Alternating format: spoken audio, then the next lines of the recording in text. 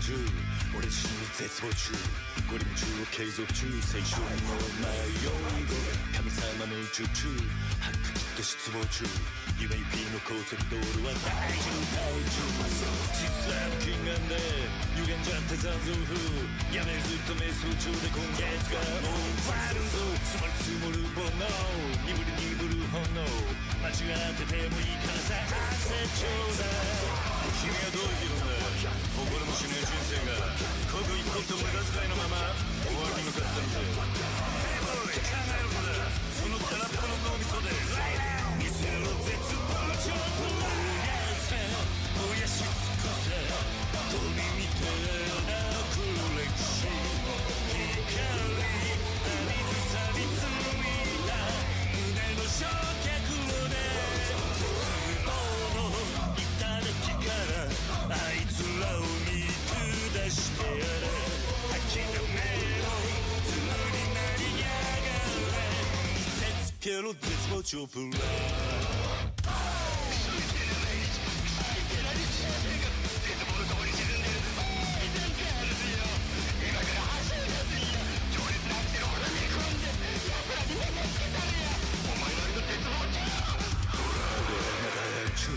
模索してる最中無我夢中の断絶中未来の負け神様も宇宙中ハックかますぜ天中夢に繋がる賛同はどこも中メスラーの金欠でスーパーを物色中割引シール重ねるしなびたねそうは冷め切ったユッケじゃ揺りすぎな当番じゃむせながら食べる男にウォーターちょうだい君はどう思うんだい一度きりの今日の日が答えも出ず何もなせぬまま終わりを迎えてるぜヘイボーイ走り出すんだ絶望の夢を振り切ってる見せろ絶望ちょっと走れ走り抜けろクソみてえなこの世界を夢の胸に錆びついたエンジン立ち上げて絶望の底辺からあいつらの足をすくってやれ情熱のアクセル踏み込んで見せつけろ絶望ちょうどら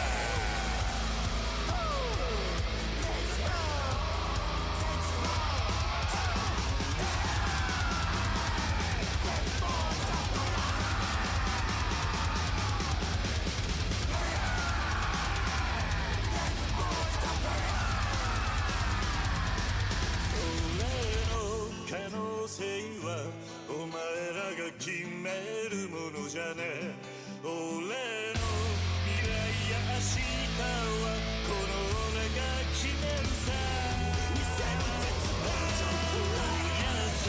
燃やし尽くせゴミみたいな黒歴史光浴びず錆びついた胸の焼却炉で絶望の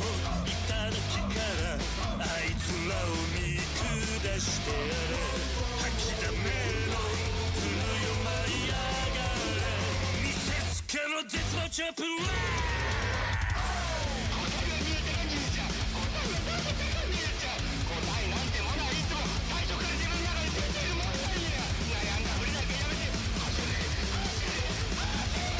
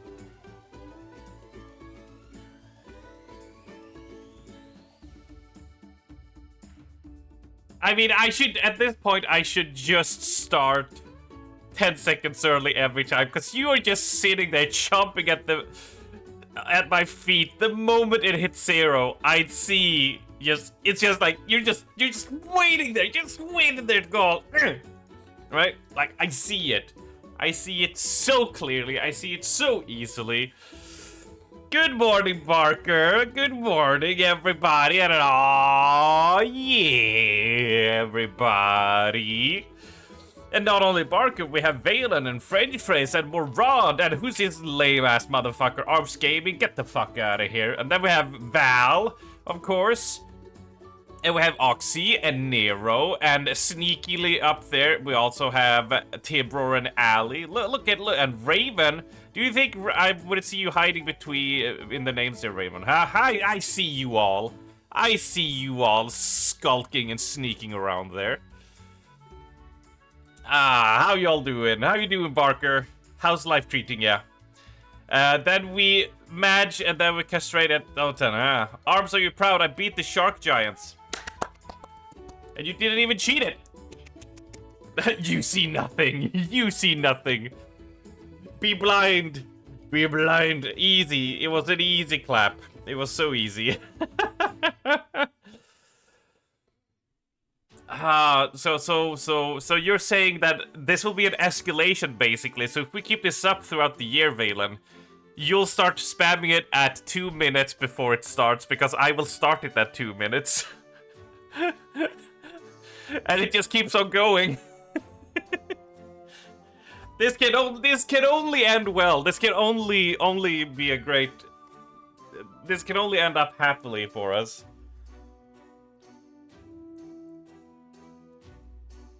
Oh, don't make an arms race joke. No. Boo. Boo, French Prince. Boo.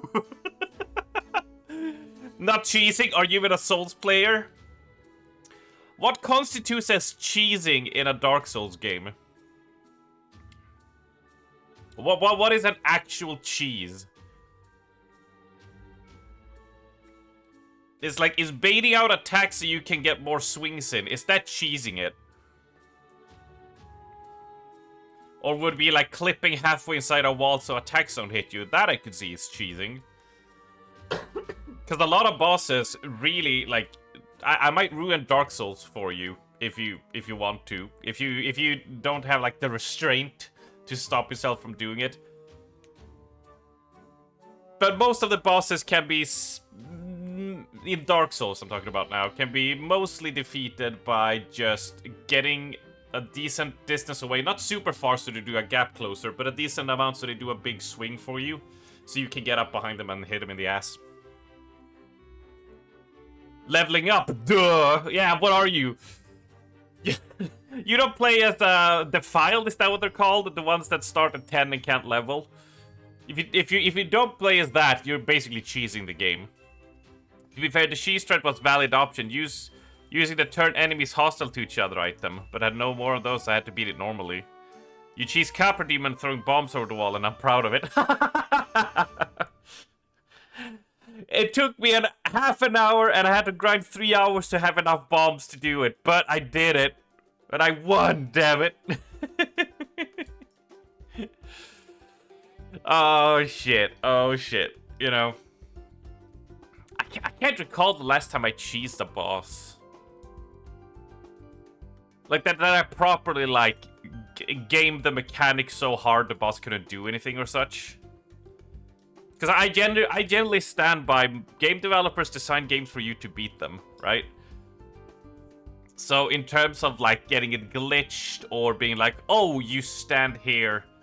Like I'm talking about like single player games now, like in Dark Souls or such, of like, you know, oh, go stand here and the boss stops targeting you so you can just hit him and he won't do anything. Like that kind of cheese.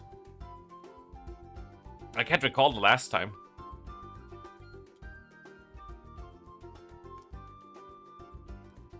Oh, yeah, wait. Shit. Oh, I think in Elden Ring.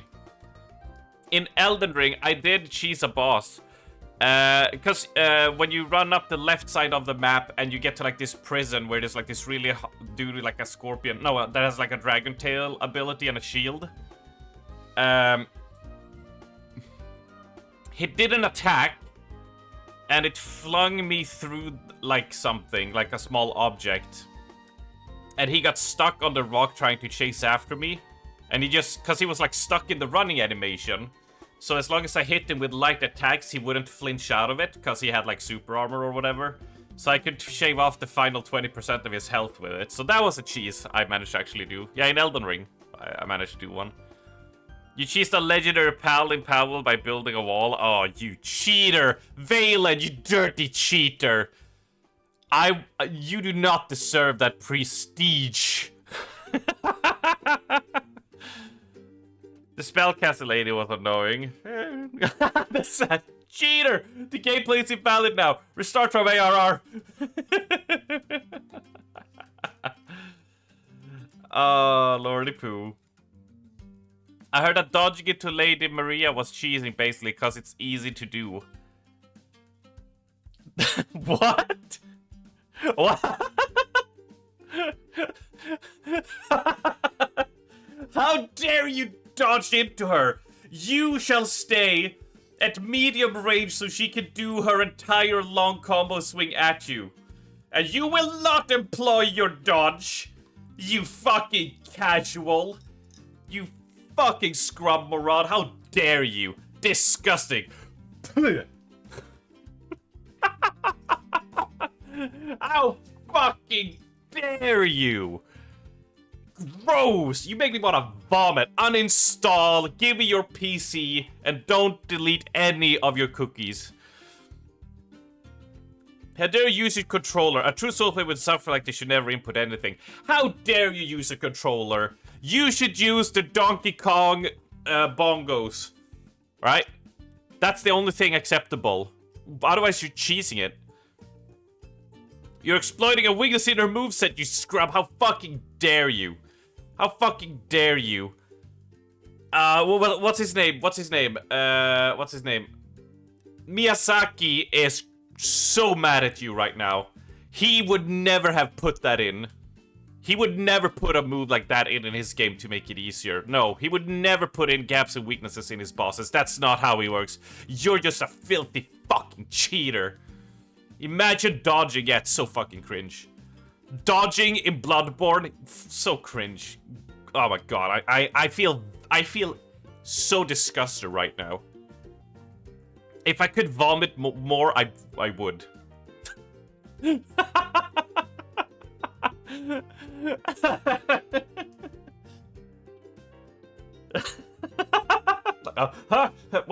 where did this conversation go?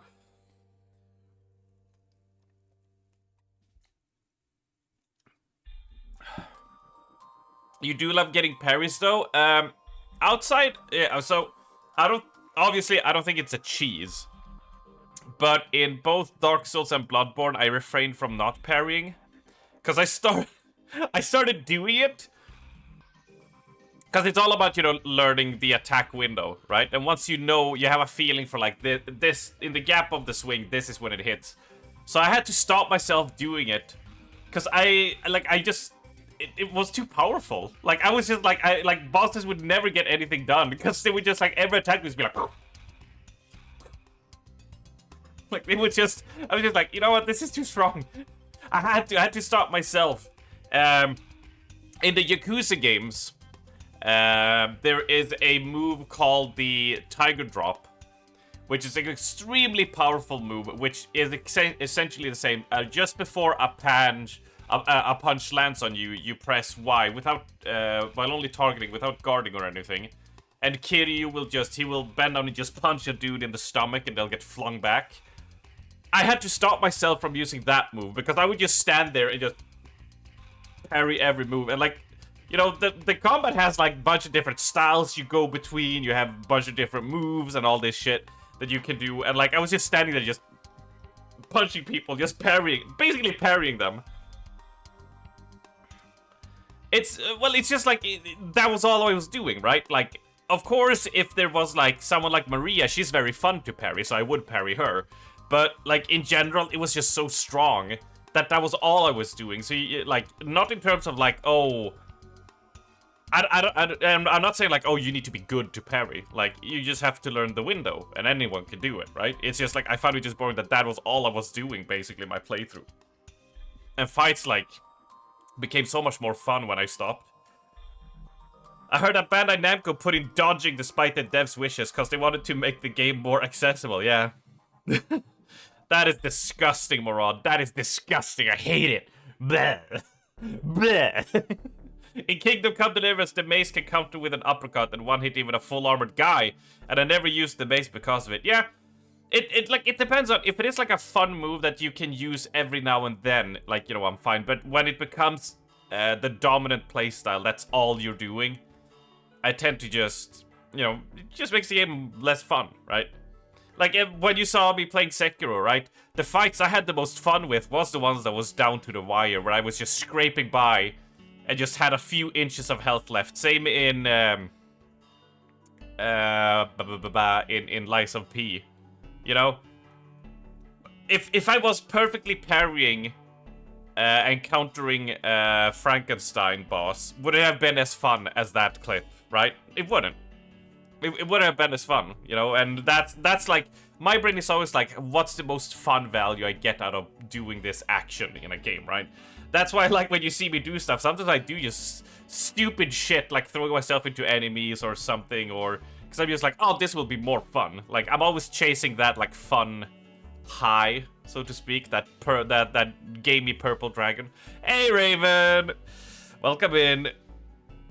Oh, yeah. Oh, yeah. So, wow, we went off on a tangent immediately, and I chatted for fun in my video games. Oh, dude. Oh... I remember we used to have Halo nights where we would sit 4-player. We would have 2 TVs and 2 Xboxes and play 4-player co-op.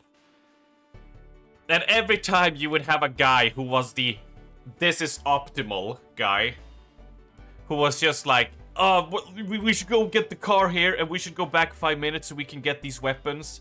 So they will be a lot stronger. Meanwhile, me and Dana just like, let's take, you know, 2 SMGs and jump in with grenade, you know, and go crazy and see if we make it or something. You know, and he would get so annoyed that we didn't just sit back with sniper rifles and battle rifles and just shoot everything and then run through. We would like drive a car, jump off a cliff, leap out and just go fucking akimbo and stuff. He hated that because we died so much. And we were having the time of our lives. I'm always of that angle. What is the most fun I can get out of it, you know? That's what I enjoy, at least. So, whew. Anyways, beside that huge rant and chat, which was very nice, tomorrow birthday stream, y'all. Woo! We'll see what we shall do. There will be beer. There will be pizza. Pizza stream, fuck yeah.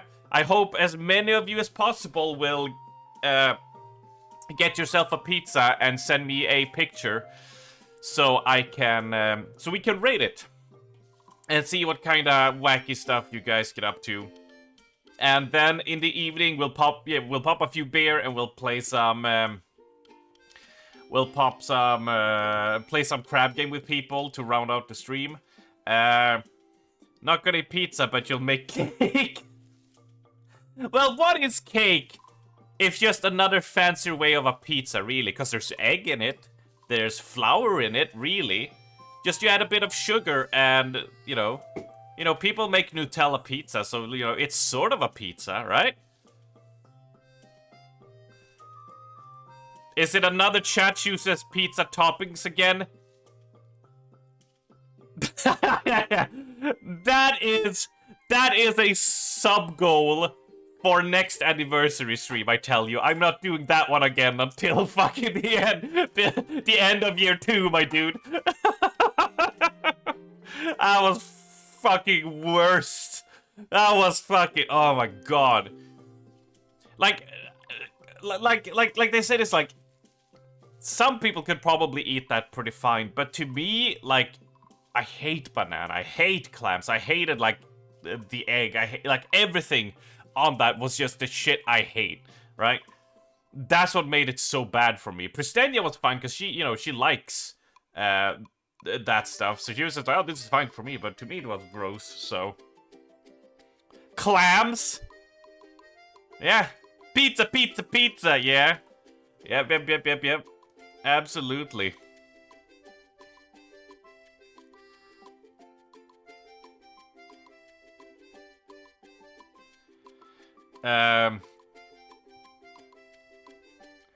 Wasn't she ill so she couldn't really smell it anyway?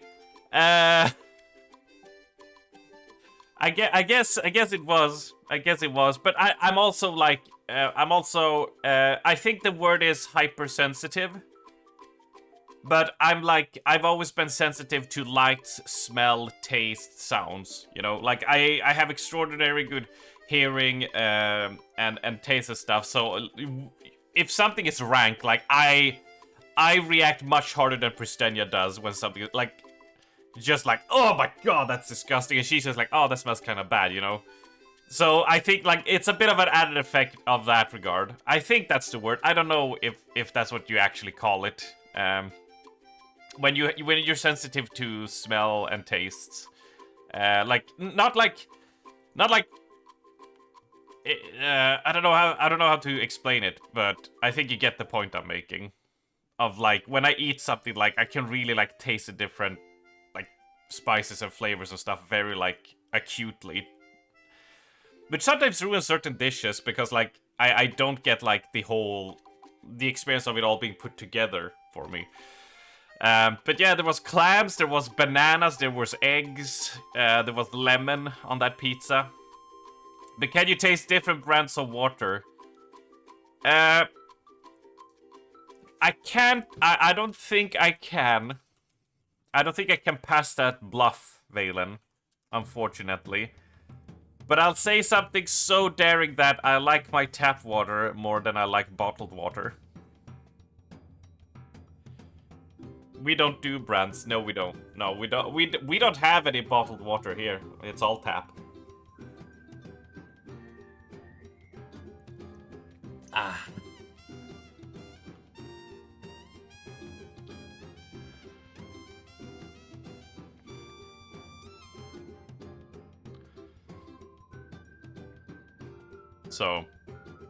So it is what it is. So yeah, tap gang. Yeah.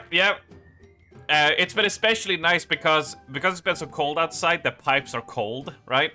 So when you pour your water, it's always like ice cold immediately. The only problem is when I stand there to do, you know, the dishes, the hand washing I have to do. It takes so long for the water to get warm. But boy, you get that really ice cold water is so nice. It's pretty interesting. When I moved to Canada when I was 10, we had to adjust to not only bottled water, but we couldn't drink out of the tap, which was, you know, something we took for granted as kids. So what we would have a can that would have a filter. So you would pour. So it had like a built-in filter. So you would pour the tap water through at the top, and then you would have it in the fridge. You know. So you would go and take from that and drink instead. It was really... Pitcher, thank you. Thank you. My English is failing me, as it always does.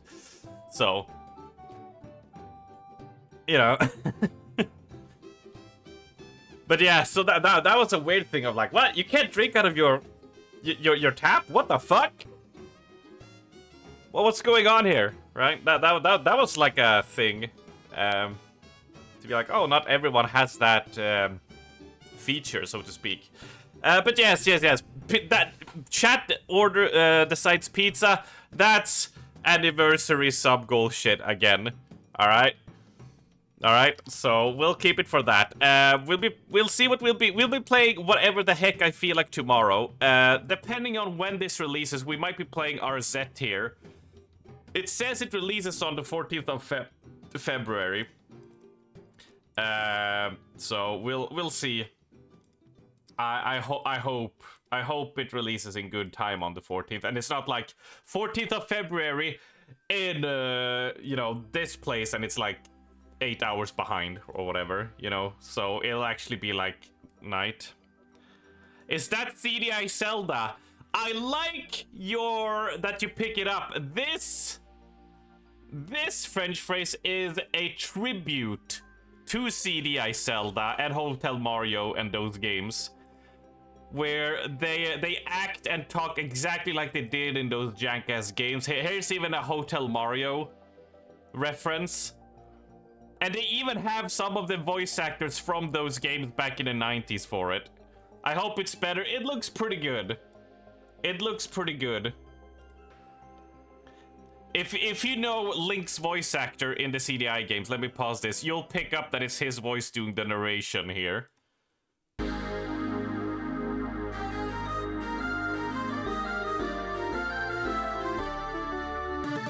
CDI!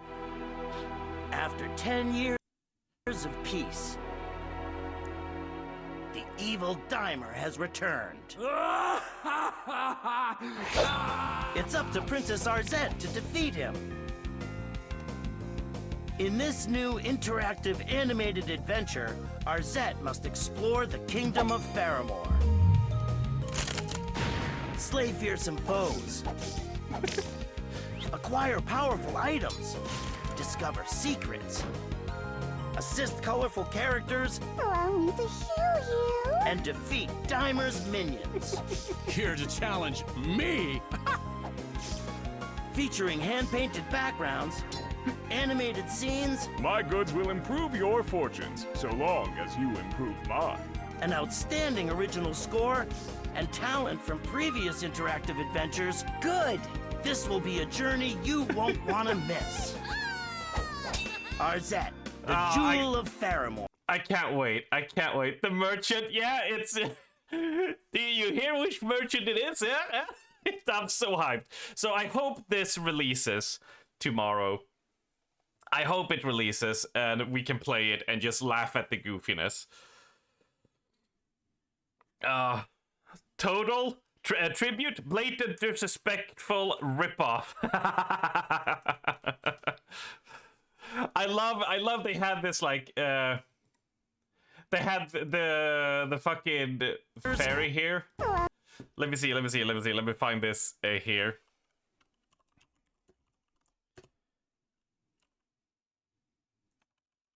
Let me see if I can find it. I should be able to find it.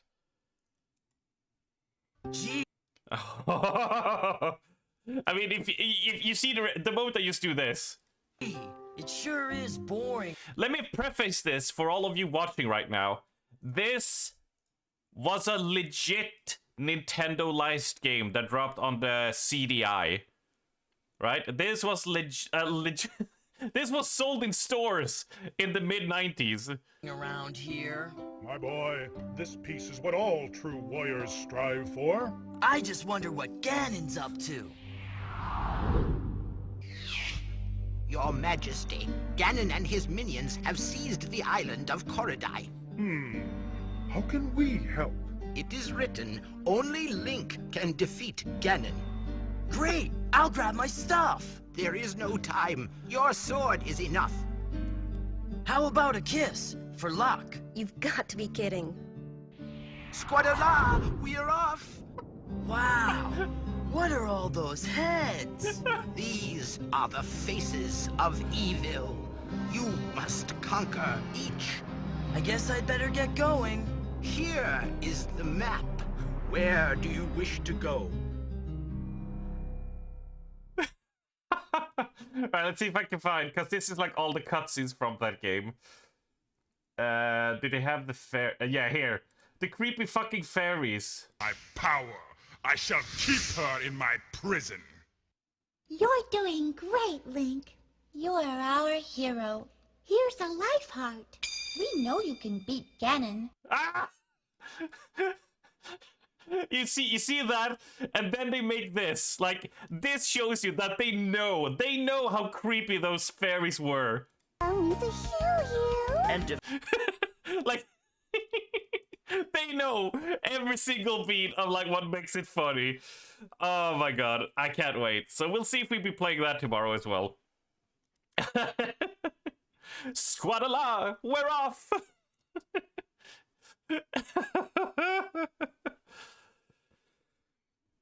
Oh god, I love it. I love it. I love it. Oh shit. Alright. It's Tuesday! It's Tuesday. And what do we do today? What do we do today? We're gonna play more Disco Elysium. We had an interesting turn of events. We had some different stories discovery, some different points. We actually discovered our initials. Eh? We discovered our initials, which is very interesting. I haven't really thought about the game outside of stream times, right? But yesterday I was just like, man, it's such a clever way to have you lose your badge and stuff. So you can't like just go flashing your badge and be like, hey, police business, you have to listen to me, you know? I like that they thought of that. Like, if you're gonna be a detective, having you go flashing your badge and taking authority is not gonna make for an interesting gameplay loop. So they're like, no, you lost it, and you're gonna take months to get it back. And, it's very clever. I appreciate it. I really like it. Hey there, Borg. Welcome in. Oh, yeah. Oh, yeah. So, I don't think there's much more to say than that. You got your identity, but still haven't rizzed anyone. Shut the fuck up, Valen. You fucker. Why did you have to point that out? Why do you have to point out I spec'd into Rizzmaster and I haven't rizzed anyone? Fuck off. I even failed the 92% one yesterday. That fucking hurt. That hurts. That hurt my soul. You can't deny the truth. Regardless, you still don't have to point it out, even if it is the truth. Rizzler is Rizzless. Fuck off, Kieran. You fucker. It's also a clever way to present the blank slate character with no memory. Yeah, absolutely. It's very well done. It's just like you could have, because like the thing is like you could work that angle. Even if you woke up and found your badge, you'll be like, oh, this is my name and this is like who I'm supposed to be. But you have complete lost your memory, right? So it doesn't matter. But it's a tool that you can abuse way too much that you would have to write around. So making sure that is gone just helps, like, you to have to get creative with how you deal with stuff. Why lose memory when you can just be in prison at the start of the game? Yeah. That is fair. That is fair. It has got to be a bit paranoid with my choices now, because knowing, like, remember, I drank alcohol in my first playthrough, and we just went insane. So I'm like, okay, the game is not afraid to pull me into a death if I fuck up, right? So I'm playing much more cautiously this time around. You know? So, we'll see. We'll see. The good old Bethesda prison fetish. I bet this is how we start in Elder Scrolls 6. I do understand why, because it is fun to work yourself up from basically the worst situation you can be in, from ground zero, right? I do get that aspect. It is fun, right? There's something alluring about being a weak little maggot crawling out of a sewer of a prison to later become a legend, you know? I do get that, but it's also a big ass trope. It won't matter to me, gonna install Artony Start Mod the moment it's available. I mean, Elder Scrolls 6, we might do, here's the thing, I might do something like that on launch for stream, because we might have fun with bugs, and people will have vastly different experiences and stuff. But outside of streaming, I would wait like 3 years to wait for all the mods to fix everything Bethesda won't fix, and then maybe play it. But it depends on if it's actually interesting. I'm quite sick of the mediocre combat of the Elder Scrolls game. And I know that's not the main focus of those games, but I feel like they need to pump that shit up, you know? I'm kinda... At this point in video game industry, and even like 13 years later or such since Skyrim, we've moved past the swiping and like, you know, through enemies just like meh. you know, we move past that. I sure as shit they're buying Elder Scrolls 6 on release after seeing Starfield, their passion project. Pump it! Oh my god. Raven, you're already pumping it. Jesus Christ. Jesus Christ. Alright, let's get into it. Also, wait. Okay, hold on. Give me a second. Give me a second.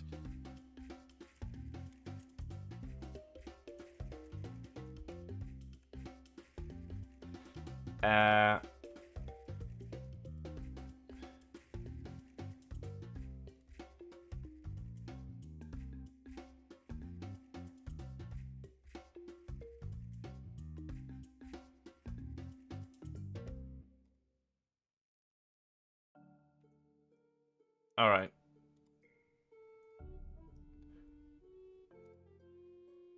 There we go. Need to do that. What is this? Let's not hype this up too much, but hey, look, Wanted Dead anniversary update. Welcome to the 2nd year of Wanted Dead. To celebrate the first anniversary, the craziest game of 2023. Yeah, that game was pretty crazy. The second patch for Wanted Dead featuring ton of improvements, updates, and fixes has arrived.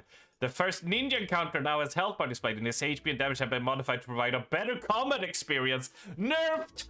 You guys! He got nerfed to the ground. I'm sorry, but he was harder before the year 2 update, alright? They saw your stream. Shut the fuck up, man. He was too cool. A new checkpoint detail. Respawn point now happens right before the first ninja encounter. That is, yeah, having to fight through the entire room to get to it. Oh, extra stim packs are placed on the level. Jesus, they nerfed that shit hard. Yeah, it was harder the first year, guys. It's Lies of P all over again? Yes, but I'm fine with it because I got through it before it happened. Mini boss is now at 100% stim pack drop chance. The cover system has been updated to enable manual cover option. Yes, thank you. Easy Neko mode difficulty is now available from the start menu. A new player stats menu has been added. Alright, and some fixes and ability, huh?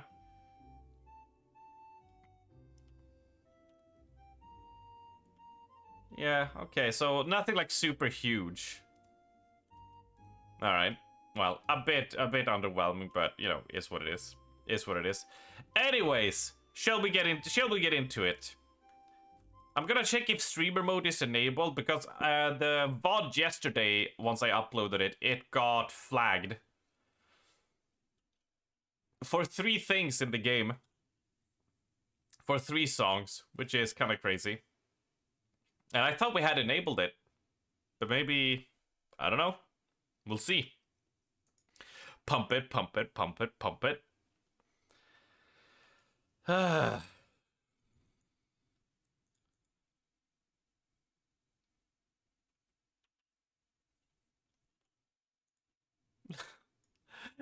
Doc, you mean DMCA? Yeah, yeah.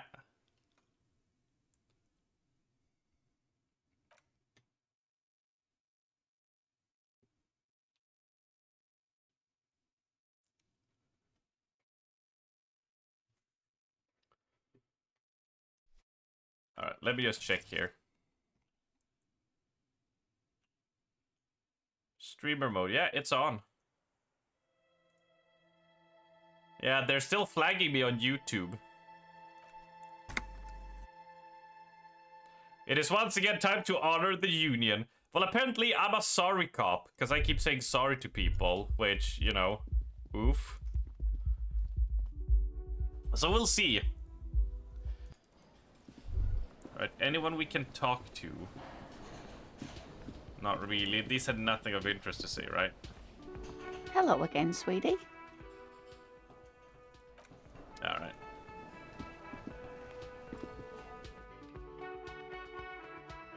I must offer my humblest apologies. You, Kieran, you really like the humblest apologies. You really do like that one. So from one research, they claim the music, but you can fight back with fair use claim. Oh, I love having to fight that back. Oof. Yeah. I mean, it is what it is. That's the name of the game, but yeah. I think you know what I mean, Ali. We did find that.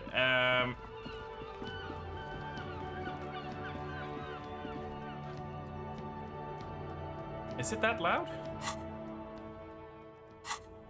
Maybe it is.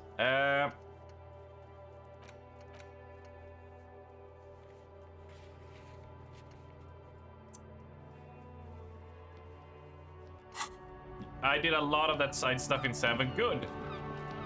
I know I told you, Kira, that like you can go and do the... You can go do the main story, but like the side content in the Yakuza games, as you've seen in 7, like there are such gold nuggets and such gems there.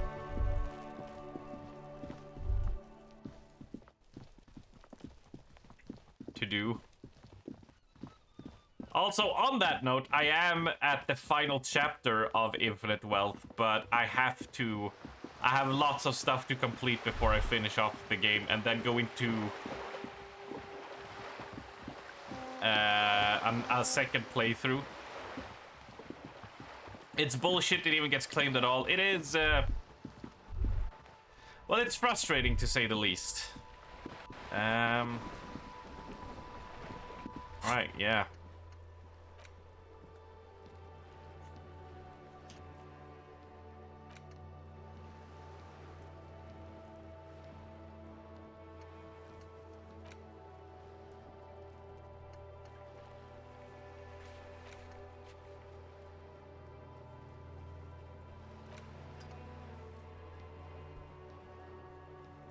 Oh, let's go ask for additional funds. We are a cop, after all. Oh, we can talk to the 2 old men as well. Is the volume good for you guys? I think I raised the volume on my headset a bit too much.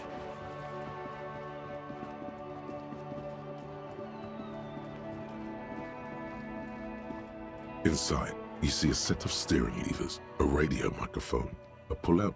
This is Precinct 57. How may I assist you? It will take just a moment. Her voices fade out. Gottlieb, what do you want?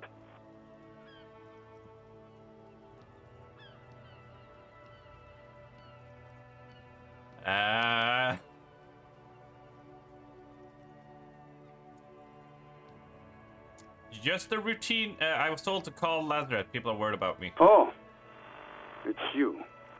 Was that a snarl or a suppressed groan? No love for you here. I've lost my memory. All of it. Well, you know who I am. Yes, there's no end to the misfortunes fate has seen fit to rain upon me. Ichiban Senpai! Whoa! Aren't you President Ichiban from Ichiban Confections? I sure am. Eat at Ichiban's Ichiban Senpai! First in smiles, Ichiban Confections.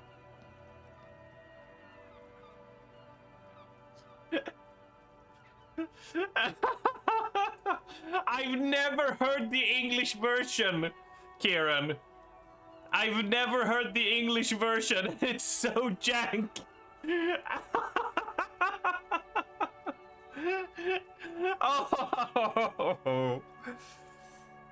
Oh, that's funny. Oh god. It's not the same if you don't have Ichiban's Japanese voice actor, like with his signature like shriek of just like his signature tone that he takes. Anyway, sorry. There's no end to the misfortune fate has been fit to rain upon me. Sure, but can you tell me about myself, as in who I am? Who? You are? You lost your human visage a while back. Now let's get on with it. I've got more important things to do. I can reach up and grab a tie from a spinning fan without unbearable pain shooting through my arm. Hard to tell exactly what it was over the phone. Could be a combination of peripheral neuralgia and high blood pressure. Could be that you were having a heart attack. Yeah, heart attack. Or, actually, it could be both, given your profile. Wait, both? That sounds bad. Yep. Yep.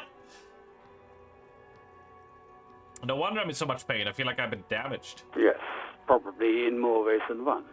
You're detecting very little in the way of empathy from Dr. Gottlieb. So what do I do? Cut down on the drinking, pal. In fact, cut off the drinking. The drugs, too. Anything else? Oh, but speed. Sweet speed. It goes so well with alcohol, too. Abstinence could have immediate positive effects on your health. I think I've had a heart attack. And you survived it. Congratulations. Are you mobile? Yes. Even better. Anything else? I wouldn't worry about that. Officers your age have coronary trouble all the time. Also, death is a natural part of life. Oh, this guy fucking hates me. Accept it. The body is an object, and objects break down. Do what good you can with yours, before the rest goes too.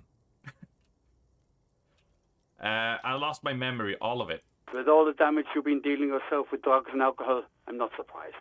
There is no surprise in his voice. Only careless superiority. Yeah!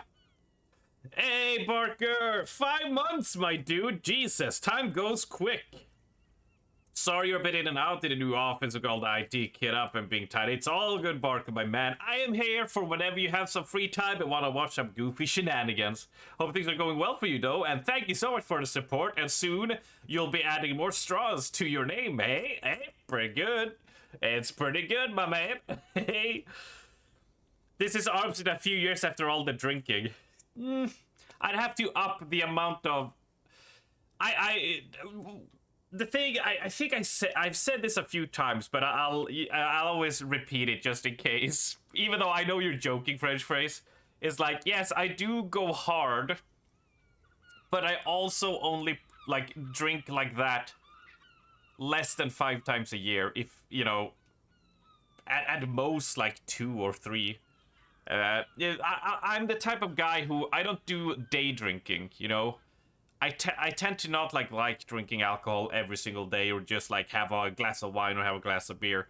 I am the, I save up a bunch and then I go super hard and then I go a few months without drinking again because that's how I like to party. He's lying. Soon as the stream is off, he's straight to the bottle. Fuck, Kieran, don't tell them that I trade secrets. You would have to go this or probably twice a week to turn out like this. Yeah. So, and I make a point that I didn't start drinking until I was 20. I never felt the need, I never felt an urge to it. And then when I was 20, I was like, hey, you know what, I want to see how it is being drunk and, you know, want to see how it is going to a party and drinking and stuff. So, I did not spend my youth drinking at all, actually. It's pretty interesting that way. Let's see. The urge. Yeah, like, it was a curiosity. And it was like, hey, well, if I don't like it, I won't drink. And if I do, and then I found the way I drink. Because dude. I don't know how people do it. And, you know, God bless you to the people. I knew people in college, and they would be shit-faced every Friday and Saturday night. Every weekend, they would come from a hangover to school. And they just kept that up every single year. And even after, like, just multiple years of every Friday, Saturday just going super hard and being like shit, feeling like shit. And I was like, I don't know how you do it.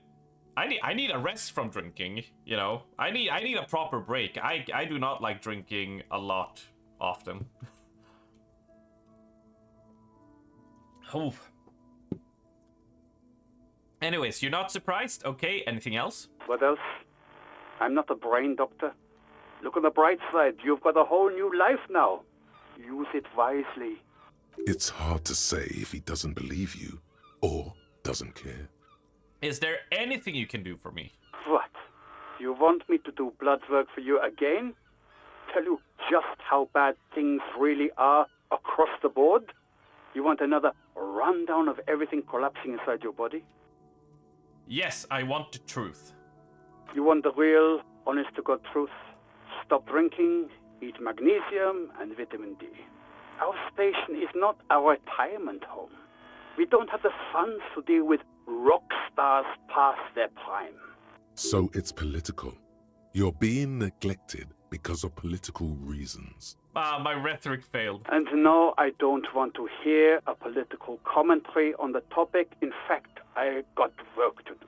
Some idiot has glued his eyelids shut with cyanoacrylate. It looks like Mactorson. It's not fucking cryoacrylate. It's super glue, Doc. I guess that's it for now. Anything else I can help you with, officer? Can you connect me to the 41st precinct? Just a second, officer. You put you on hold. The static cracking softly like a bonfire. After a while, you hear an old man greet from the radio. His rattly voice is oddly familiar. 10-2, 10-5. This is 41st. Come in. Over.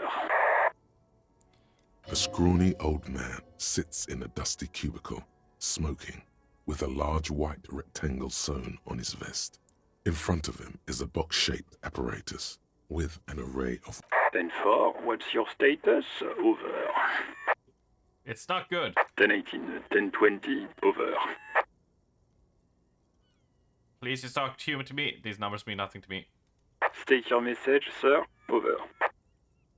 I'm in dire need of financial assistance. 10-4, I hear you. I don't have the authority to grant your request, but... Is it him?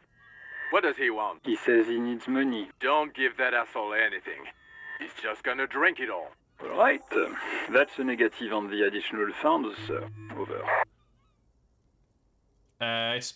Please, I beg you. I don't have even a place to sleep tonight. He says he's in trouble. Doesn't... Well, I guess he'd better crack the case before sundown then. Vigmar said... Who cares what this Vicmare said? Pull on their heartstrings. Enough, officer. This begging is below your dignity. It is paramount to the investigation that you grant me more money. He says it's... He isn't getting a red cent. Request denied, sir. Over. Fuck it. Anything else, sir? Over.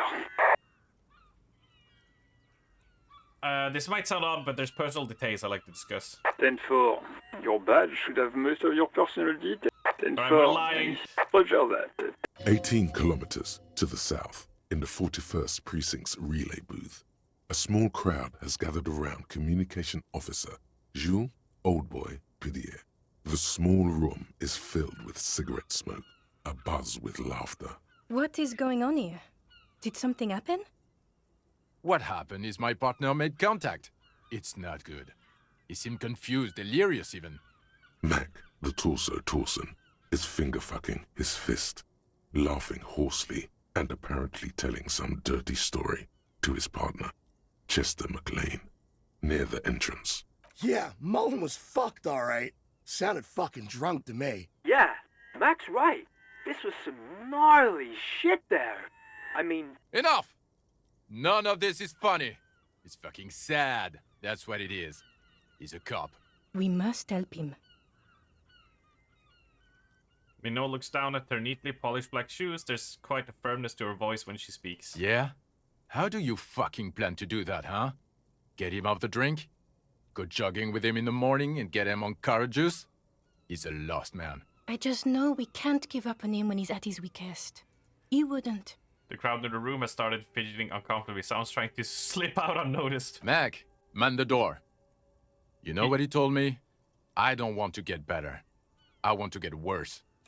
Those were his words. This shit does not leave this room. Not a word of this to the captain. Or anyone else. We'll give him a couple of days to pull his shit together. I guess I can hold off the report for a few days. Old boy lights another cigarette. Good.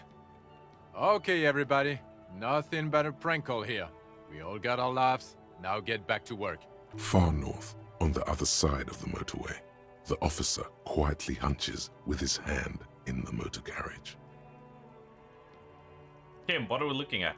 This is the Kupris Kinema, my motor carriage. You can use the toolbox and the radio if you... Motor carriage, motor carriage. Something bad with a motor carriage. A dark lump rises in your throat.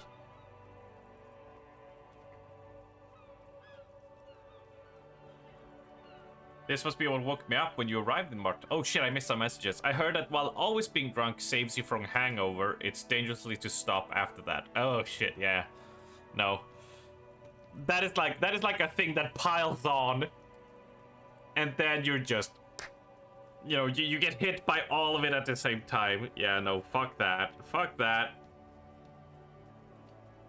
Plus, you can get very wasted and not being drunk. I have a trade secret French phrase. I know some people are gonna get really, what do you call it? Machismo is gonna fly off the rails, but you know, when you have a drink or two or a shot or two, drink a glass of water and you'll hydrate. You'll be just as drunk. And you will just have more water in you so you don't dehydrate, which is what most of a hangover is anyway. I know. It's crazy. It's insane. Oh, Oxy with the redeem. Don't tell them our secrets. Arms, how do you drink so much? How do you drink so much and don't be hungover? Cause I throw in a glass of water so my liver and body have something to work with. And I tend to eat a big fatty, starchy meal. Like a burger, a pizza, something like that to soak up the alcohol as well. Like, it's so simple. Drink water. I know some people are gonna call you a pussy. Doesn't fucking matter. You'll be just as drunk, you'll have just as much fun, and you won't be hungover, and you'll be able to continue the next day.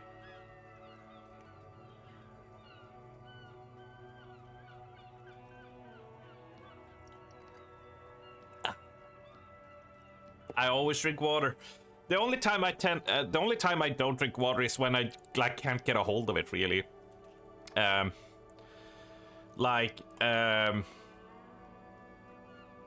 Usually, like most of the times, like I can always go somewhere and fetch water, so it's fine. But there have been sometimes where I've been like, oh, we're out drinking, and someone brought, you know, a vodka bottle with them in their bag, and you know, you drink while walking. And you're like, man, I have nowhere to go for a glass of water right now. And that's usually when I've gotten like a really bad hangover.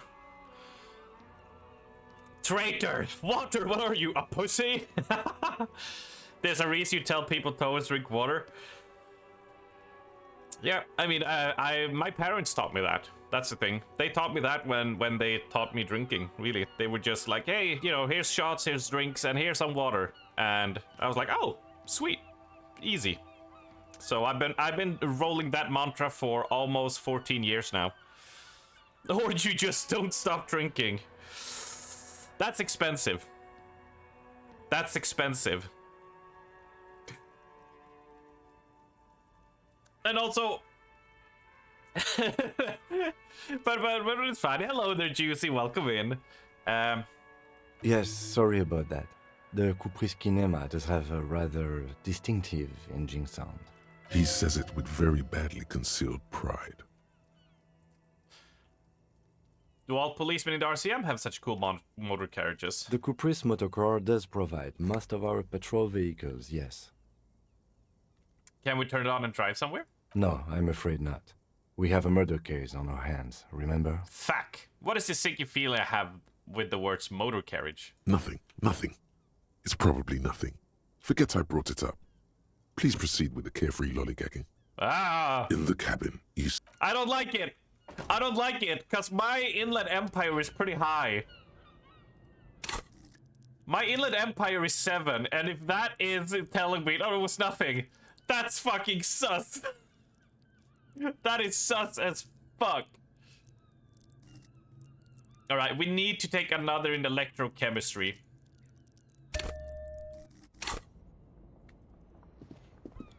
Because we need to go try the mirror again. I know it's like a 20% chance. How are you doing, Juicy?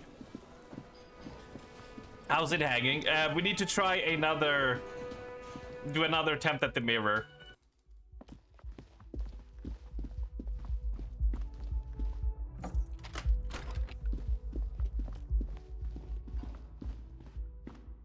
A mirror hangs on the bathroom wall. 3%? Your face, adorned with the expression. Still not happening. It won't come off that easy.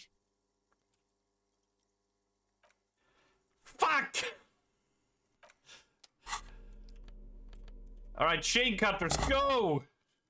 A mirror hangs on the bathroom wall. 8%, let's In go! it, the faucet is quite terribly mangled, but you just might be able to twist its parts into place. Oh! 8% fucking win! Yes! The faucet is quite terribly mangled, but you might just be able to twist parts into place. You handle the chain cutters deftly, applying just enough pressure. The faucet regains a recognizable shape. The steam stops. Told you that you needed those chain cutters. Everything is connected. Everything has a purpose. The mirror begins to clear slowly without you having to wipe it. Alright, 17%. Still not happening. It won't come off that easy.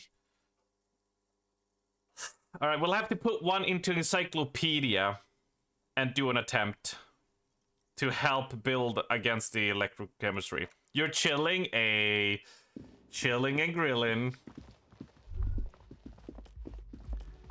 You know what we need to bring back for tomorrow? I need to bring back the seal spin break screen, don't I?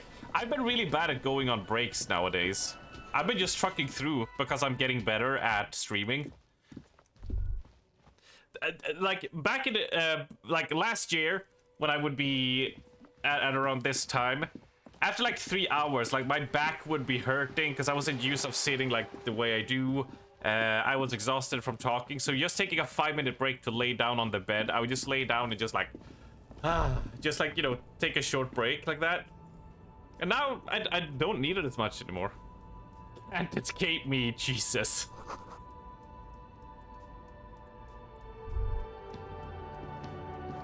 Smokes? Oh shit.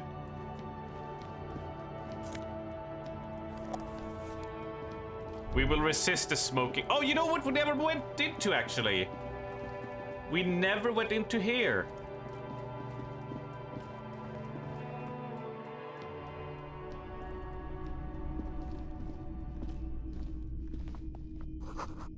It's a kind of machine. Bust of a woman. The plaque simply says day. In the dark, a film predator is whirring away. Mostly military wear. Alright. A typical Martinez streetlight sits among assorted floor and table lamps. Where did you get this? It was brought to me to be altered. We are not here to investigate the theft of city property. He leans in so the pawnbroker doesn't hear him. You have to admit it's rather clever what he's done with it. He pauses, studying the light. Let your gaze run over the streetlight. The light pole has been carefully cut, and the wiring has been redone and attached to a standard indoor plug. The light buzzes faintly, but persistently. This would make quite a statement in your living room.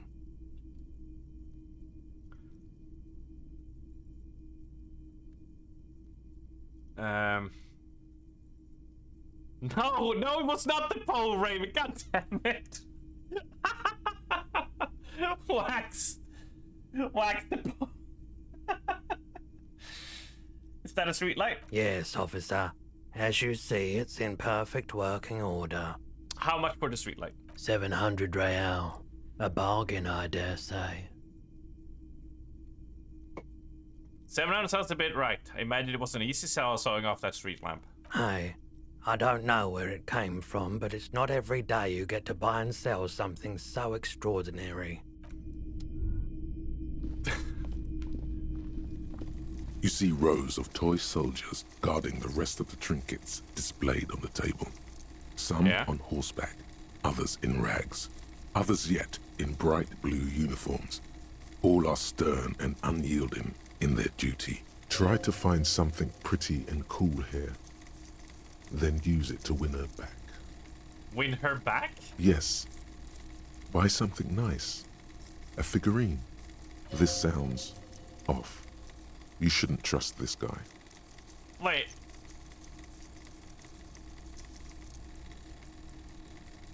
What? Win her back? Inspect the knights on horseback. Big men on big horses, clad in lamella armor and carrying flintlocks, the kind that would mow down a line of enemy soldiers in the blink of an eye. Point at the knights on the horseback. Who are they? Franco-Nigerian knights. I used to be very serious about these guys. A long, long time ago. Inspect the blue uniforms. They're not all blue.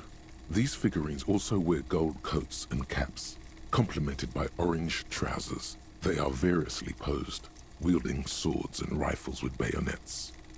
Point at the blue figurines. Are these royalist soldiers? Which ones? Ah, those. Yes, they are.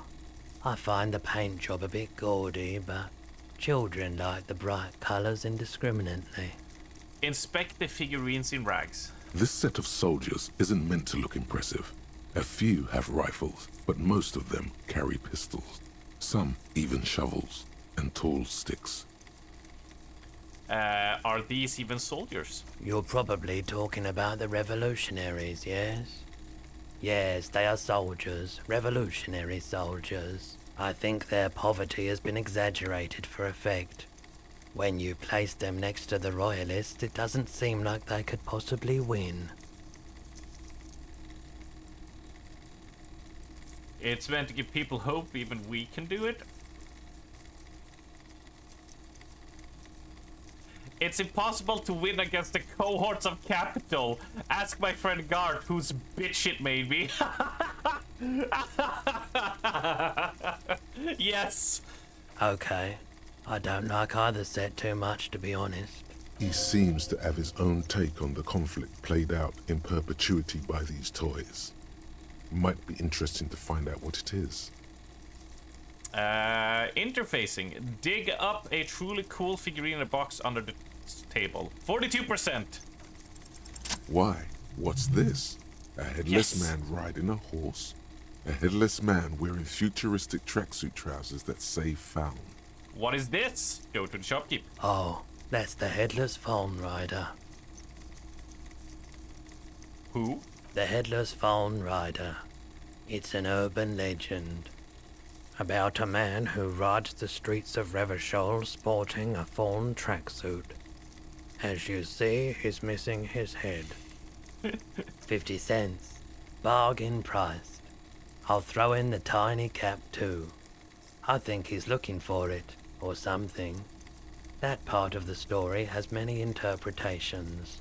He lost his cap when he lost his head. Perhaps he's looking for the head. Alright, let's talk to this dude. It's not often that I see officers from the RCM in my pawn shop. The man at the counter turns to you slowly. What can I do for you? His courtesy is not insincere, but he prefers being alone with his projector, just watching the movement of light across the walls of the shop. Now that the RCM is here, tell me, have you had any trouble lately? I haven't had any problems myself, though some of my customers have complained about inconsistent law enforcement. Who are your customers usually? All kinds of people come through here. Locals, travelers, people looking for a deal, people looking for a keepsake, people who are terminally bored. As you can see, I have a wide selection of goods for everyone to choose from.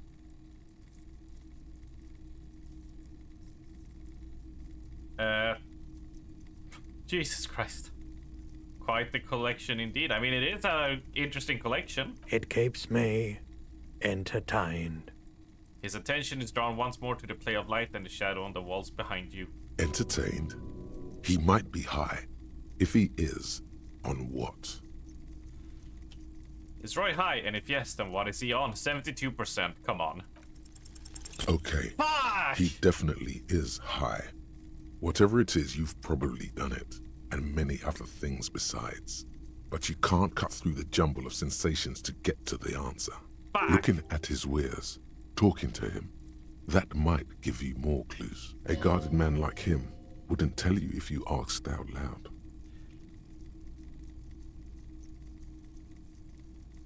There's something I'd like to sell. Let me have a look. I'll check my pockets. Anything else you're thinking of selling?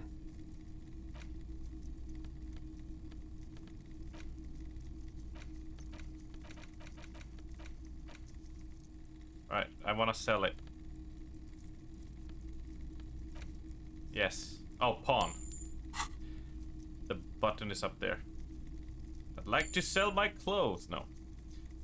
Another time, perhaps. You might be able to aid our investigation. I doubt it, but I can try and answer any questions you may have. Know anything about a recent hanging? I do my best to keep my distance from all manner of butchery. Bad for business. Bad for everyone. That's all I got. The pawnbroker's gaze is already fixed on the dancing colors. Oh, up here. The boomboxes on the shelf look well-loved and well-traveled. Chipped, dented, they stare at you with the unblinking eyes of their tape reels. Stand on the tips of your toes to see more. One especially catches your eye. Deep gold and amber plastic with a big old handle on top. A classic boombox that says Stereo 8 approved. This is you. Golden orange. A sunset suite. Shopkeep, the Stereo 8 approved machine here. Is the Harman Welshie W2. Made in Vespa. Designed in Seoul. Plays all reel-to-reel formats. 2mm, 8mm, 12mm. It's even got a little radio in there. It'll set you back 12 real. What I really want to know is, could this device come in handy in my police work? If police work means playing tapes, sure. You can use it for that. Or any other time you'd need to play a tape. Like a beach party. With sand and sun and seagulls dancing on the breeze. Theoretically, Kim, could I bring it to a beach party? Theoretically, yes.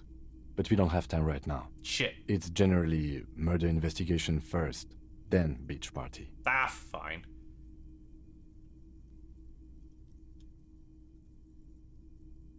Actually, it doesn't have to be a beach. With a boombox like that, I'll bring partying to the streets. You can play it any way you like. And I guess since you're a police officer, no one can arrest you for it. Well, that's all. Alright, so we got nothing really out of value here. Crap. Guess we go and talk to the old man. The two old angry dudes and his stupid sandwich.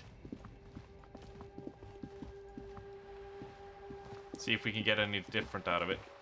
Have you no shame?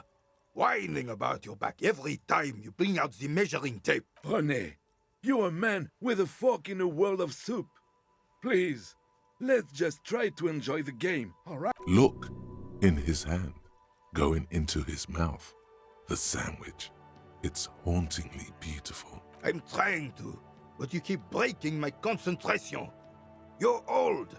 I can see that. We're both old. Now stop grabbing your ass like it's a girl. These manly men are playing balls. This is a ball game. Grab a ball and play it. Don't ask questions. Shoot first. Ask questions never. Alright, last time we threw it, let's ask what the game is first. No, you got this.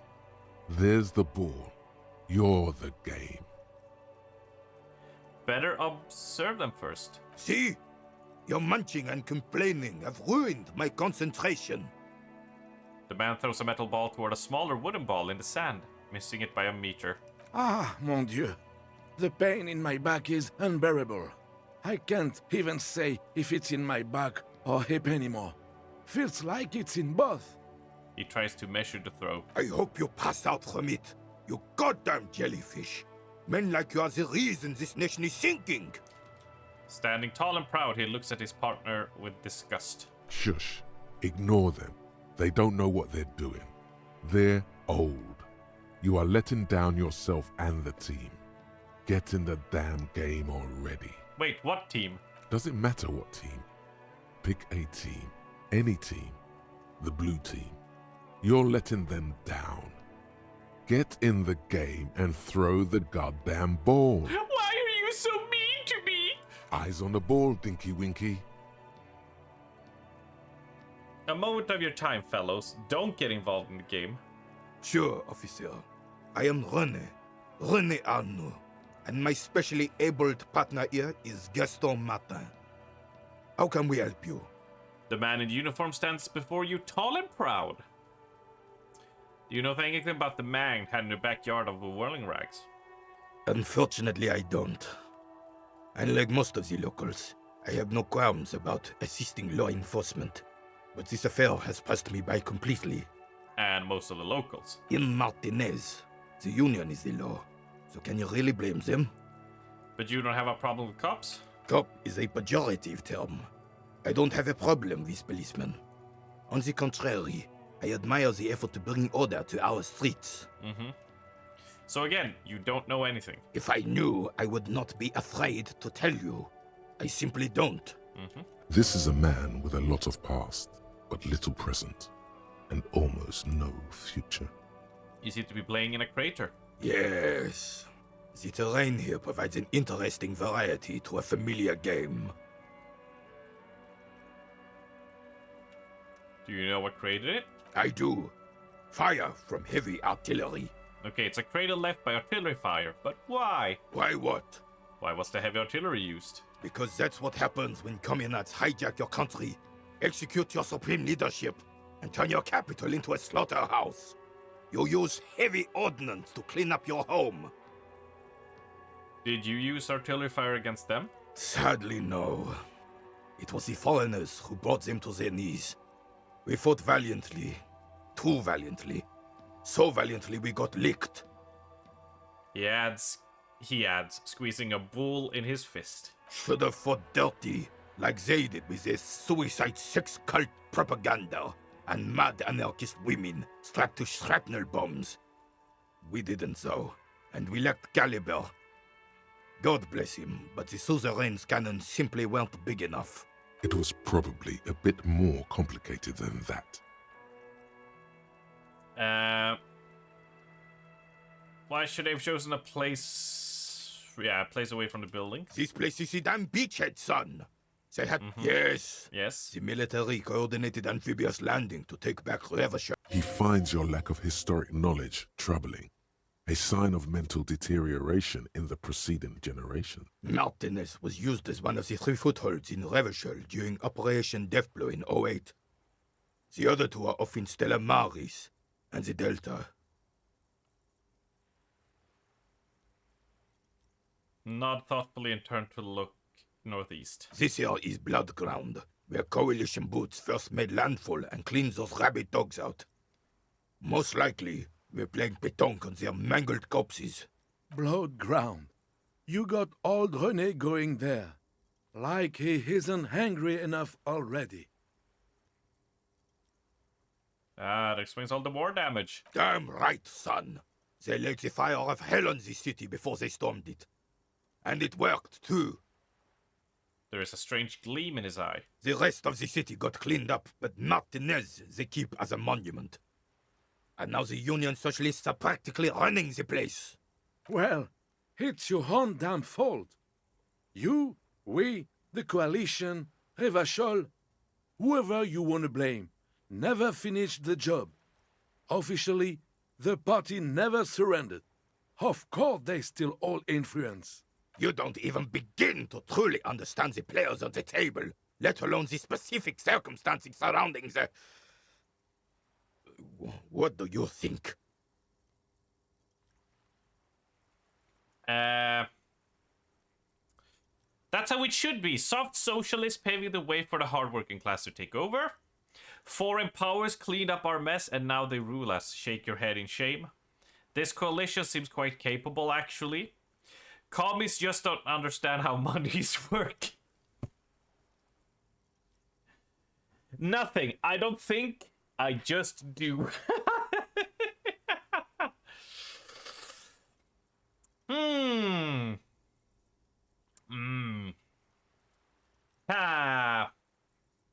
I think... Because last time we started having communist thoughts, So now we go anti-communism, right?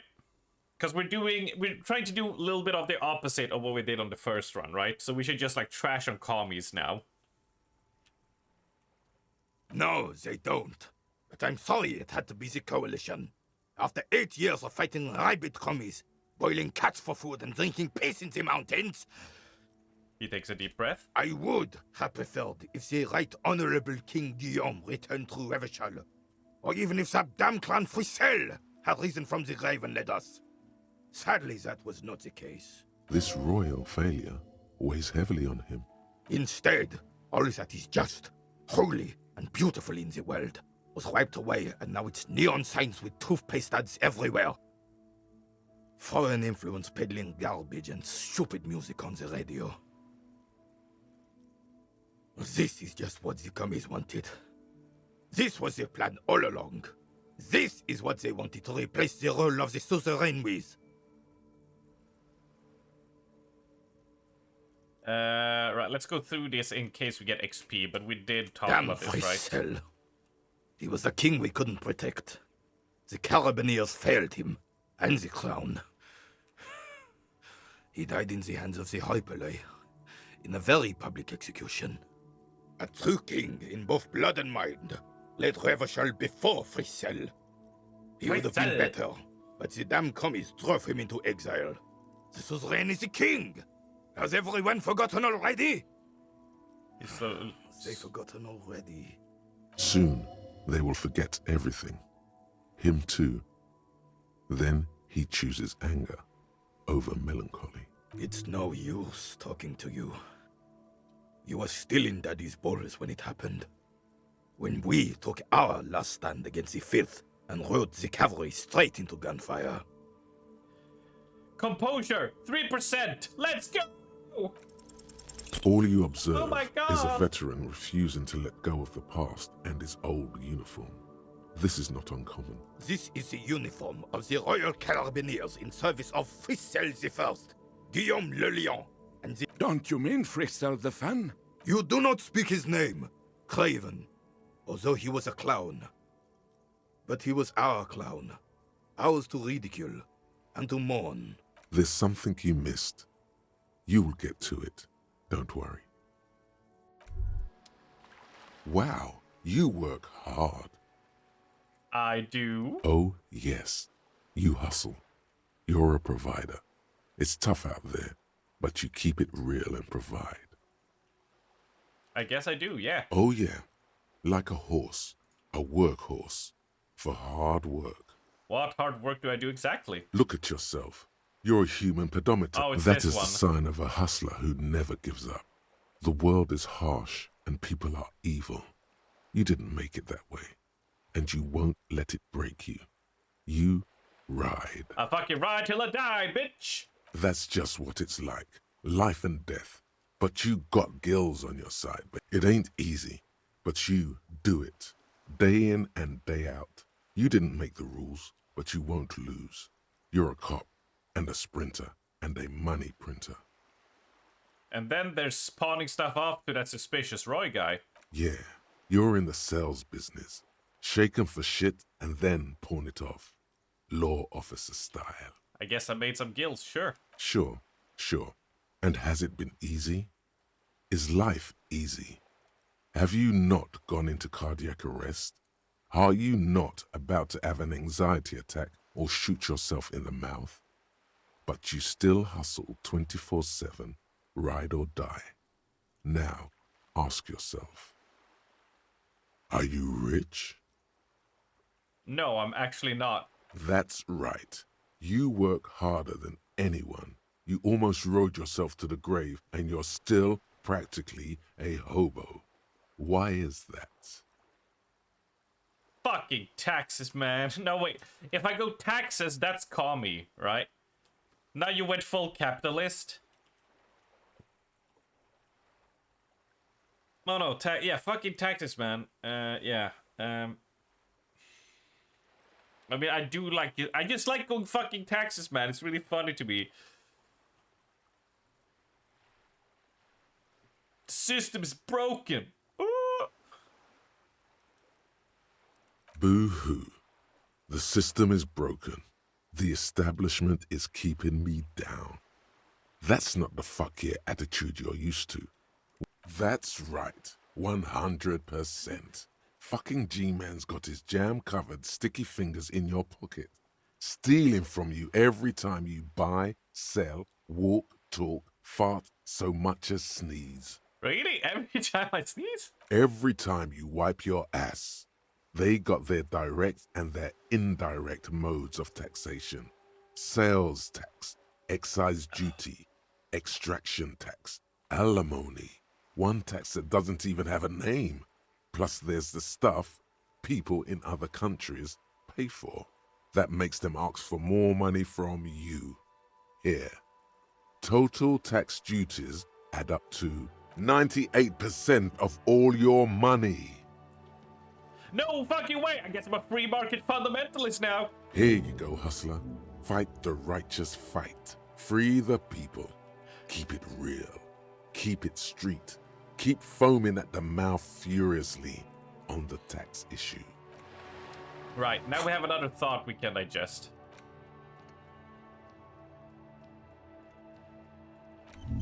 Right, there we go. Free the people! Viva la revolution! Alright, let's go and waste a health pack on trying to open this door.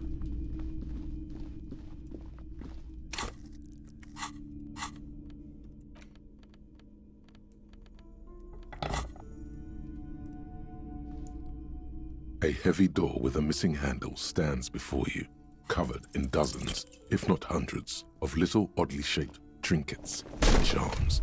It appears to be locked. Ah, my fucking shoulder! Ow, shoot. Whose moronic idea was it to just run through the door? Don't you know that things like that hurt?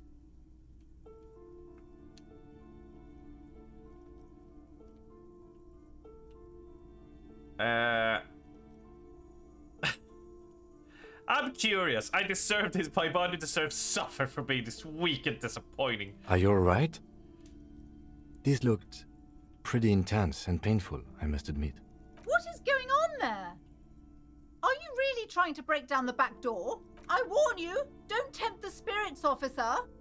Don't tempt the spirits or you'll damage the holy wards on the door. It barely looks like you've done any damage to the door, however. It's still locked and closed. Shit. Ow, my fucking face!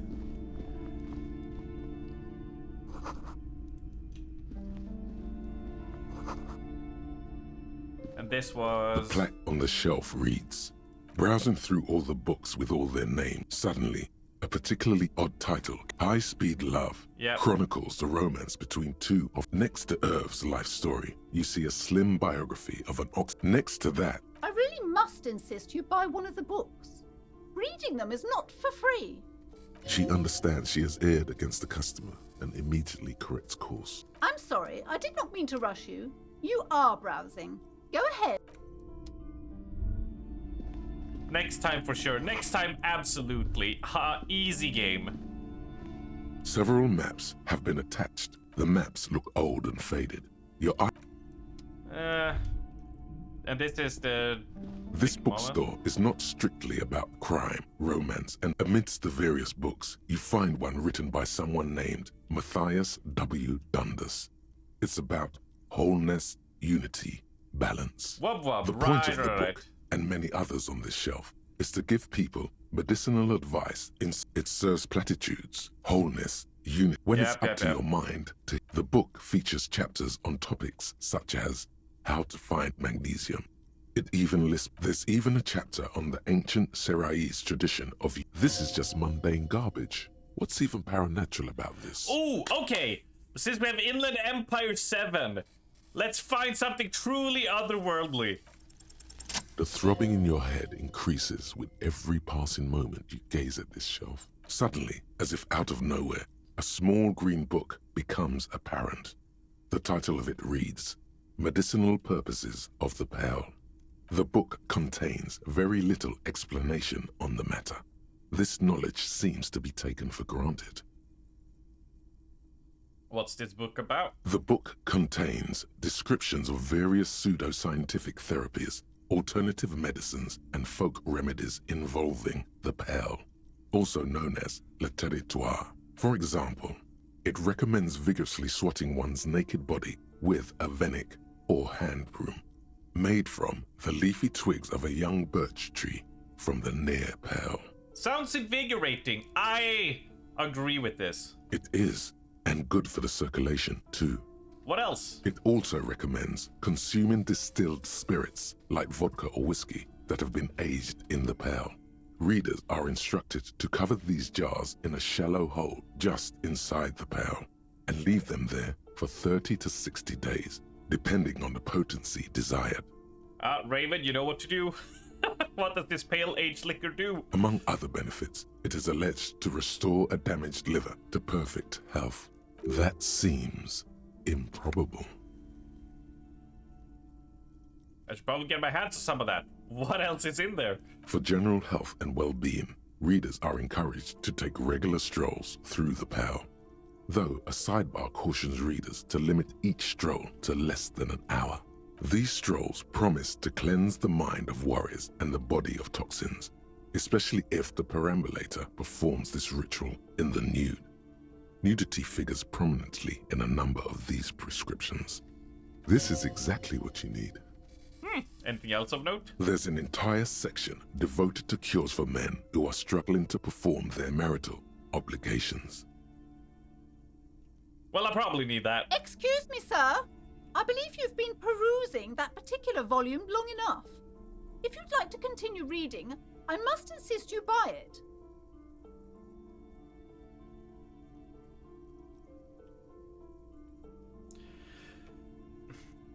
I like that it costs $4.20. Shit.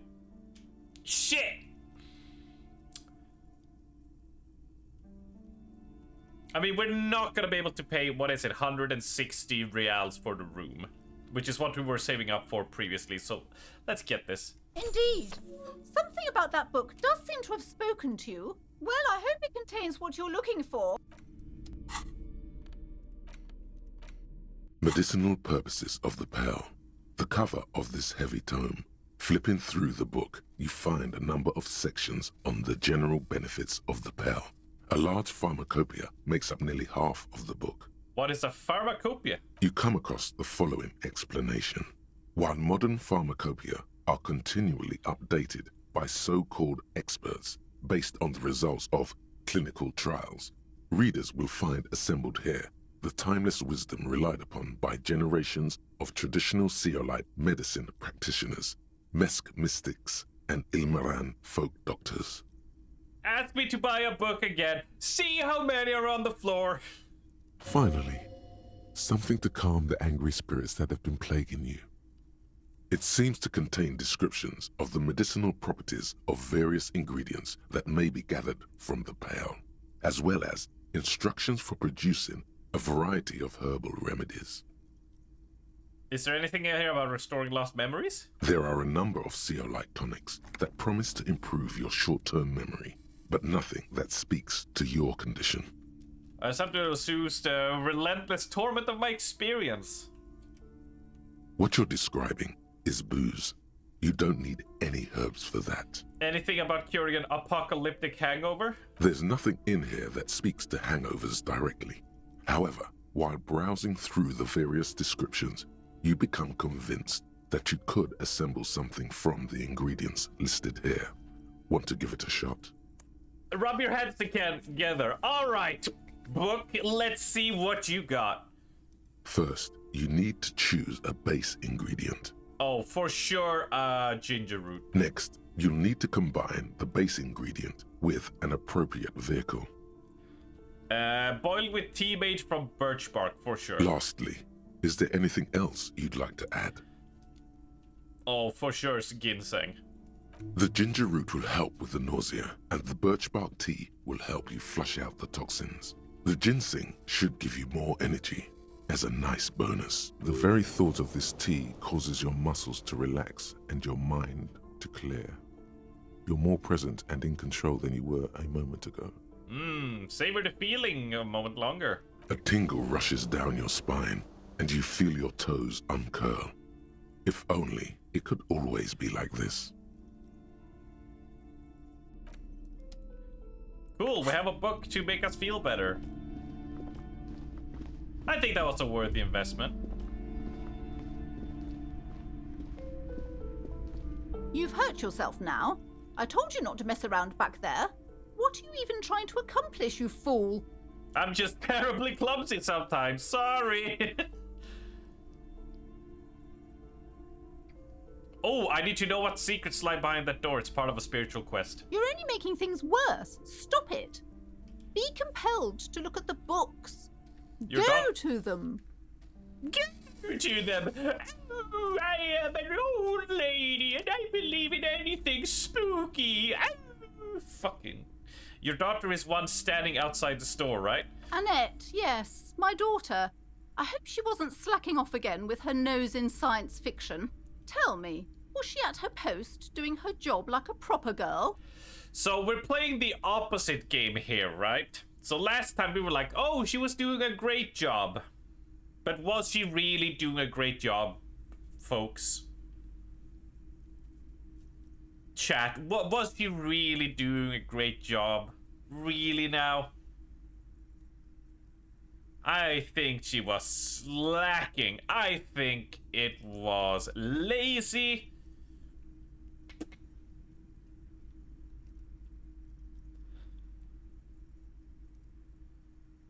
Yeah, she was slacking off. Oh, shameful girl. What is she up to this time? Oh. Wow. I can't even go down this path. There's actually not a lot of base. Let's talk about something else. The woman before you scans the store, her shoulders rigid and tense. Every now and then, she nudges her glasses. Alright, I'm gonna blast through the curse dialogue about the book. Cursed? Who said that? Oh. Annette? I will have a word with her. This place is not cursed. It has a robustly magnetic energy. Good for commercial activity. My business is thriving, sir. Alright.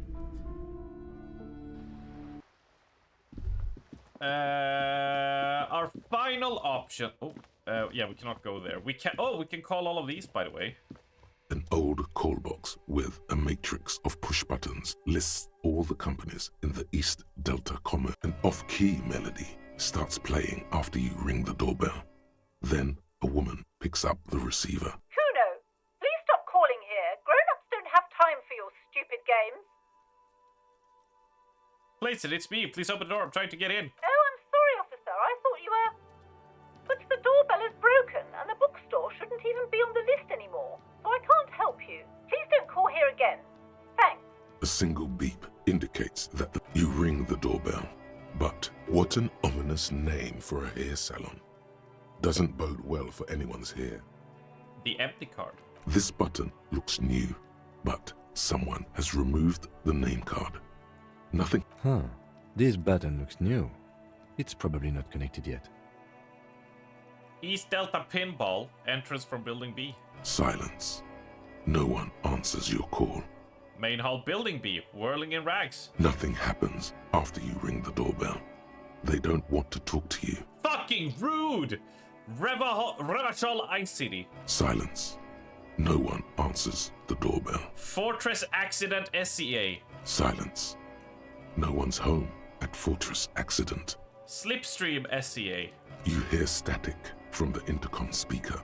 It sounds as if someone has picked up the receiver, but isn't saying anything.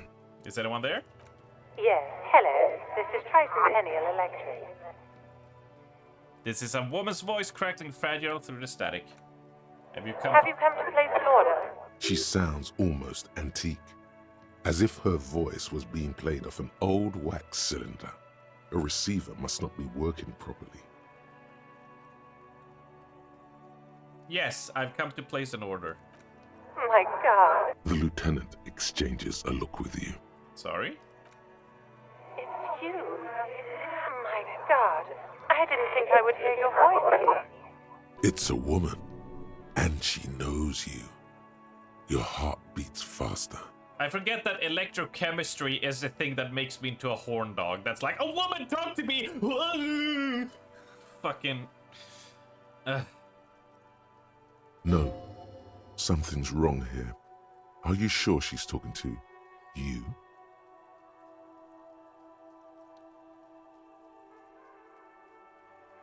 Who are you? Where are you? Michelle, just please. She stops, you can hear her breathe heavily, her breath distorted by ancient static. Why did you even call? I don't understand. You've been gone for months. I thought you didn't care. Of course I care, it's just that I've been going through some tough time. Ever since I came to work here, it's been different. As if my mind's been wiped clean. A spot of static overrides her words. When she speaks again, it sounds like she's submerged. It's so nice. It's so nice to be able to finally forget.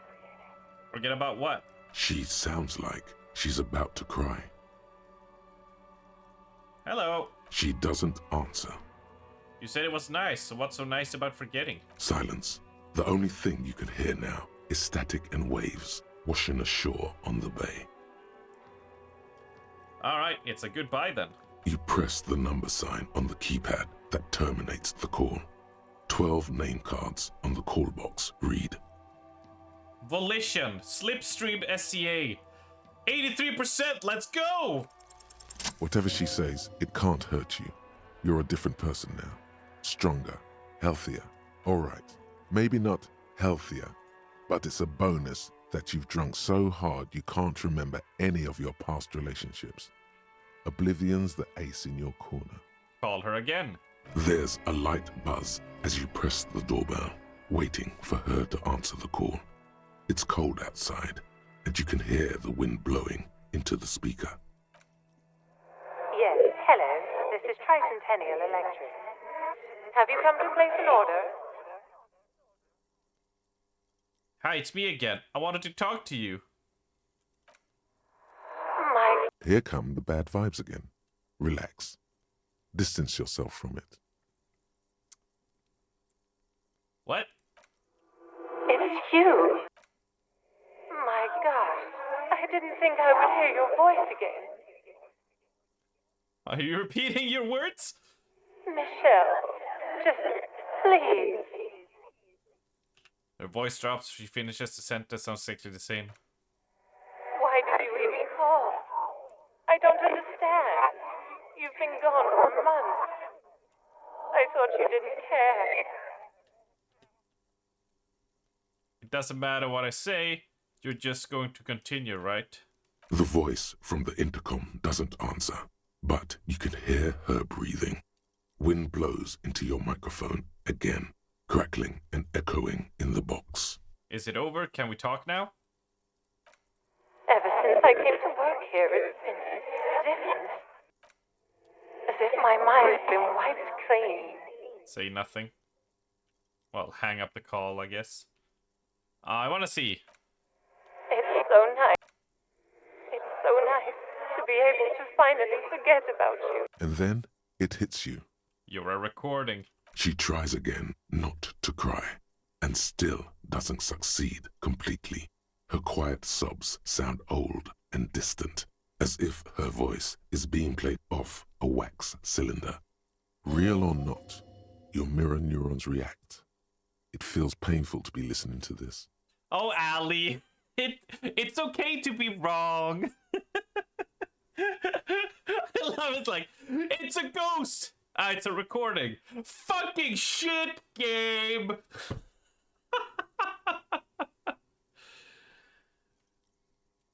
You know, my thing was just like, yeah, this is one of those things that is in his head. I like my train of thought was going like, oh, are we like imagining talking to like our ex-wife or something, or someone we loved, and we're like having a psychotic episode? That's what my angle was.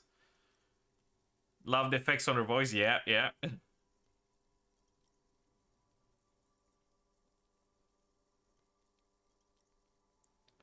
Why does it still feel like it's my fault? Her sound melts into the static from a long-distance phone call. From time to time, you can hear people talking in the distance, but can't make out any words. This is where you hung up the call the last time, but the recording is still going. Keep listening.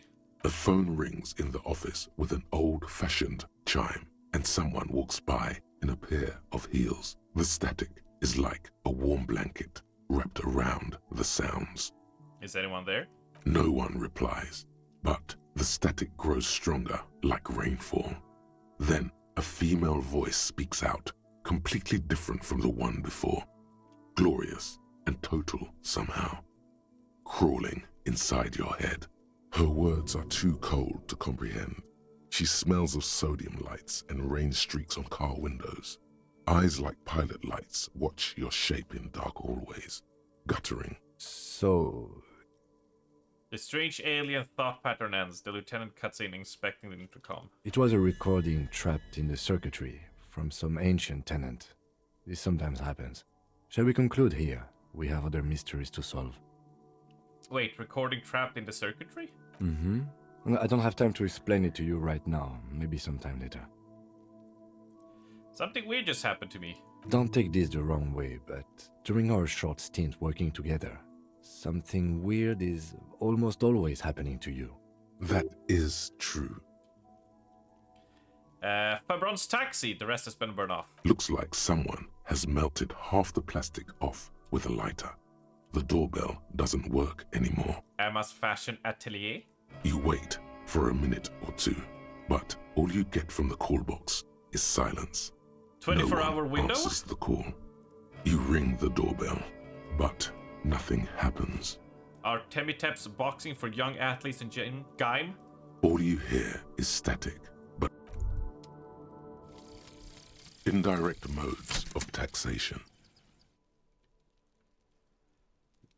Turns out those Financial Oversight Committee gangsters stuffed millions of hard-earned dividends away in the last place anyone thought to look. The hearts and minds of everyday Rivasholians. You need to spread that deregulation gospel to the people. Tell them about that foreign fair tax. Preach that 98% gross burden. Preach it, preacher man. Set the brothers free. Taxes are racist. Put it on a bus! Ayo. Ultra-liberal dialogue options give +1 real, -1 empathy. Thinks he's a hustler or something.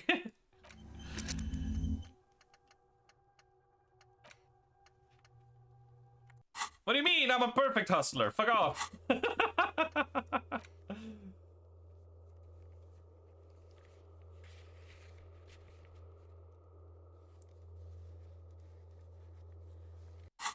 Alright.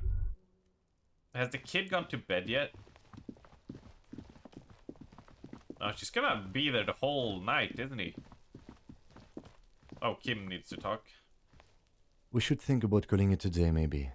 The nights are still miserably cold this time of year. I haven't paid the cafeteria manager for damages yet. You should take care of that, then. But I don't have the money. Let's talk to him anyway. An officer of the RCM shouldn't be sleeping in the street. Though he finds this situation frustrating, he is doing his best to not make you feel any worse than you already do. I mean, he's just gonna tell me to fuck off, isn't he?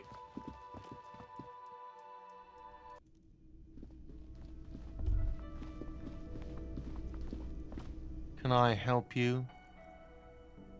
So about Scott, I saw another thing at the whirling. Another thing? Great. Oh, I didn't.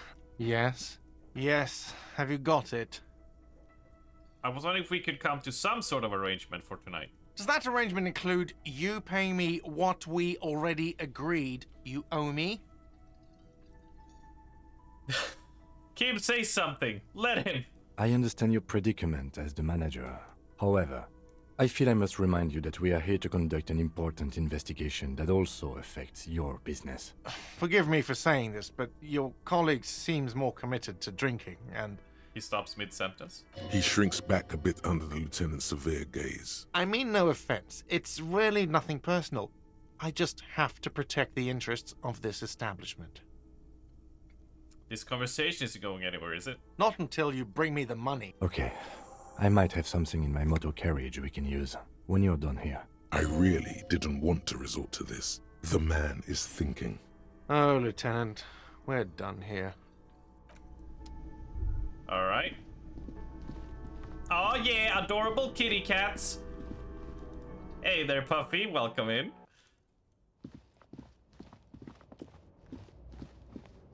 Alright, what you got for us?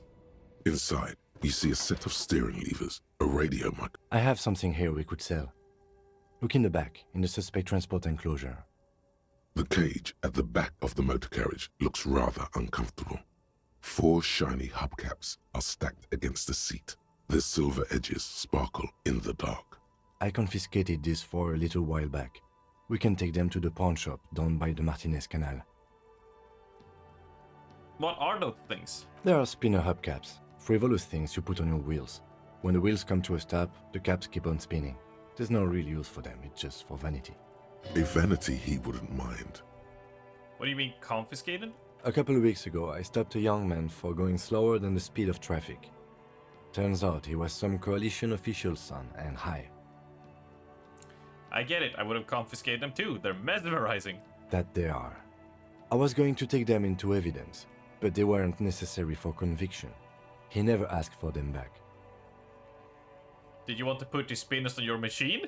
No, that would be silly. I don't know why I kept them.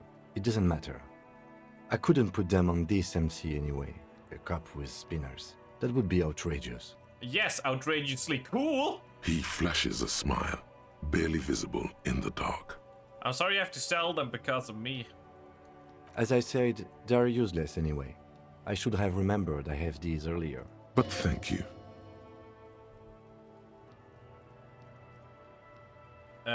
Thanks, appreciate it. I'll take the spinners. The lieutenant nods as you take the spinners. Alright.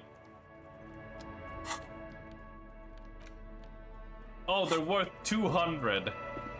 Oh my god, so in our previous playthrough, we got it down to 60. We would have made bank. Oh my god.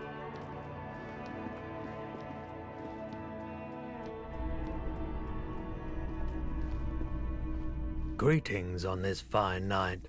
What brings you here? It's cool that you're still open, big city vibes. The pawn shop is always open. There's something I'd like to sell. Yes, we'd like to sell these hubcaps. Roy takes the hubcaps from the lieutenant and inspects them. The spinners appear iridescent in the dancing light of his pawn shop. Yes, these are very, very good. Did you defraud some foreign prince for them? Jump-a-mesque banger? No matter. I'll give you 200 real. Rasmus is playing you a visit. Oh, do you hear the echo of oh. Hey sister, welcome in. No one was defrauded or jumped, I assure you. The lieutenant explains as the pawnbroker opens the register and counts the cash. Of course. I meant no offense. 200 real for you, officer. Thank you. He takes the cash, then turns to you. Here's the 130 real you need for your bill. Do not waste it. The rest goes in his pocket. The windfall is a small consolation. Anything else you're thinking of selling? Another time, perhaps. All right, 83%, come on! Nope, still no clue. You obviously haven't been doing enough drugs lately.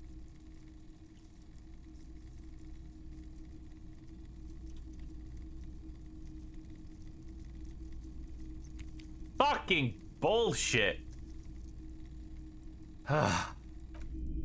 Fuck off, Marat. Fuck off, Allie.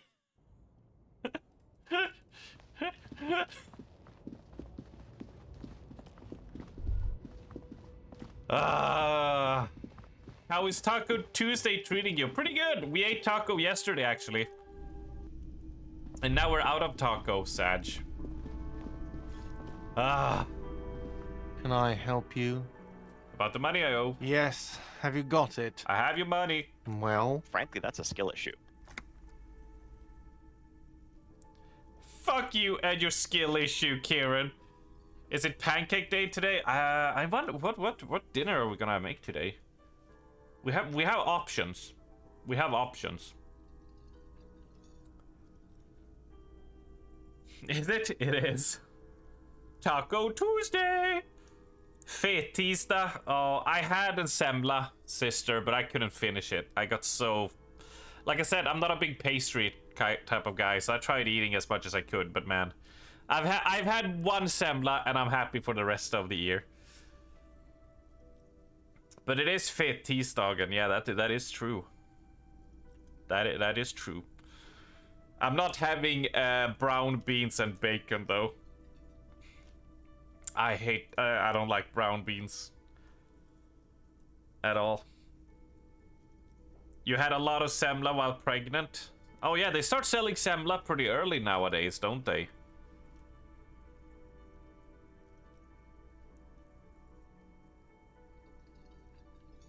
There it is, sorry for the trouble. Great. Thank you, officer. That's all I wanted. Payment for services rendered.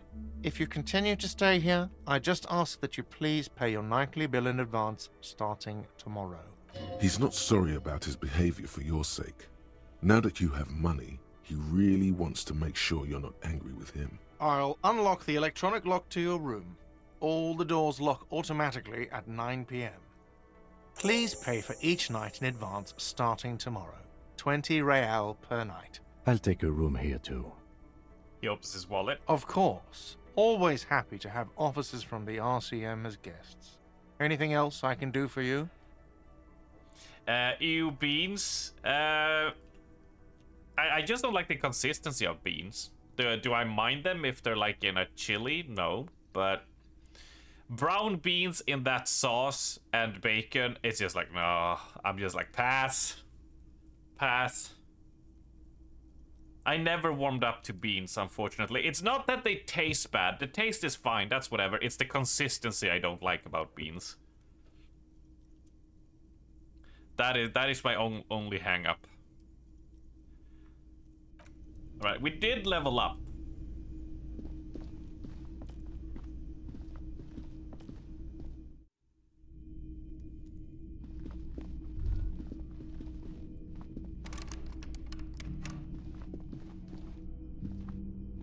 This is the door to the room you redecorated. Good night, Lieutenant. Just a moment. We should talk about our progress on the investigation. Let's go out to the balcony. Alright, let's go.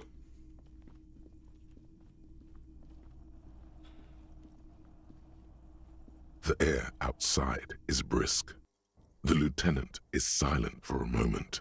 He listens to the traffic hum. Then... Now then, we should talk about the investigation. But I also feel you're a bit hazy on the RCM. Our role here, our rights, our jurisdiction, basically. I didn't know you smoked, Kim. I have a cigarette every night when I go over my notes. It's something of a ritual. Oh man, he looks so devastatingly cool with that cigarette. How do you get so cool, Kim? You mean this? This isn't cool. It's an unnecessary trial of will and unhealthy.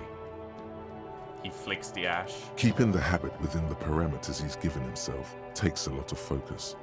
It would be easier to simply quit.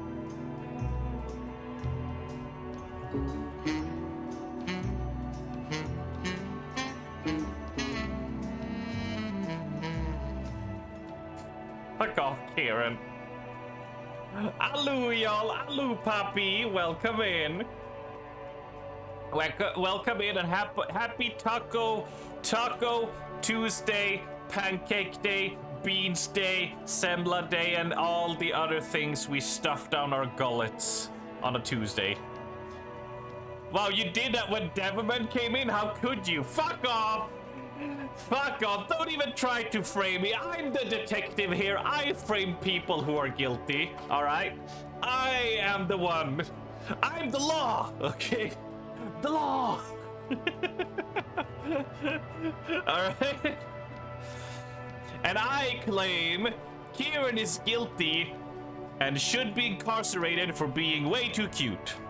That is my judgment. It's arm's law here. You can never get away from the long arms of the law. What is the punishment for being too cute? The punishment is a hug, a kiss on the cheek, and possibly grabbing his juicy hips at CrawlCon. Right? I think that's a befitting punishment. Are their cheeks pinched forever and ever? Well, you went kinda innocent, Poppy, which I appreciate, because I went kinda degenerate immediately. Now we're talking. Ooh, boy! Let me grab those hips and blah, blah, blah.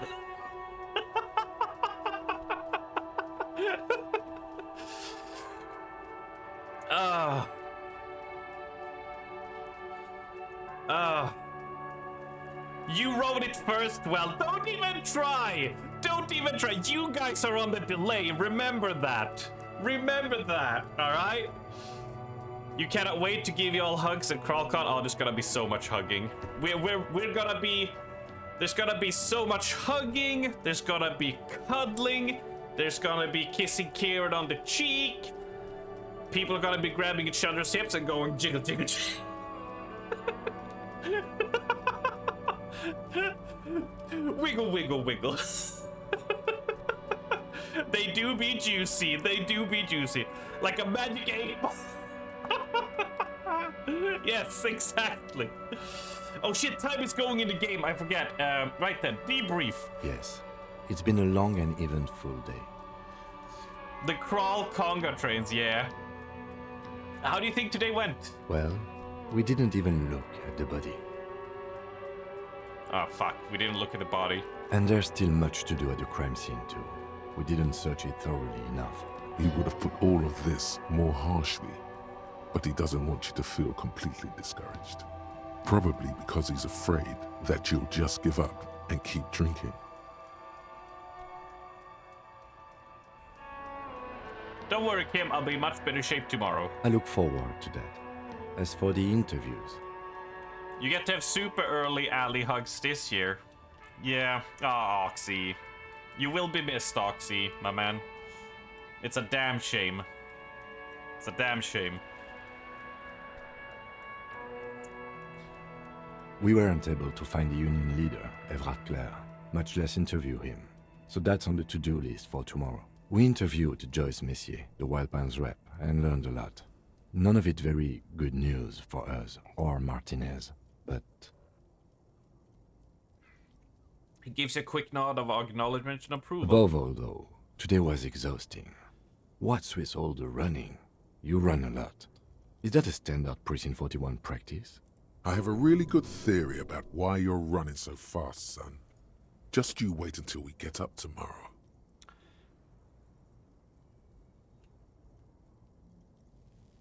Yeah, it's part of the Jam Rocks shuffle. It's impressive, especially for a man your age. And in those hills. He nods thoughtfully, tapping his finger on his cigarette. Nice shoes, by the way. I like the green. Goes with the orange. He looks at your snakeskin shoes and smiles. Suddenly. So, what are our powers exactly? The RCM?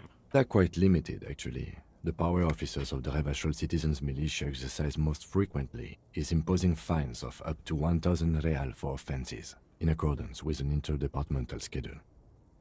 Wouldn't that be an easy power to abuse? Yes, although indirectly, as citizens can always request records from their local station.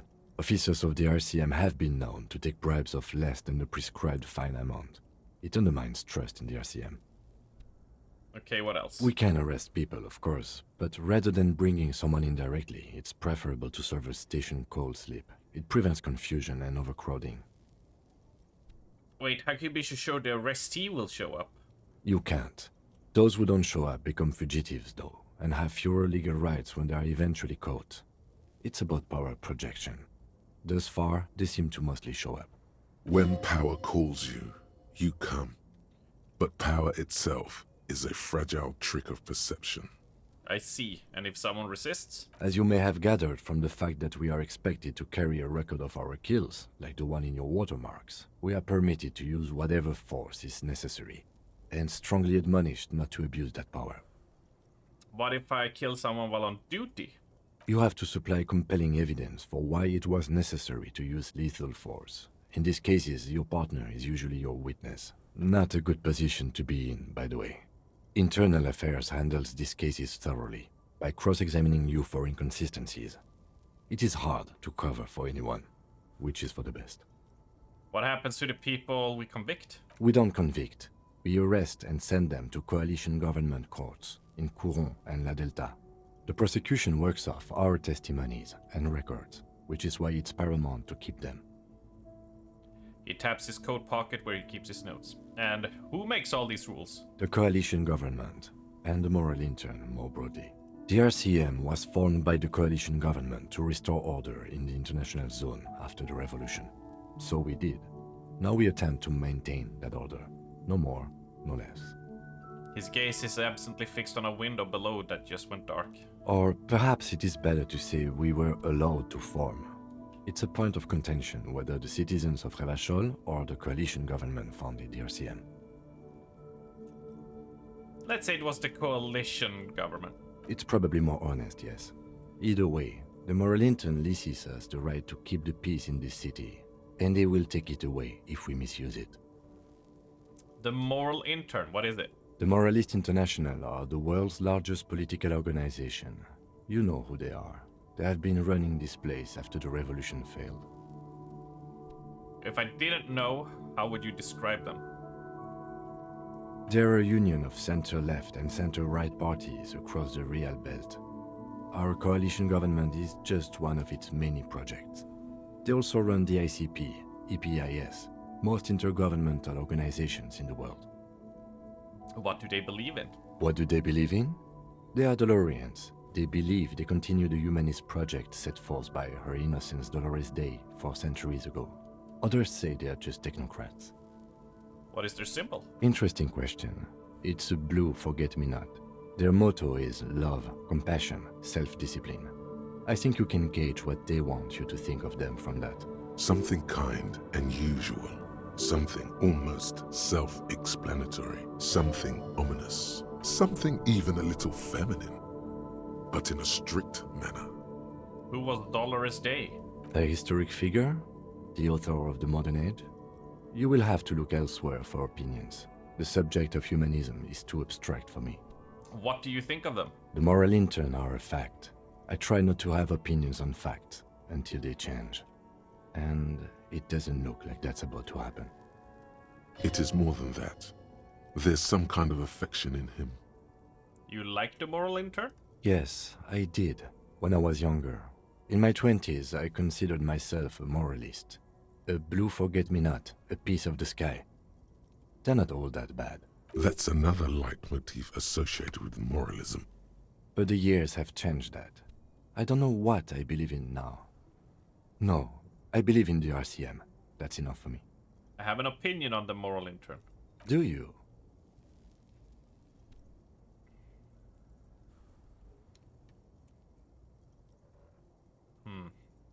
Things are bad out there, point to the city. We need them here, giving us right to police Revachol. Number 2 is, they've done an awful job here. Have you seen the place? This isn't humanism. Number 3, we're stooges in the world's biggest bougie organization, protecting the bougiest rights. Number 4 is, mutter silently. Immigrants, liberal, kips, fucking men are turning into women. Jesus Christ, the 4-1 is bad. Number 5, on second thought, I don't have an opinion, forget about it. They haven't done really a good job, have they? We are in what is called the twilight of international law. The laws we claim to enforce come from the MI. Without them, we are simply vigilantes. Yeah, vigilantes sound bad. Sadly, it is what we already are to the people of Martinez. Most of them, at least, especially the Union. Vigilantes. I expect our job here to prove quite challenging. He looks to the roundabout. Say nothing, just look into the night. The dying lights of the city shimmer below. Slowly, Like luminous clouds, they pass on his lenses. The lieutenant looks at his slim cigarette, contemplating the next drag. This soldier is the highlight of the day for me, he thinks. This little stick right here. They really don't like us here. And the mouth on that kid, Kuno. It's different in land, in Jamrock and the GRIH. He pulls on the cigarette. Why are they like this? It's our fault for leaving this place to the dogs, to the Union, to the company, not daring to come here more often. This place has fallen between the cracks, the jurisdictions of our 2 precincts. And in Jamrock and the GRIH? We run this city. West of the river is RCM land. He looks at the dark silhouette of the equestrian monument cutting into the night sky. It's incredibly hard. Human beings are... But we are in control, and it's worth it. The organization works, our systems work. If they didn't, the city would disintegrate. Night. Captain Ptolemy Price steps into the yard. A piebald horse waits by the motor carriage, chewing oats out of an oat bag. Seagulls fly overhead. The sky is black. Captain Price wears a black suit and a standard patrol coat as he mounts the horse to head home.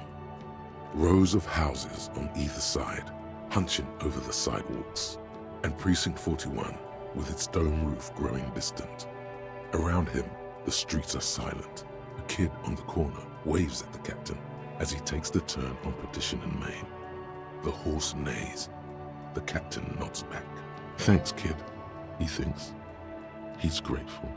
I hope our investigation here will help improve the situation here, at least do some good. Me too. But I wouldn't count on any drastic changes in our lifetimes. Thank you for this. Yeah, it's getting very cold now. Let's go. He puts out the stub of his cigarette and looks to the door.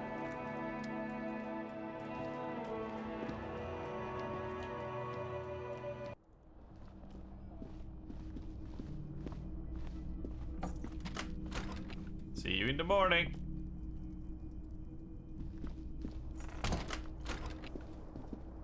Bye.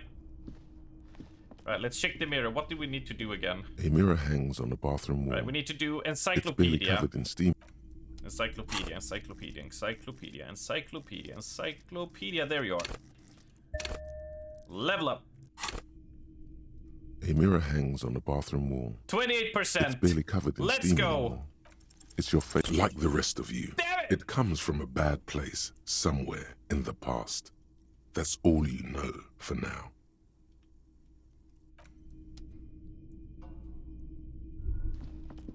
Fuck off, Ali! Wait, he went. No, no. No, didn't he go in here? The door is closed. Still nothing. Still nothing. Still nothing. Alright, we did a little freestyle rap there.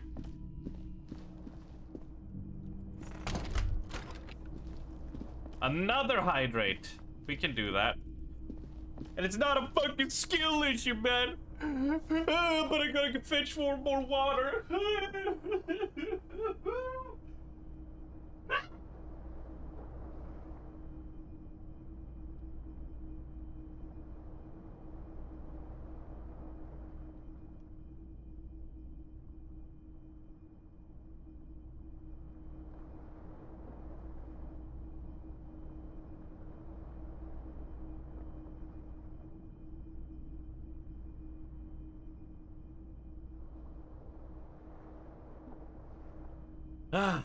He's not fetching water, he's crying in the other room. Look, this glass is not filled with my tears, fuckos, okay? It's just water.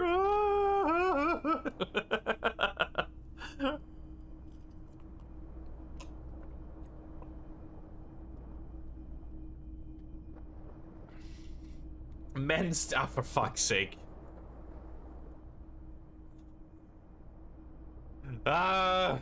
I forgot that's a thing. I won't do any big stretches though. No massive stretches, just cause of I don't want to do anything bad with my left shoulder still. But we'll do a little bit of a Small stretchings. Oh, man. One day, this pain will be gone.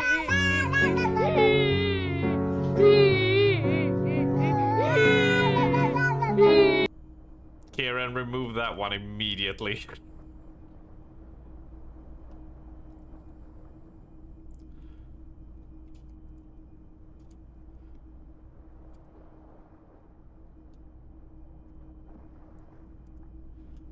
No! No! We can't go for this again, can we? This fan has 2 chain pull switches. Or has it been consigned there as punishment? Yeah, we need savoir-faire. Alright, let's, I guess, sleep. The bed is cold and not particularly inviting, but it's yours. The sheets look awful. Crawl in. My skin. These wounds they The cannot heal. sheets feel at once coarse and clammy against your skin. The bed sags beneath your weight as you stretch out and finally close your eyes. And then sleep doesn't come. But I want to sleep. Obviously, you're in bed with your eyes closed, but it's not happening. Why? Maybe it's the bed's fault. Check the pillow. Its synthetic filling has separated into hard lumps. The pillowcase smells oddly. Check the blanket. It barely covers your toes, stretching over your soft belly. This is your body here, intimate and warm, breathing. Under your thrumming eyelids, you see a dizzying array of colors. You won't get off this carousel quite so easily. Roll over to the other side. It's a little better. Colors, scenes, and half-formed phrases still litter your mind. Part of you is still trying to solve the case, isn't it? No, it's not, Raven. It's not. Who killed him? Who? Something to do with... What was it that the lieutenant said? Union? And it's gone again. Your thoughts lost between the slowing brain waves. No more thoughts. Fall asleep now. Your breathing steadies. A great silence washes over you until your eyelids twitch in your sleep and images start forming.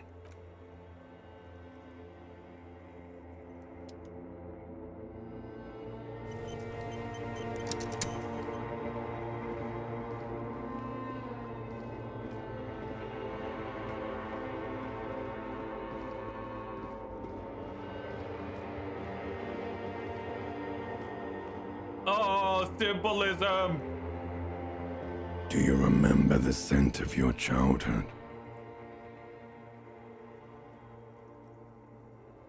What is this? I remember nothing. Do you remember your wife's hand on your face?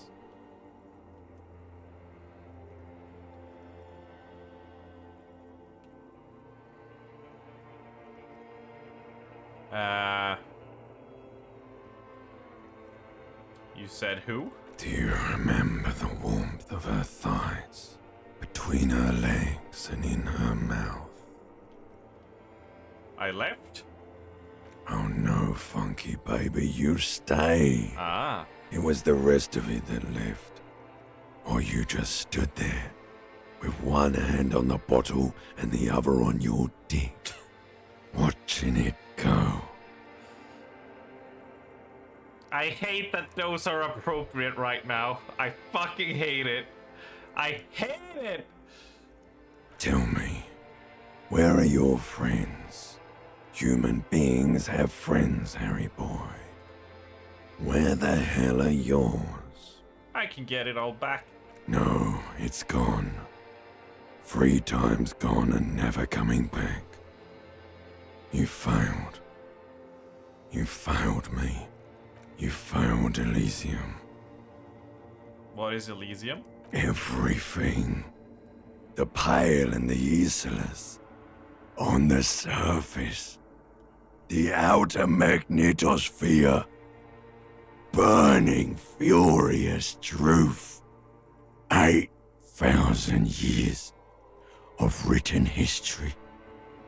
You really dropped the ball, Harry.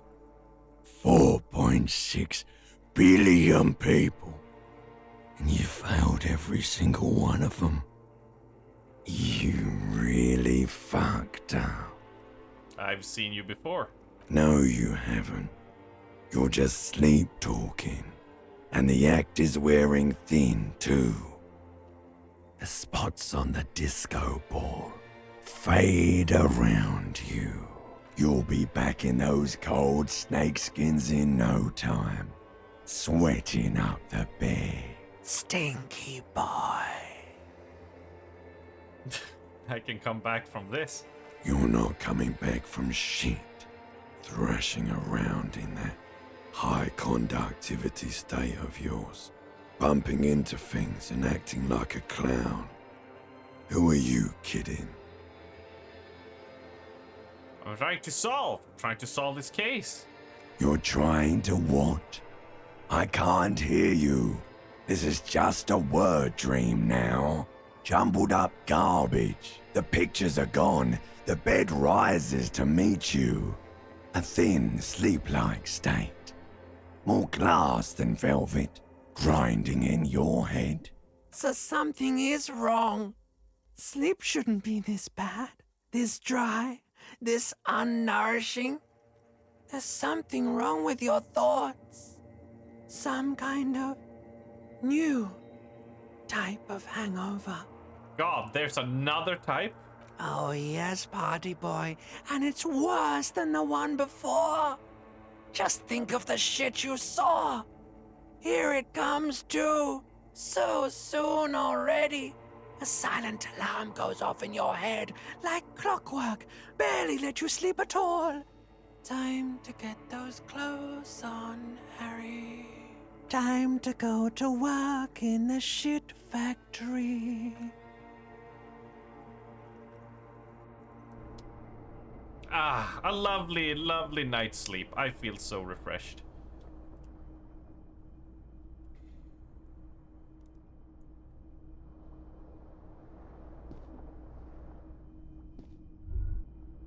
Good going, buddy. Oh my god, what the hell was even that? Oh, just a dream. You have ones like that all the time. You feel even worse this morning than you did last night. What the hell is going on with me? You mean, why are you so tired? Too tired and down to even think? It is worrying, isn't it? You can't be a detective like this. Detectives need to be able to think. Why is this happening? It's just that your heart has finally pumped all the speed out of your system, Buster. Time to get some more.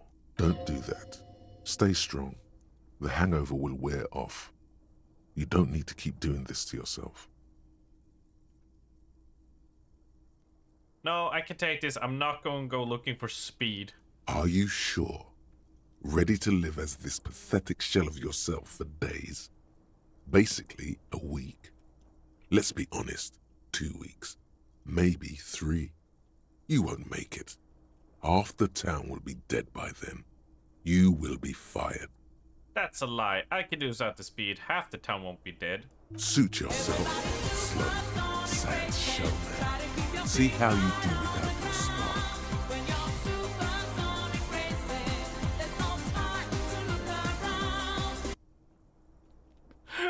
Speed! Speed! Can we try the mirror again now? A mirror hangs on the bathroom wall. Fuck. It's been... Not yet.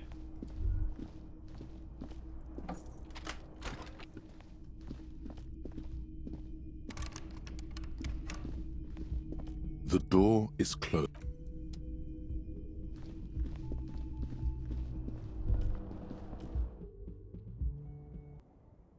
Alright, I guess Ken is downstairs. Can I at least get a breakfast in me this time?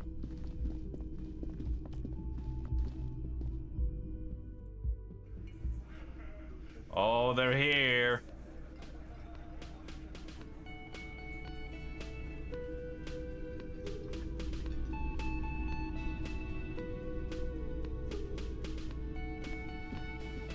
Good morning.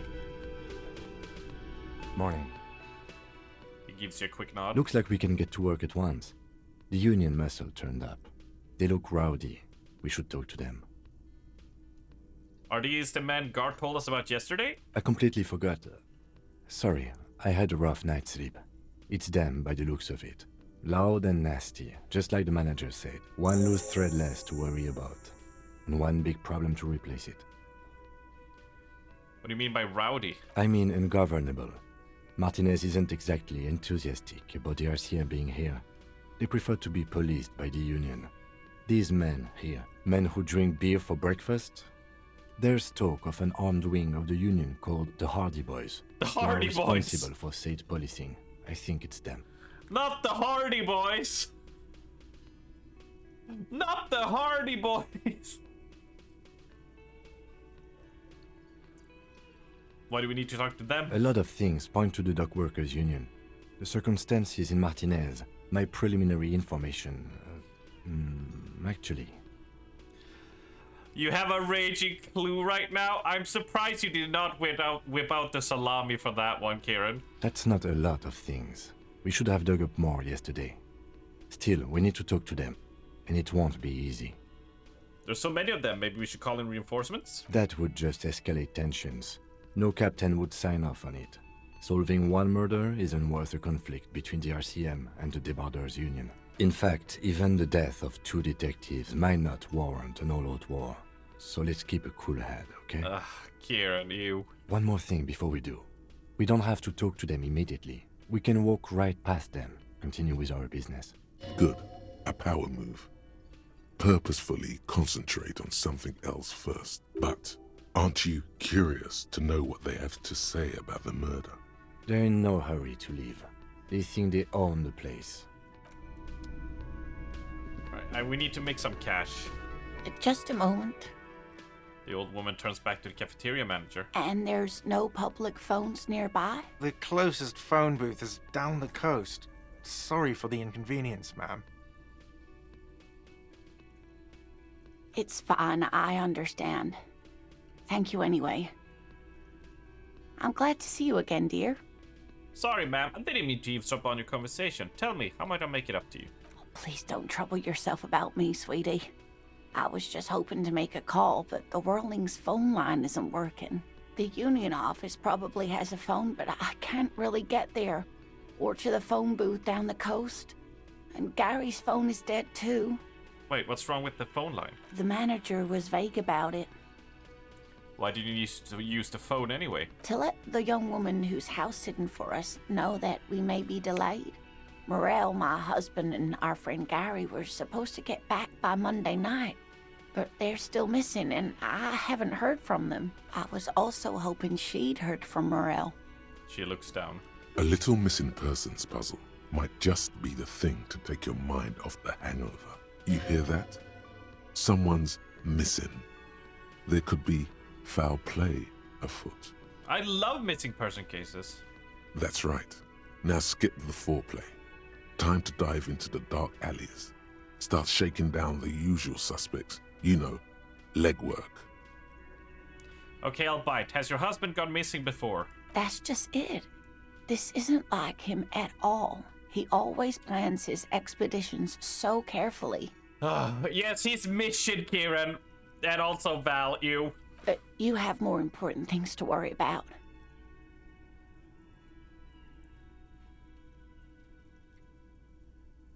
So, what is this expedition your husband was on? Just some field work, sweetie. Morel is a highly trained scientist. He and his assistant Gary are studying an extremely rare species of insect. But they should have returned by now. They were just going down the coast across the waterlock to set a few traps. He said they'd be back on Monday. What could be keeping them? The waterlock. That was broken. Could this be it? Wait, is this gay person? Do you trust him? Oh, sweetie, it's nothing like that. Gary's as loyal as they come. I trust him with my husband's life any day. They also give each other kisses on the cheek. The waterlock to the other side of the coast is broken. They're probably just stuck over there. Oh my. What happened to the waterlock? Probably just some technical problem. Well, whatever the cause, I'm thankful. To both of you. You've spared me another sleepless night. You're welcome, ma'am. I hate to ask, but if your investigation takes you to the other side of the coast, please do keep an eye out for my husband. Will do. This will surely lead to a cryptozoological mystery with that extremely rare insect. Damn right. Yes, some left-field scientific research is exactly what you need right now. Funk up that vanilla murder investigation. And if you see him, let him know Lena is waiting for him here at the Whirling. He gets so tangled up in his work that he may not know the water lock's been repaired. And it's cold out there. If I see him, I'll let him know. Oh, you're such a dear. Thank you, sweetie.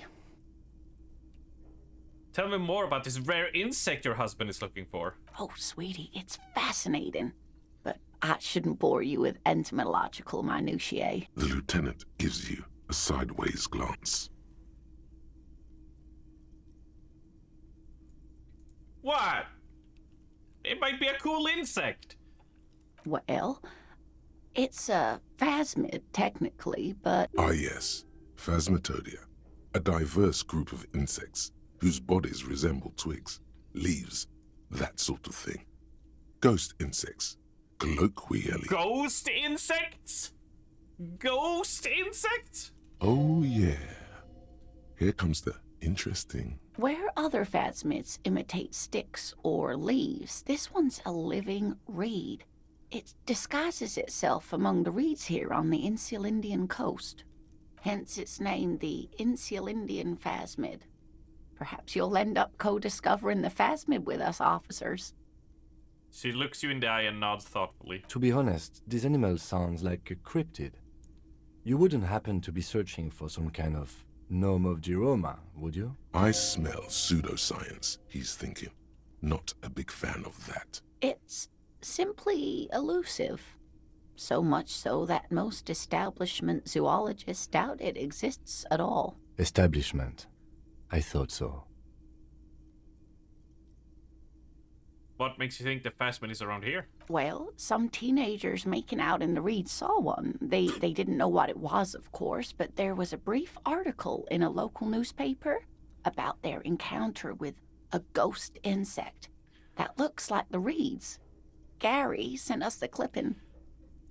Yeah, we were just deep-tonguing each other, and, you know, we banged our heads together, and we had sand in our eyes, and our contact lenses fell out, and it was foggy, and it was dark, but I'm sure I saw it. Interesting. Maybe the phasmid made the teenagers make out. We were making out, and then there was a ghost!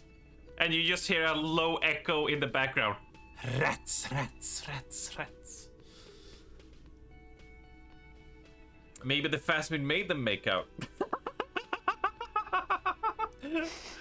I doubt it. It's not like teenagers need much encouragement in that regard. So a newspaper clipping is all the evidence you have? Of course, most phasmid sightings turn out to be false alarms, but their description matched the Insulindian phasmid perfectly, and they didn't even know what they were looking at. And that's why she's pregnant now, not my fault. I got scared. Yeah, it was the ghost bug's fault. Huh. Is it valuable? Oh, I doubt it. No one gets into cryptozoology for the money, sweetie. So it's dangerous. Not at all. Why else would it hide itself so carefully? So what's it special about this stick bug then? Oh dear. I'm afraid I'm not explaining this very well. It is very special. The woman's face flushes with embarrassment. Oh, is this like one of those rhino horn things? Morel can explain it all much better. I wish you could hear him describe it. Alright, that's all for now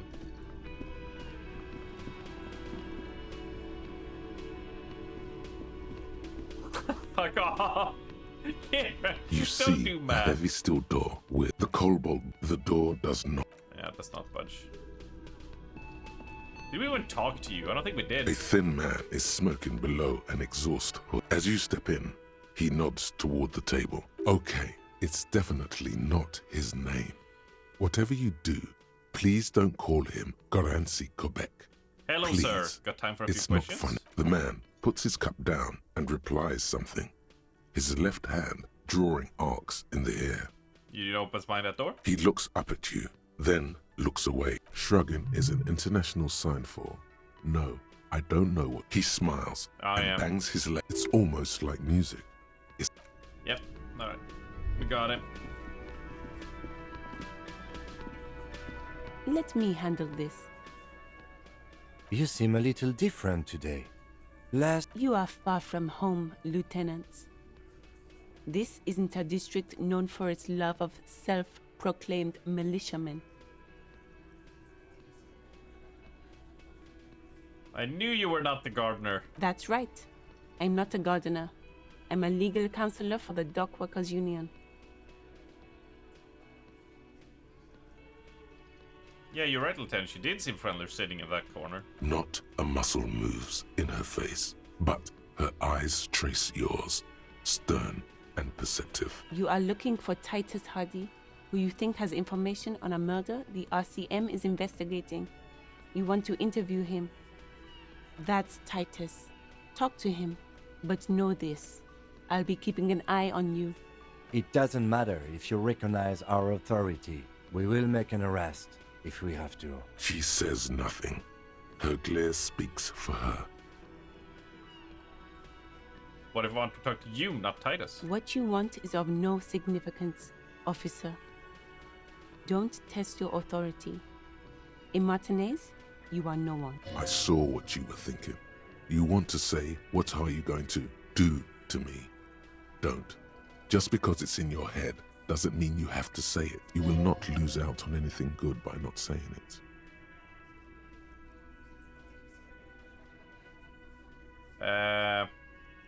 What's your role in all this? Like I already told you, I'm a legal counselor.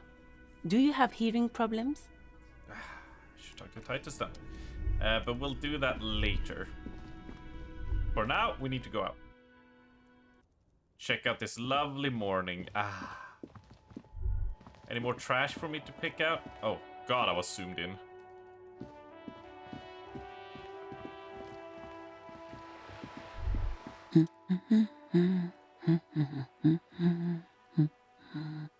You see a sturdy woman humming to herself as she seems to be browsing books. A good one? Yes? Hello? Who are you? Me? No one. I'm just a working class woman. She doesn't really want to be disturbed that much. If she's such a working class woman, why isn't she working? What are you doing? Looking for something to read. She reverts back to attention to worn-up paperback. Good. It is. I'm a policeman. I know you are. Everyone can see that. The rectangles. Good then. Mm-hmm. She reverts her attention to the soggy books on the bookstand. Do you need help of a policeman? What with? She tries hard to focus on the bookstand. This citizen thinks she can do without your assistance. Don't buy it. They all need help. Maybe your husband is missing. My husband? No, he's not. So where could he be? I don't know. At home now? Out drinking with his friends? Working? Where is this going, officer? Right, got it. Thanks! She gives you a short nod and shifts her attention. The woman... Alright, we'll see if we need to come back to her. Let's pet the postbox. The dented yellow mailbox greets... Yay, pet the mailbox. The box seems happy. Yay, the box is happy, everybody! Woohoo! Oh, she's up on the roof smoking, huh? Interesting. There he still is, looking right through you with his white eyes. The body below is entirely dedicated to that corpse smell. Emitting it is all it does now. The smell is repulsive. It pushes in from your...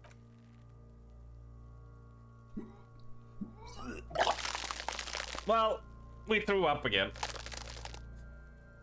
I do want to examine the corpse, but I'm too much of a wimp to actually Too manage late. it. It's impossible until a pool of vomit lies under your feet. Fucking and corpse. Keep it. Thanks. The hangover is clearly making this worse for you. You could use some ammonia to clear your head. Where do you get ammonia? There is freight nearby, east of the hostel. There's a greenhouse here, and a gardener with a wheelbarrow on the corner of the whirling in rags. Pretty clever. Acquiring ammonia will provide a modifier to the white check. Modifiers make check. That's how you get ammonia.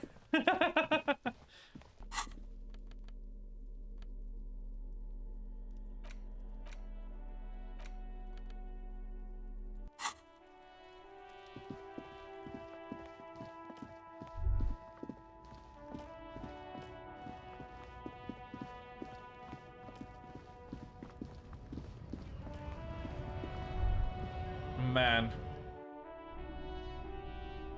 If the Brexit geezer didn't get you claimed, I'd so play it right now. Yeah, unfortunately, it is what it is. The tear machines. Your bottles climb. You see several packaged raincoats fill a low shelf beneath a display of croissants and juice bottles. The raincoats are transparent, except for the big Fritta slogan on the back. Oh, wait, so we can...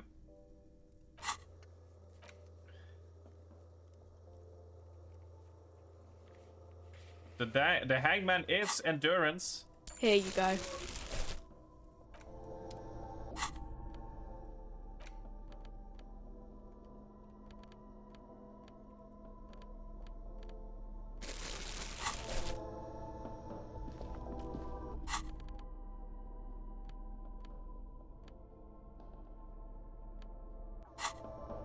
It helps.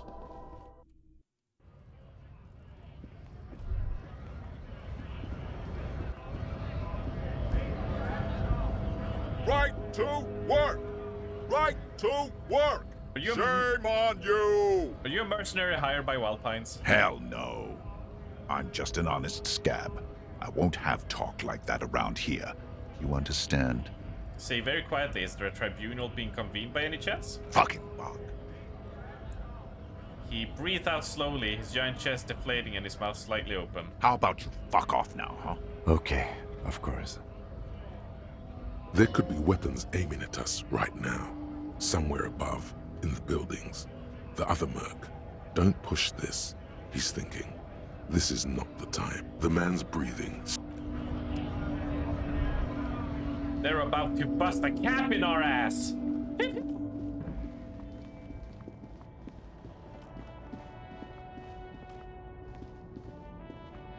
Anything in here? A lorry abandoned. The smell of cigarettes and enclosed the road. Maybe like someone was there, right?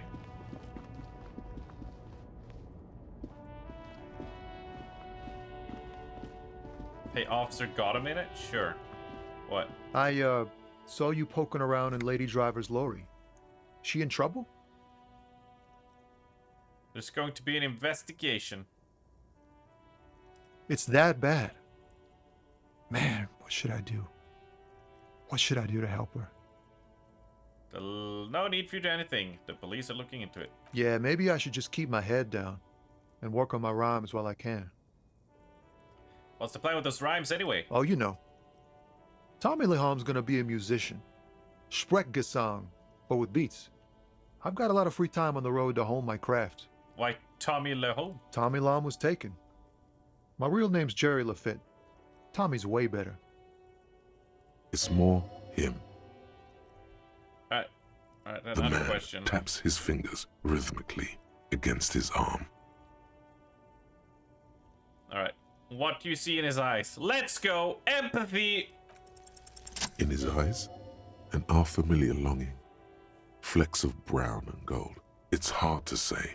His gaze wanders southwest, down the street that goes beyond the horizon. What's in the southwest? Excuse me?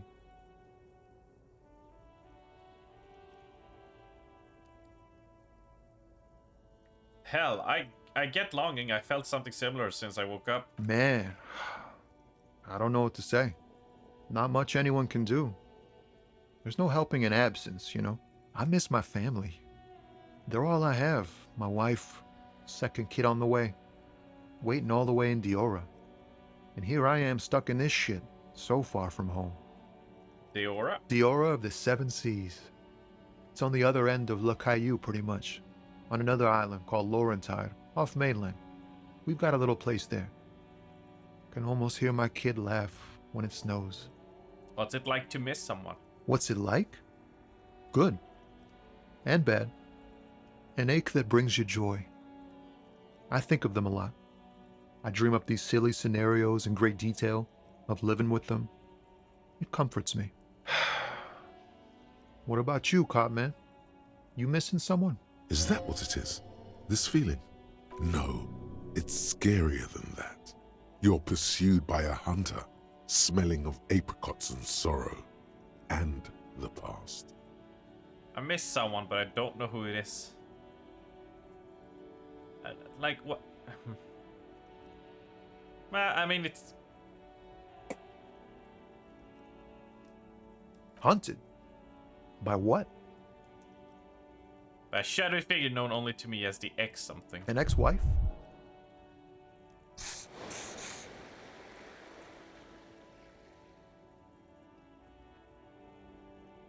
Ex-wife? No, it's a sinister presence that hunts me across all planes of existence. Sinister presence? Wow, that sounds really bad. I hope that doesn't happen to my marriage. Yeah, my thing has got nothing to do with marriage. Sure, man, if you say so. But look, man, thanks for this. It's good to talk to someone. I know it wasn't easy to ask, so I hope you find your way through your own troubles. Conceptualization, formidable. Yeah, hunted across planes of existence. Okay, he's a poet. Okay, 58%. We got this. Your best verse? You don't even have a bad verse in here. Just tumbleweed and liquor stains. Wait, no. What are you doing? She broke me! She fucking broke me! That's brutal, man. But you know, time will... No, stop. He's already mortified. No, Tommy, these are my rhymes. Listen, continue. She fucked me till I bled. That's, In the name of God, what are you doing? It's not real, guys. My actual thought. It's a poem. Yeah, I get that, and it's cool, but... I will never be the same again. She's always there. Fuck the case, prepare for total doom. Yeah, I get it. These are your rhymes. They're from your life. Doesn't matter if they're robust, they're honest. So, thanks, man. Yes, and I also thank you for stopping. We have a murder investigation to return to. How about we do that? But my sick rhymes and beats, though. Come on! Come on, give me some credit.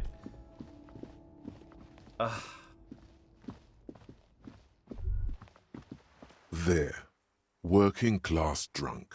You know what this means, right? Case solved. Cracked it.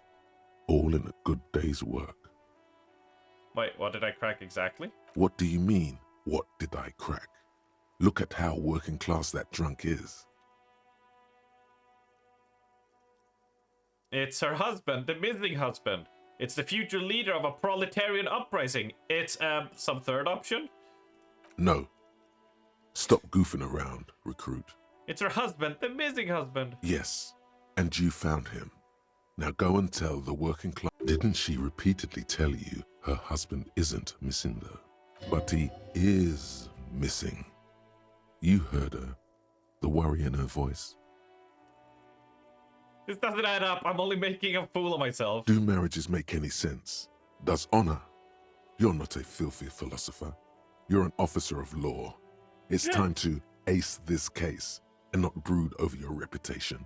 We can deal with the perception management later. This is nonsense. Not honorable, recruit. Not honorable at all. That was not going down a good path. They're still playing, huh? The purity of snow always reminds me of the purity. All right.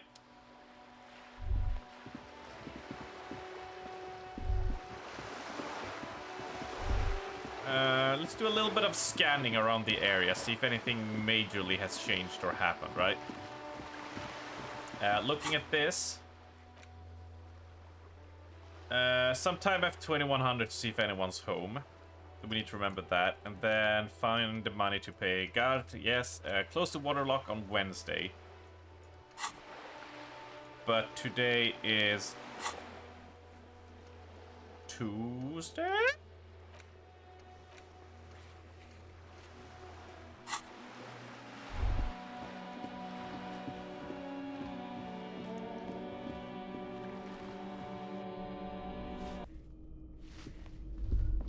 Just gonna check if anything special has happened here. You hear someone walking a poor communal. Do you have a warrant? Let's go. It's generally. Yeah.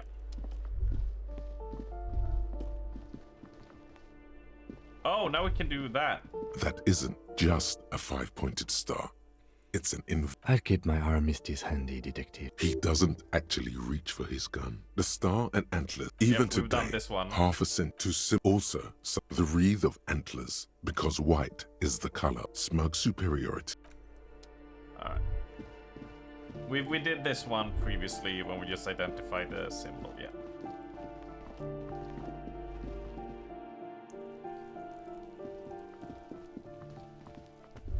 The kids are still back doing that.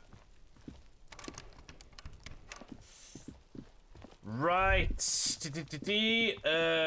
Anything we can do here? Skip the goddamn country. Just an ordinary wall. Nothing to see here. You have no clue. It's just a wall. So many walls all over Martinez. Weather-worn, cracked. Their paint peeled. Alright, was worth an attempt.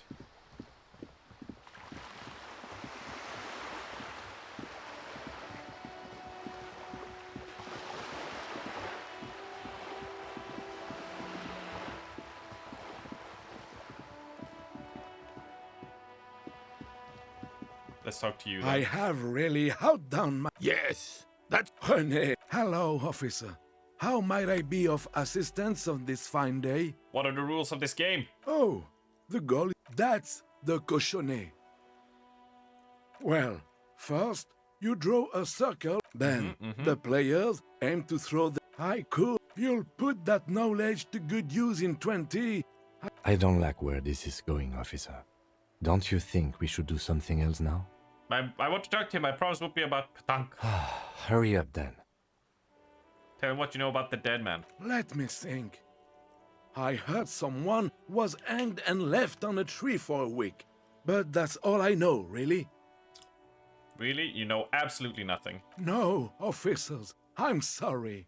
And I really would like to assist. You are both good guys. Then help them, you wimp. You have plenty of shoulder with the ghost caviar in the Union. Someone must know something. I wish I could, but I just don't know anything. I always keep my nose clean and don't gossip. Everyone knows and respects that. Respects? Sounds a bit like you're holding back. I'm not. I'm not even anyone. Of course he's holding back. His mouth is so full of Union prick he can't even speak properly. Can I at least finish my fucking sentence before you piss on it? Is that okay, René? I'm not anyone impotent in the Union. I just know Evrard. How do you know Evrard? Everyone in Martinez. Yeah, okay, we've done this. The old soldier mumbles something under his breath. There he stands, proud. Yeah. Let's try not to get caught in a crossfire. Lest we leave riddled with bullet holes. This animosity is ancient. Are you a Union member? Oh, in many ways, yes. Like an honorary member. Not in the technical sense. I don't... Of course he's not. I hate this socialist rabble. But even siding with them... Writing... Oh, well, yeah, okay. Same thing. No, thank you. I'm sorry. The only one you have. Believe me, officer. I wish... You can barely hear him. The sweet smell of Just pickles share it, and man. Fuck off! It's... Sorry, officer. When the dissidents come to rape our country, he hides. But try to get a bite of his deer sandwich and he gets claws? We are a special kind... Damn. Okay, we need to... I need to make a sandwich run where I try to get the sandwich, right?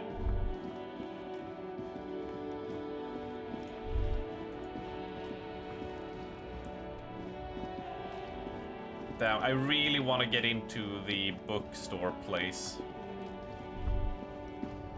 Do you have anything to say, racist dude? Looking for something?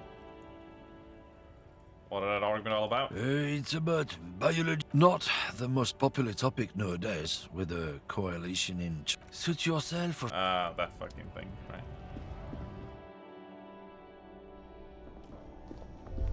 Let's see. Welcome to Frit. Feel free to look around or something. What's that magazine she's reading?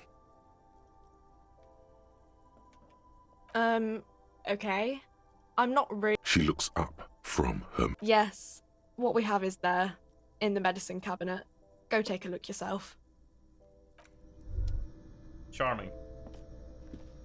A small cabinet on the wall is filled with... Their logo is the bloodless rose. Pure white, untouched by harm.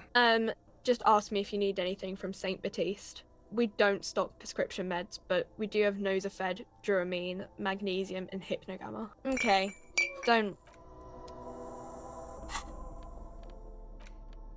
Alright. Item gain. Ampule of ammonia. I mean, we're still pretty fucked, though. But we gotta give it a shot, right? Before we go in and talk to dudes. And I'm so torn between trying to get rid of my grin and also this body. She's up there on the roof. How do I get up on the roof? Clearly, she... I forget the line again. What is it? You want some fuck? No, what was the line? Ah, damn it. There he still is, looking right through you with his white eyes. The body below is entirely dedicated to the ammonia only make the second time, not so much.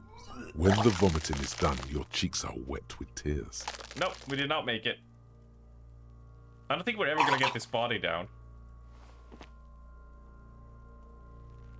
I don't think I want to be a cop anymore. Get a hold of yourself. The weight is reassuring, like a krenel. I've seen strong men turn themselves in. You are being weak. This is weakness, and it cannot go on much longer, or you will lose. Give me a mo. Do without me. I just can't keep it down. No. This is a two-man assignment because you need to get your shit together. Okay. We should go talk to the locals.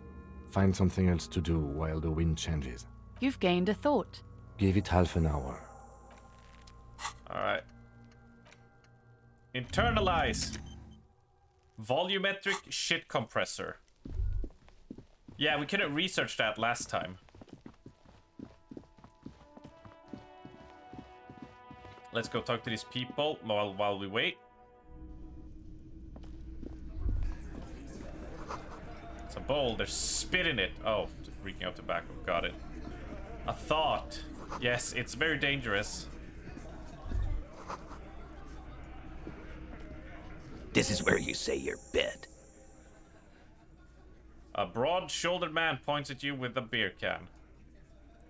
He's used to giving orders and having them obeyed immediately.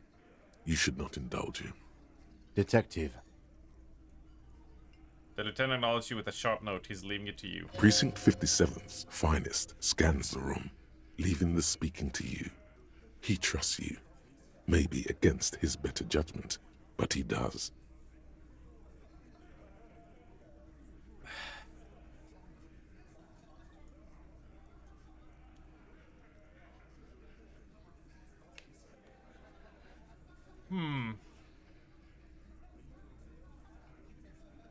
Don't say anything yet. Hey, dipshit. You hard of hearing or something? The boss man's talking to you. Cross your arms. What, is he fucking kidding? This guy high or something? Hey, asshole, up here. We're talking to you. We're looking for Titus Hardy.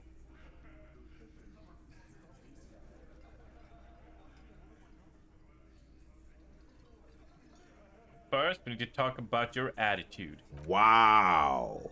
The real big dick cops. Look at them. Reckless. Swinging in the wind. Big dick cops! Yeah, look at the big dick on that cop. Can't tell a dick that big what to do. Exactly, thank you. Must be something in the water in Jamrock. True. Yeah, gave him real nice big dicks. Like a grandfather clock. Yeah. Anyways. You might want to start asking your questions now. It's not going to get better than this. These guys are so macho, they're ready to confess to first-degree murder. Ask if it was them.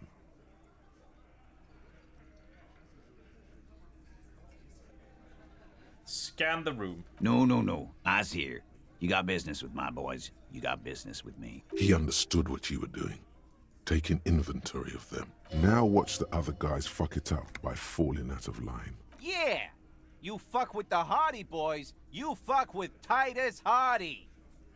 Shouts the scrawny rat-faced man, 2 teeth missing in the front. Yes, falling out of line to please him. This is the best kind. And now this guy is going to... Relax, Dennis. No one is fucking you yet. Says the 40-something man from the corner with a plectrum hanging from his neck. use it to take a dig at his friend. Floodgates open. Yeah, Dennis, calm down. No one's fucking you, you stupid fuck. Let Dennis enjoy his fucking, man. We don't mind. You notice gang tattoos. The man must be either Mesk or Sarah Meridian. This one knows how to keep things going. He's a hothead, but not one to be taken lightly. The last one is a bit of a black sheep. Yeah, you're not even being fucked, Dennis. Easy, fellas. We got company. Let's see what brings the cop around. Too late. You already got a pretty good picture of these guys. You can use this. What can I use it for? Fucking say something already!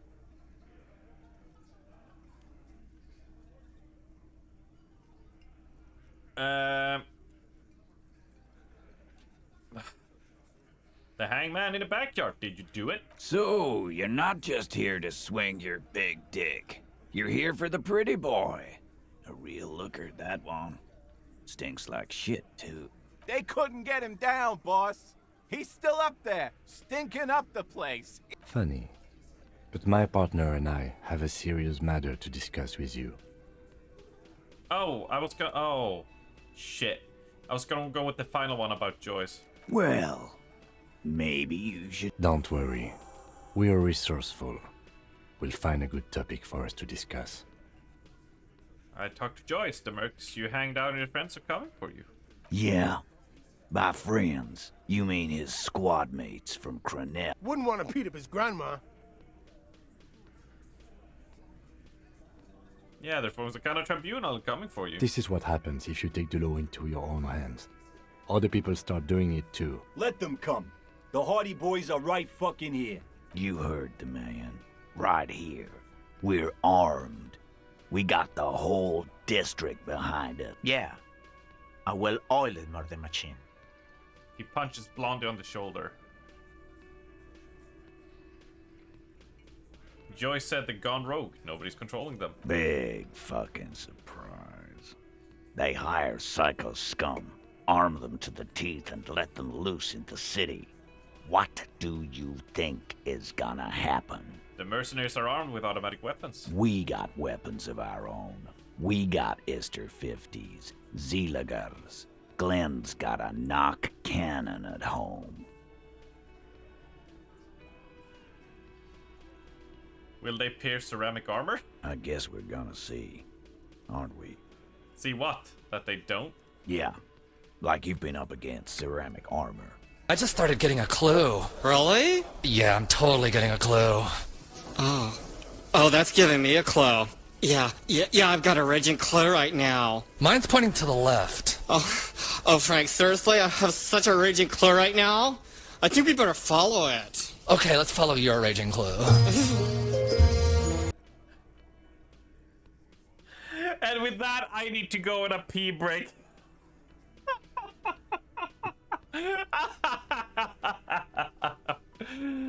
Oh, I have a raging clue.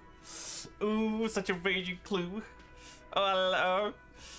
Oh, alright, I'll be back in just a moment. I need to go pee. I'll see you all, and we'll see where this hardy boy and his raging clue takes us, alright? See you all in just a bit.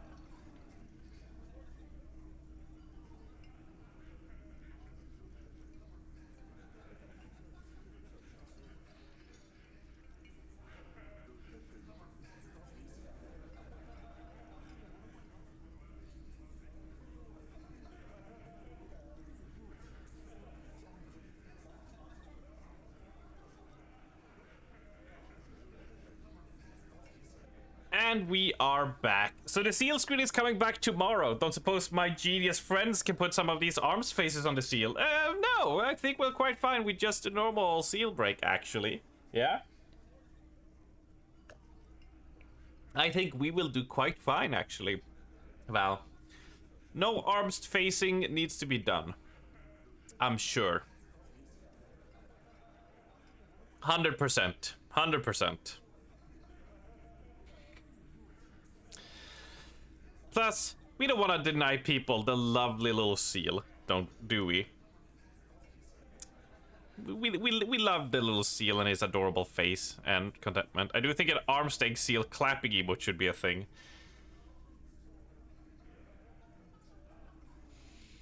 I will say no, but I know you'll go and ask Abra anyway. So, it is what it is. Alright, let's continue. You haven't even seen the whole suit, right? I've seen the whole fucking thing, and it didn't make him immortal. Armsteg is kind of the same shape as the seal head. Don't put that image in my head, Karen. So are the local gangs. The fucking Barmy Army and the Madre scum. You've been. Yeah. Where are they now, huh? Sent back to Madre in an air. These people are trained military professionals with decades of combat experience. No, they're not. They're uncoordinated and drunk. We know more about them than you think. Okay, conclude with a shrug. What do you mean, okay?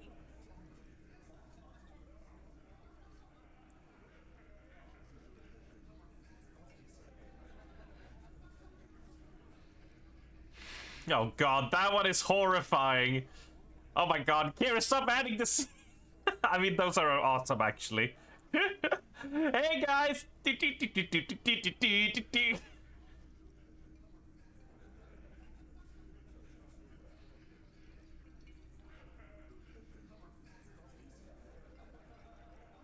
I mean, okay, you're going to what? They're going to wipe you the fuck out, Titus. No, they won't. Get out of here with your neck. He really doesn't like you ruffling their feathers like that, on what might be the eve of battle. All he means is that the situation is serious. No wonder you cops get shot to shit every day. Can't go to war with an attitude like that.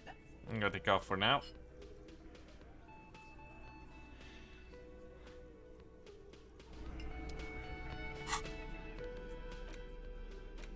Alright, we need to go buy another ammonia, I guess.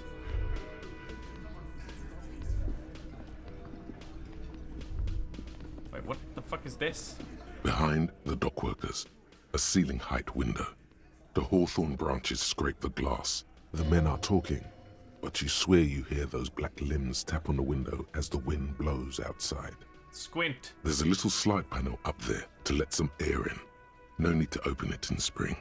It's still too cold outside. I have a ride! Now I must go, yeah. Has the volume gone fecky for anyone else, has it? You're not so sure about that.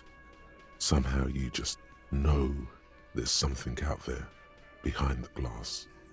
There's something out there. Yeah, your mother. It's not a very good mother joke, but the room still laughs. Something about those mother jokes just works. It's not time yet, okay.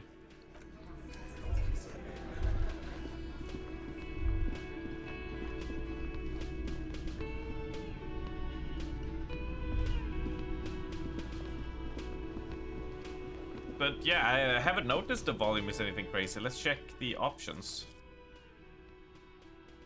Voiceover. I can drag down a bit. There we go.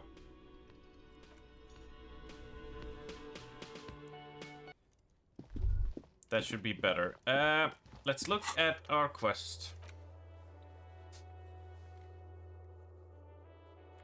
Oh, yeah. I know what we can look at, right? No, we can't. We don't have the perception to actually spot the crime scene here. Shit. Might be your headphones. You seem very loud compared to before break. Huh, that is interesting. I did not... haven't done anything.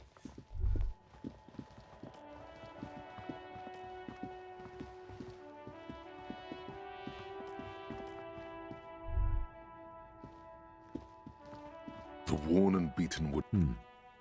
We can... You can revisit the bench if you ever need... Alright.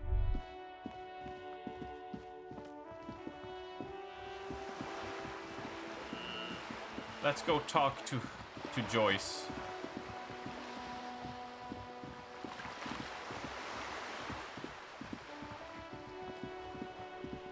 We're running out of options now.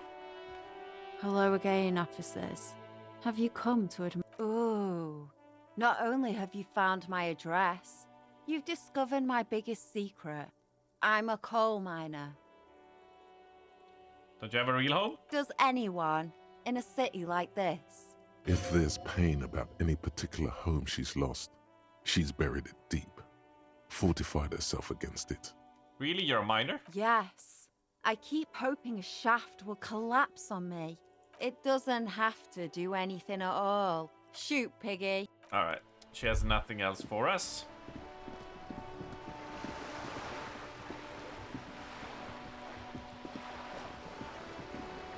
You're back.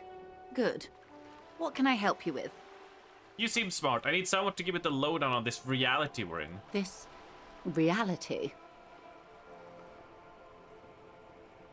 It's related to that medical episode I have trouble remembering, even the most basic terms of reality. Ah, yes. The episode.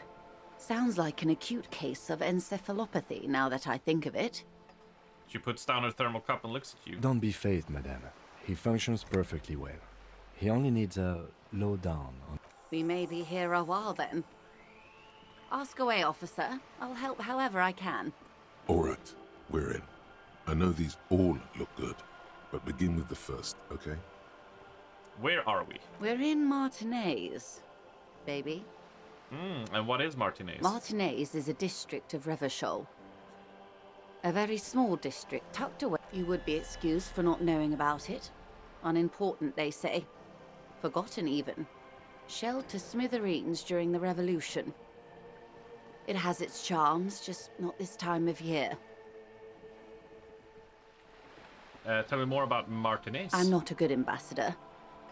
I've only been here once before, as a teenager. Not a lot has changed. There are ruins, a terminal, fishing boats, reeds, boys with boxy shoulders. This place used to be a province, a workers' resort before the city swallowed it and the artillery did its work. The reeds are the real star of the show here now. The further down the coast, the wilder it gets. You mentioned a sea. What sea is this? It's not really a sea, it's the Bay of Revachol. And the bay feeds into the ocean. Are we near the ocean? Yes. We're on an island in an ocean, the world's largest body of water, the Insulindic. Known to the early Revacholians as Les Immensités Bleues, the blue immensities, vast, lukewarm and unknowable, flowing in and out of sight. What's the name of this island? Caillou. Imagine a pebble. A smoothed over pebble amidst a great blue sea, misshapen, cracked. The cracks are the river Esperance. We're in the delta of this river on the 6th branch, the Martinez distributary. It is clear this pebble is of enormous value to her and to humanity at large.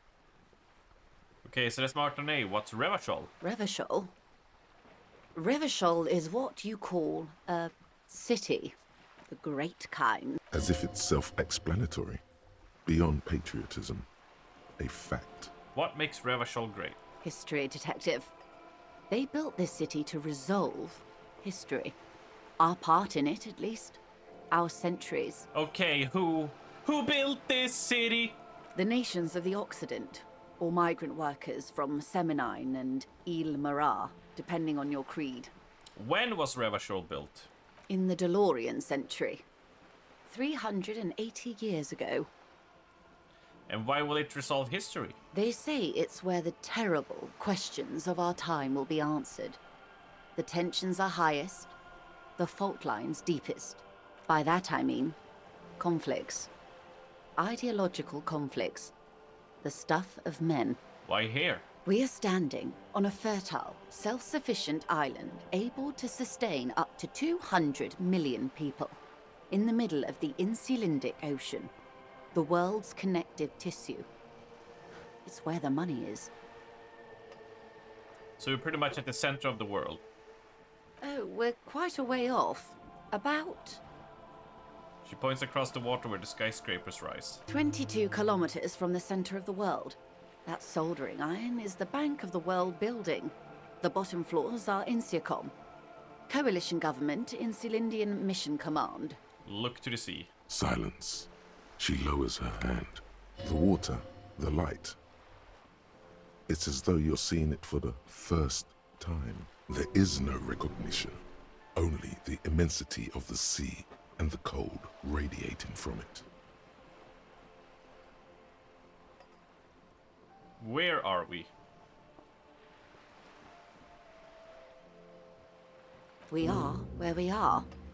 I have no truer answer to give, unfortunately. This is one thought you need to complete. Where are you? Was there something else you wanted to know?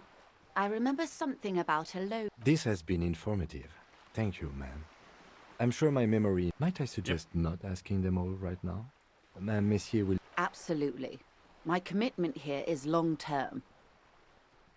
You're right, Lieutenant. I'll continue It's later. better not to eat all your candy. Indeed. I'm always at your service. I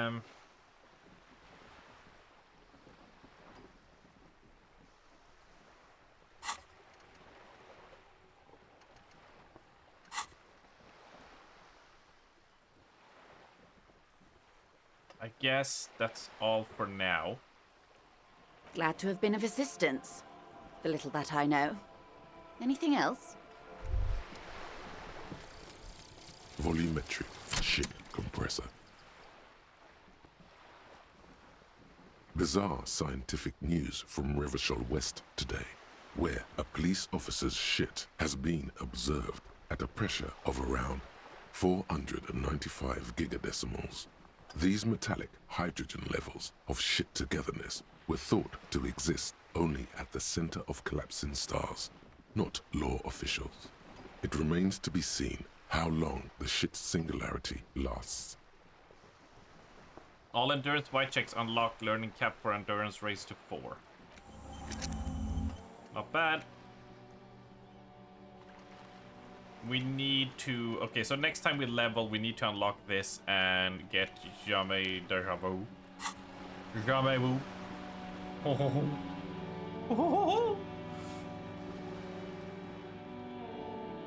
Alright, we have our shit togetherness. Let's see if we can make it happen. Also, do we have any of our gear? Interfacing, physical, half-light. That's 1 airspeed the corpse. So that is something to remember later.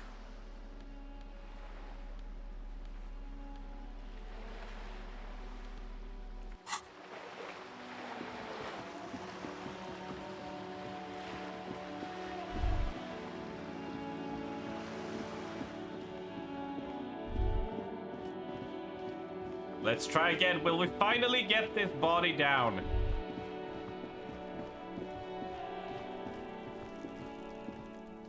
There he still is, looking right through you. 92%. Let's go. The body below. As you breathe in, the odor comes over you. It's a smell of the mind telling you to run, and your stomach to wring itself empty. With your hands at your sides and your eyes squinting, you stand in it. The spell has no effect. You stand eye to eye with it, the odor washing through you. Do they always do that? They do after 7 days, yes. We are deep in decomposition here. Step closer. The man before you is naked, but for a pair of underpants and enamel boots. His skin is greenish, marbled with decaying veins, and blotched by lividity. A fading web of tattoos covers his chest and shoulders. The cargo belt used to fasten him to the branch above appears industrial in strength.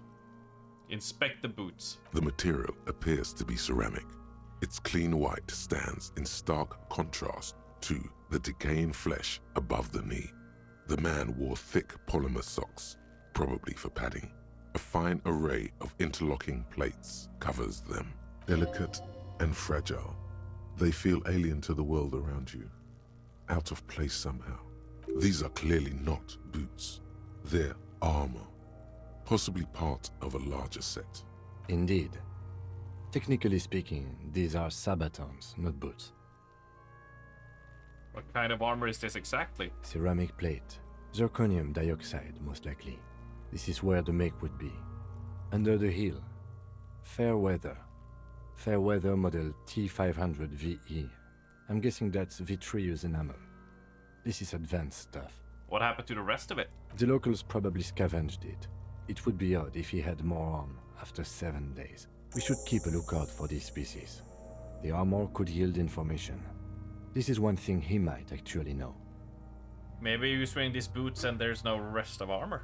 No, I think he had something precious underneath the clothes. They had to remove the jeans and shirts we found to get to it. And this kind of armor is often worn under fabrics. Nice. That makes sense. What if they told him to strip before they hung him to demean him?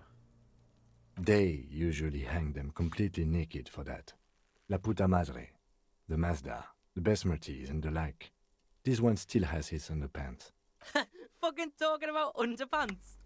The material looks out of place here. It is. It's expensive. The lieutenant draws a line in the condensation on the ceramic with his index finger. We've requested similar material for our tactical units for years now.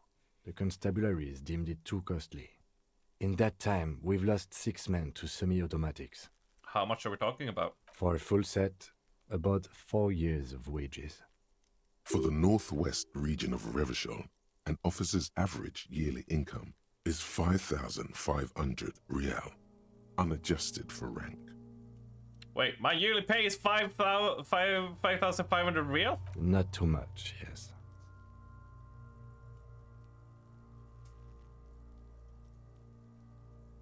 I need to hustle more and hate less. I have no idea what that means. How can this man afford such expensive hardware? He worked for Cronel, like Joyce told us. This is military equipment, provided by a wealthy security contractor, with state ties, way above what we have. Knock on the boot. A small bell-like sound fills the air, like tapping on the side of a porcelain cup. The pry bar in your hand is itching for some action. Sounds fragile. It's anything but. This material is a kinetic redistributor. It spreads kinetic energy horizontally, from plate to plate, dissipating it entirely. See? Faint, organic lines cover the plates where they separate into smaller ones. These plates then divide into smaller plates until there are hundreds of them altogether, like whirls of floorboards. The design looks organic, influenced by highly resistant wood materials, like lignum vitae and ebony perhaps. What does this remind me of? If trees were made of porcelain, this is what their cross-sections would look like. Run your finger over the lines. The smooth, glossy surface fractures into ever more intricate interconnections, peaking on the right sabaton, where you notice the whirls are in the shape of a letter and number combination, E50, 100, 1000. Because there's a serial number on the right sabaton. Good. Can you read it to me? We have a make and a number. That's something. We can use the radio in my kinema when we're done. Either station can chase it for us. Pull the boot off? This feels dangerous. Are you sure?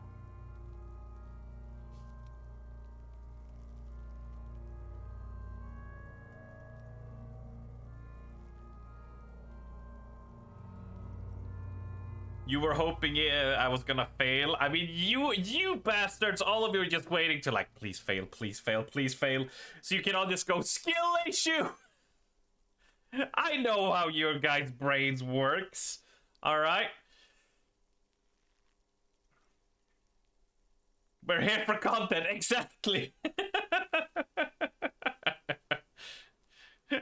And content is me failing. The sabatons dangle. The cadaver slowly twists on the cargo belt, his torso covered in tattoos, and extremities blotched pink and blue.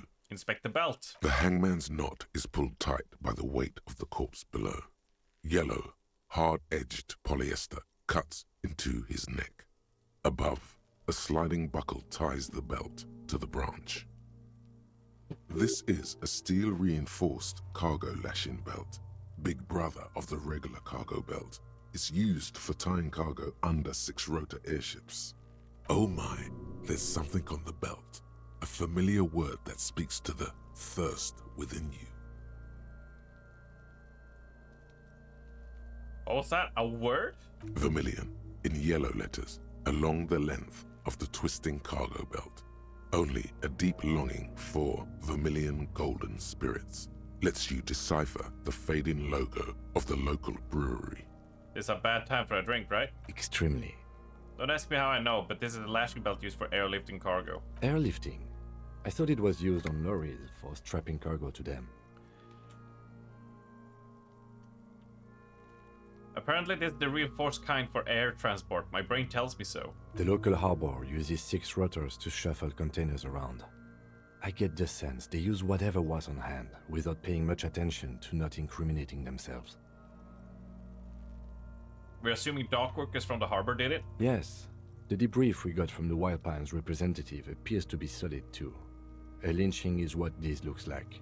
Our internal RCM brief said the same. He looks at you. By the way, when you get a chance, perhaps you should ask me to share the RCM brief with you. I'm pretty sure you've forgotten it. They sure wanted you to stay up there. The rope is reinforced with steel wiring. I was afraid it would be. Thin steel wiring, parallel strands. This makes getting him down more problematic than I had assumed. How did he even get him up there? A noose is one of those things that's easier to use one way around. He points at the buckle tying the belt to the branch above. Did they climb up using the kid's ladder, point to the one at the side of the tree? That ladder can't carry a grown man. I didn't see any splintering either, did you? I think they lassoed the branch, then pulled on the belt to close the buckle. Back off and look at the corpse. The cadaver hangs from the cargo belt, limbs limp and torso covered in tattoos. I'll inspect the tattoos. An intricate web of blue lines stretches across the torso, from the right shoulder to the solar plexus. Each time they intersect, a small white star is formed in their crossing. Hundreds of fading asterisks riddle his skin.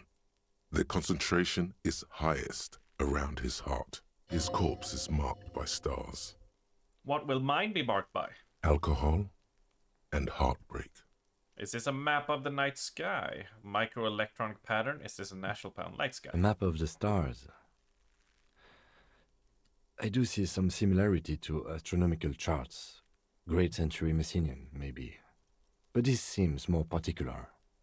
Customized somehow. As if someone left out most of the night sky, filtering it through personal choice.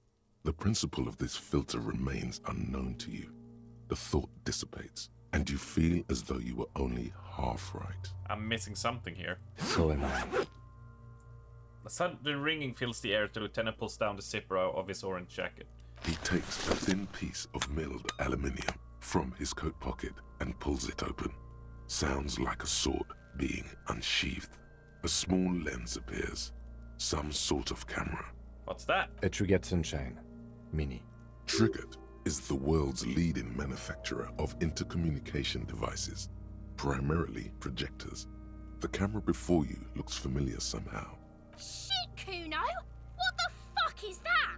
An instant color camera.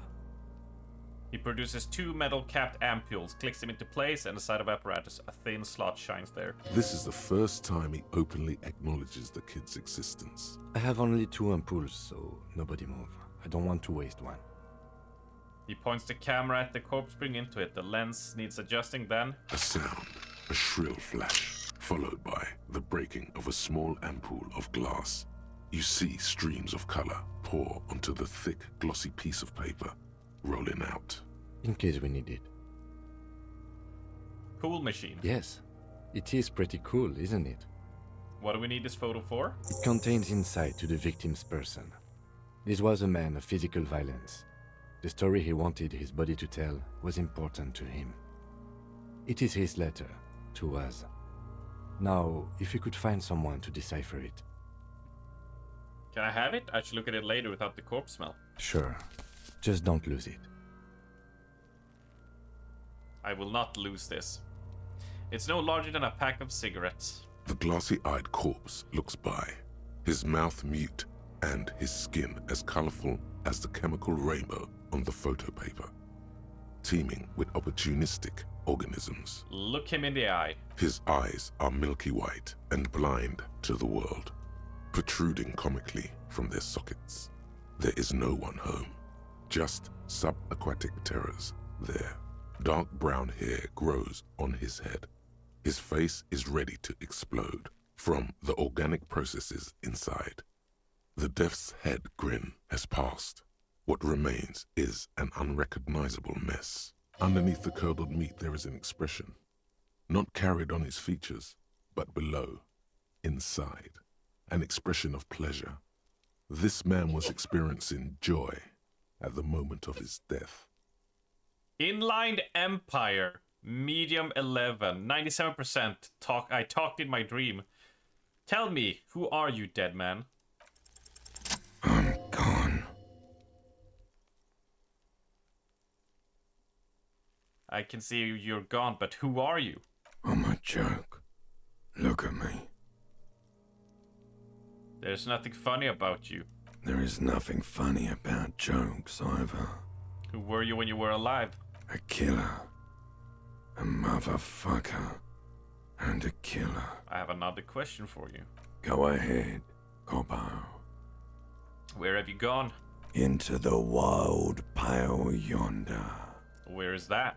In the past. Way out in the west. What is happening? What do you mean? I'm talking to you. It's the power of your... Black frothy liquids start bubbling on his lips. imagination.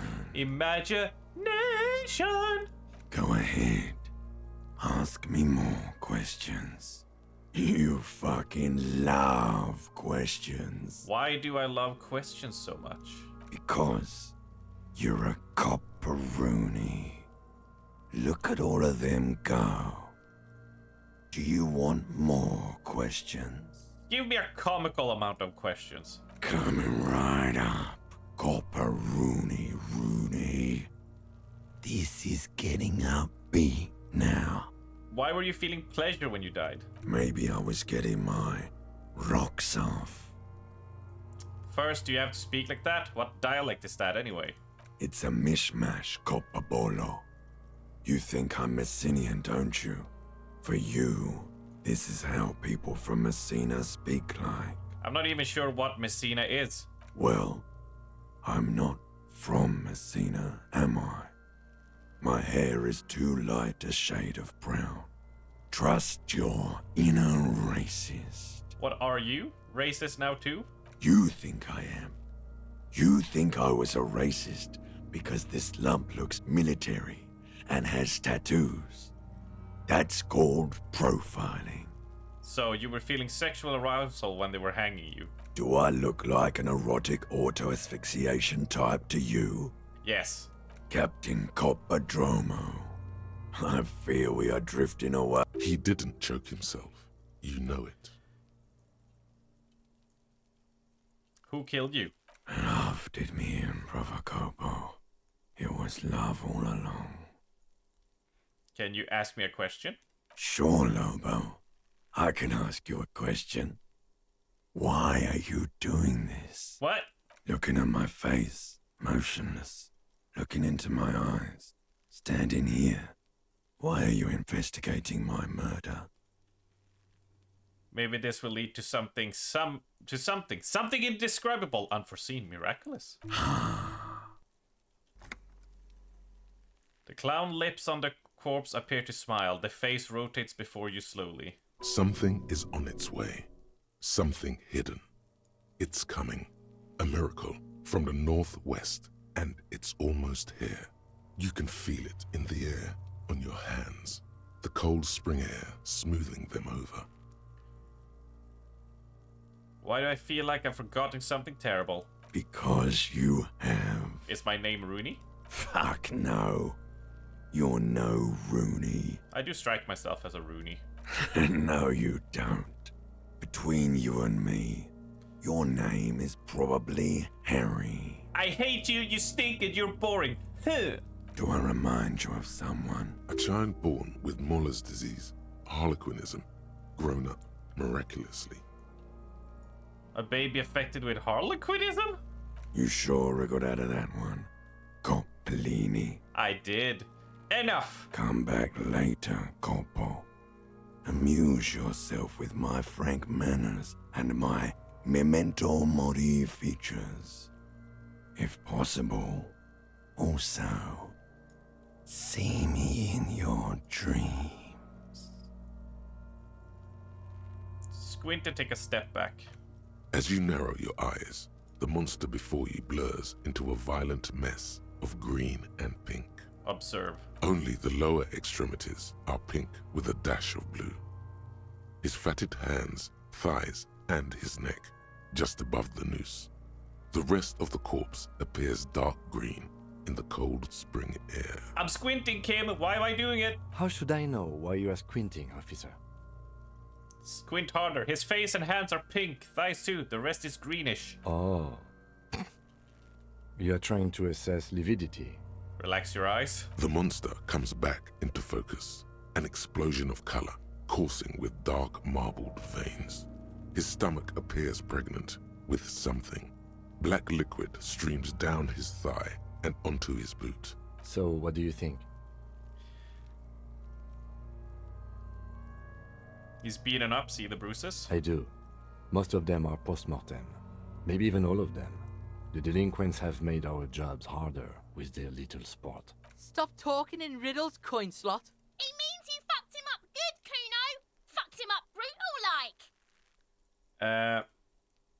Something's coming out of him. A pool of blood and feces has eaten into the frozen mud below the man's feet. Purge liquid is dripping into it, drop by drop. The victim appears to have contained no more than half a kilogram of digestion at the time of death. The fuck he's saying? Talking about shit. We got lucky. Did we? I don't feel lucky. I think he's dead. I agree. There are crow's feet in his eyes. He's laughing silently. His personality is no longer a part of the world. Totally dead.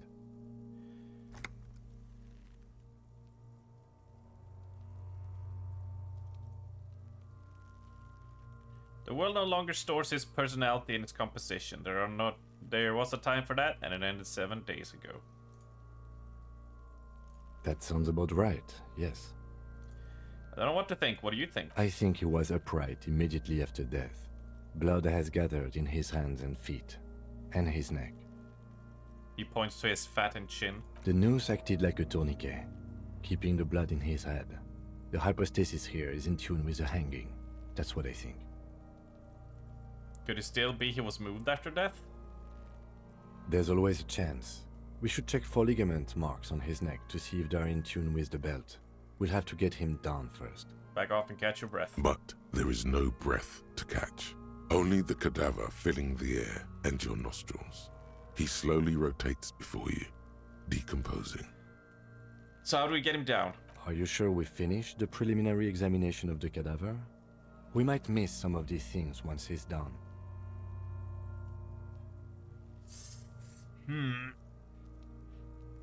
The cadaver slowly twists on the cargo belt, his torso covered in tattoos, and extremities blotched pink and blue.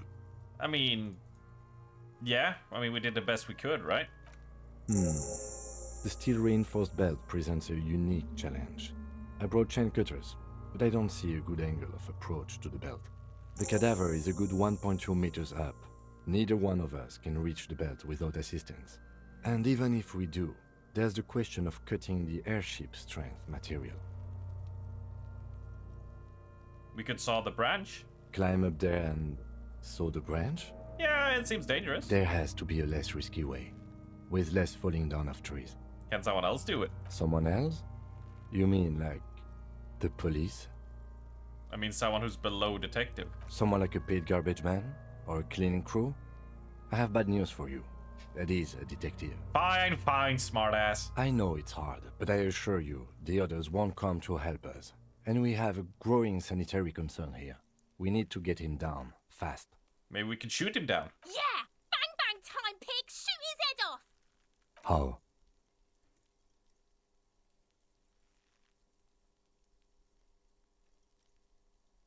Just shoot the belt, right? It absolutely will not, officer. That's not how physics work. It will maybe cut one thread loose. Yeah, now we're talking. Entertain a Kuno with some shit.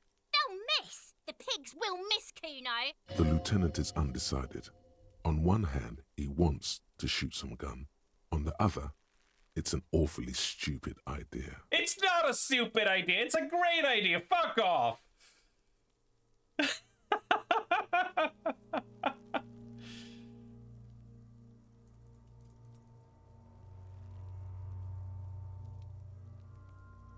Take the shot. What's the worst thing that's gonna happen? I'll blow his head off. Take it! Yeah, take the shot. Kuno wants some. Silence, with his elbow sharp, and produces a lightweight firearm. He drops a paper cartridge in the barrel, separates the scouring stick, and gives the cartridge 5 tucks. That's a Kiel A9090 Armistice, mass-produced muzzleloader, aesthetic frugal, one of the most common firearms in the world. He then steps back and assumes the Phalostes position, taking aim. The corner of his eye twitches. His finger is on the trigger. Easy does it, partner. He's gonna fucking miss! The kid's voice is drowned in a shrill blast that echoes off the walls of the surrounding tenements. A cloud of smoke slowly... God damn it. He feels bad about it. About his eyes mostly. Just having bad eyesight. Probably from a young age. Whatever you do, do not Fucking idiot! Mukabat asshole! Kuno could have hit it easy, but then Kuno's not fucking handicapped, is he? What now? I have to say, it's beginning to look unlikely we can get him down without assistance. Yeah, that's what I was asking for, dumbass. But you were like, no, nobody's gonna help us. Maybe we can ask help from the harbor. I was really hoping we wouldn't. The Union appear to be suspect in this case. It seems like a dangerous route to go down. I would really prefer if there was another way. These people might have an agenda. Yeah, wait, let's reconsider then. But what other options? The corpse twists on the belt, like chicken on a skewer. I can try to shoot him down myself. It's bad as it is, us shooting firearms like punks here. Go ahead, I'm not stopping you. I'm gonna need your Just gun for don't this. They only have Oops. This is the sorriest pair of pigs. Officer, why do we only have one gun?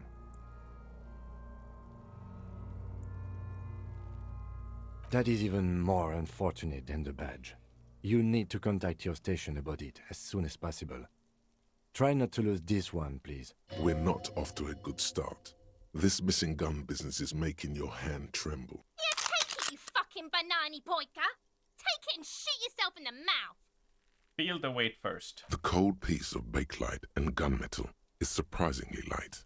Your fingers fit right through the guard, instinctively resting on the trigger. The fuck are you waiting for, Kuno? Tell him to shoot himself in the mouth!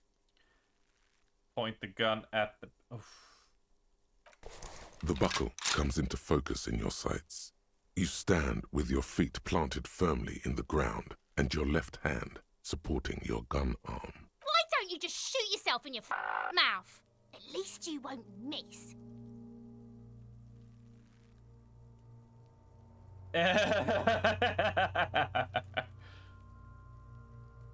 Close your left eye first. Your field of view narrows.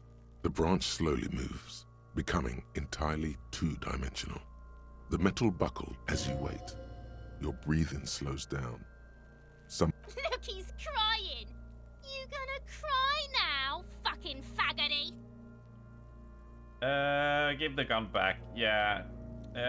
Hand-eye coordination. Let's see if we can buff that up before we try. I agree. Enough gunslinging for today. But what about the body? We need to access the harbor and ask the leader of the Union to have it taken down. They have the tools, and they have men. Why didn't we just begin with that? I did not want us to be indebted to Evrard Clare. I wanted us to be able to deal with it ourselves. You need to suck my dick! Why the fuck am I still alive?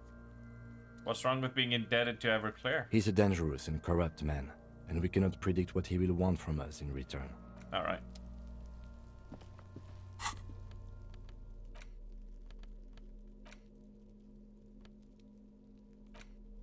An intricate web of blue lines stretches across the torso of the hanged man. It still kind of looks like a map of the stars in the night sky, but something's not right. What's the meaning of this tattoo? For you to discover. You've gotten as far as you will without assistance. Someone close to the victim might know. Someone who knows about history could tell you. Who are you? Gone. That is fair. Right, so we can unlock this now. And we can internalize.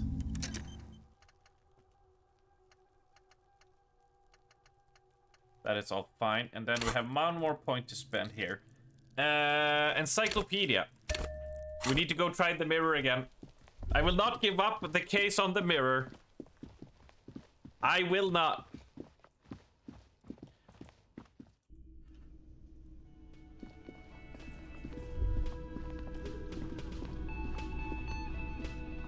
Good news, you'll be able to be in Grossberg on Thursday. You managed to escape a day at the office to be there for the night pre-party. Holy shit! It's very exciting. We're a lot of people on Thursday now. Like, we are so many people. It's gonna be crazy.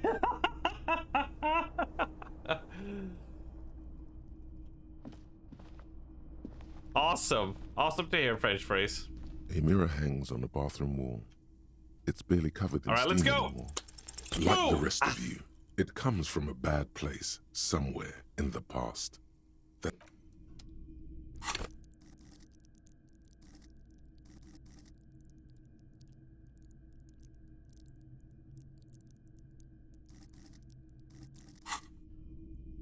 Fully my fault. You wasn't today because you hadn't marked vacations as yet, but you did. But you did know I was alongside your boss. Well, it's all good. I'm happy. Hold on. Fuck, I don't have anything.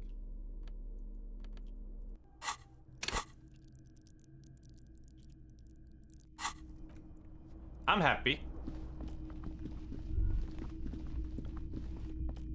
the door is closed. This door can only be as you hold the metal. You sense the warmth. Right.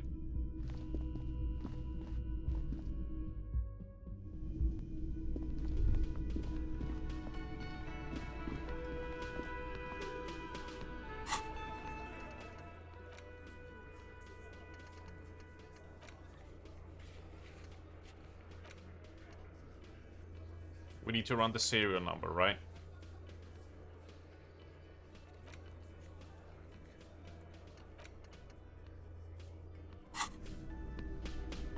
Yes? What do you want to know?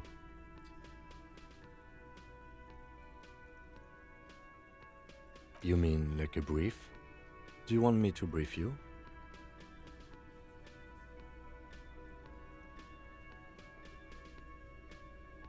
Three days ago, the RCM Emergencies Desk received a report about a security guard who was found hanged in Martinez. An anonymous caller said there was a dead body behind the Whirling in Rags hostel cafeteria. The cadaver had been there for 4 days. No one had come to investigate. During that time, the victim had been stripped of his belongings.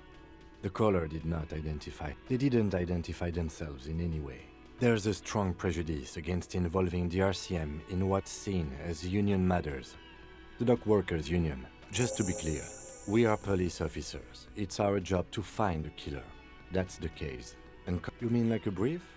Do you want me to 3 days ago? During that time, the victim had... They didn't die. There's a strong prejudice against involving... That's right. Would you say this is a mysterious case, right? No, it's not a particularly mysterious case. The deceased is a security guard for a corporation involved in a labor dispute. It doesn't take a DeLorean polymath to put the pieces together. I'm relieved that you agree. He is glad and surprised to see an officer who can appreciate the less than spectacular. Is there anything else? Do you know the feeling when you've begun filling in a crossword, but some of your answers don't quite seem to fit? That's the feeling I have right now, for some reason. I know exactly what you mean. It will turn into quite the puzzle yet, I'm afraid. I'm afraid you and I are pawns in a... His disdain is clear. This man would not... You don't know? I assumed you were in on it. You know what I'm on, a retrograde amnesia. Better still than an imbecilic cop-off. Cop-off? It's just stupidity. What kind of stupidity? The cop kind. Our precincts can't decide if Martinez is part of Jamrock or the Industrial Harbor. Yours or mine, as if we somehow own parts of the city. Typical street gang mentality. So we've let the Union make a mockery of law enforcement here. And now it's come to its natural conclusion. Well, sort of. It's less a matter of who gets to police Martinez than who has to. It's an orphan district, in other words. I think the dispatch desk just told both our stations about the hanging. There was quite the brouhaha at the 57th, I can tell you that. Time to settle it, they said. Cop off. But I assure you, I am not their finest or toughest with 102 cases solved. What I am is least interested in a pissing competition. Alright. What's special about Martinez? Martinez? Nothing. It's just a puddle at the end of some drain pipe. No one cares about this place. They care about sports. Most of our colleagues don't even know how to get here. North of the interchange doesn't exist. What it says about me, that I was sent by my station.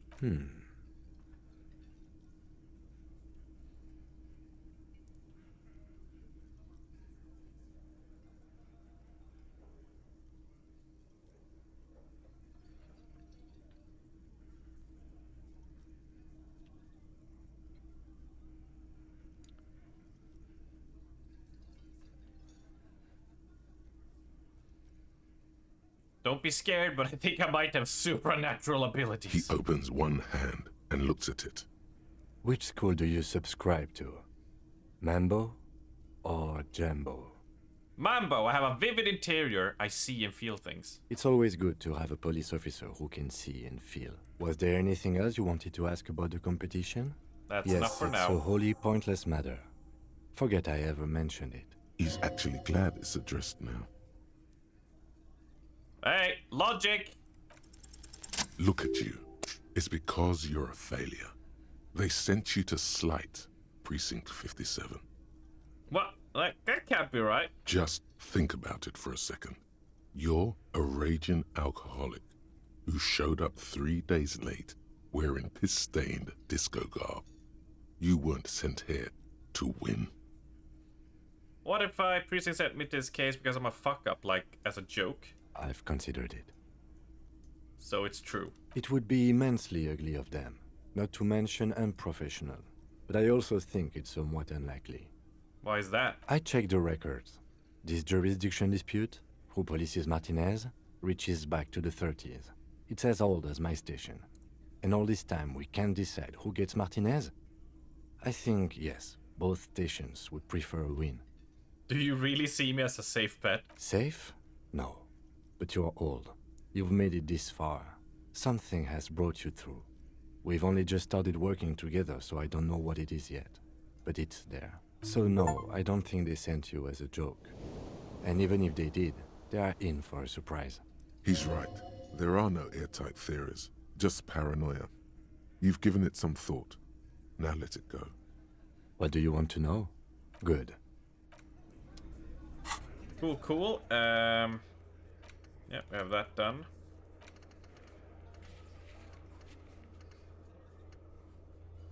Yeah, we're on Tuesday. That's after that. Find money, rent, pay card. Yeah. Sing, carry. Oh, we need to get a hold of a song tape.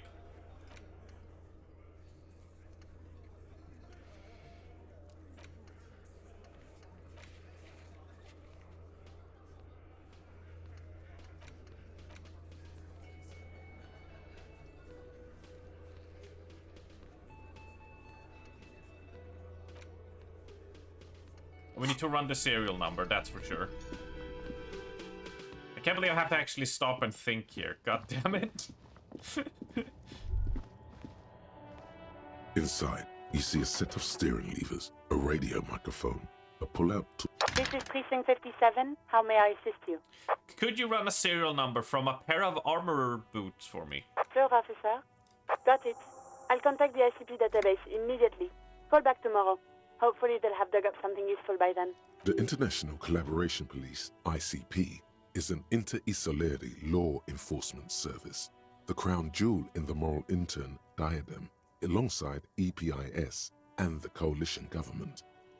Have you heard back from the ICP about serial number? No, and I doubt they'll get back to me before 57. In the cabin, you see, as you tap on the gate. No, that's enough fun with the foldable headlights. I know they are mesmerizing. Fine.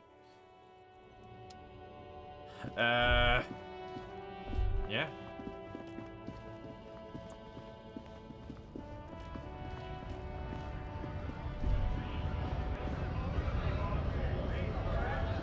Right to work! Right to work! I think Shame on you! I think you may be able to help me decipher some tattoos. Don't think so.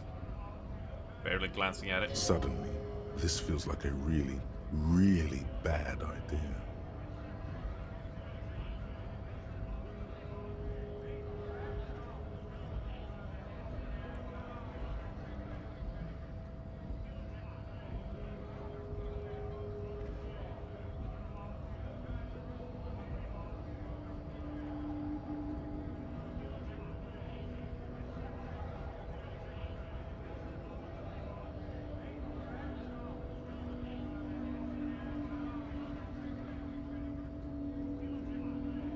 It was on your Colonel. Wordless, he takes the photo and looks at it.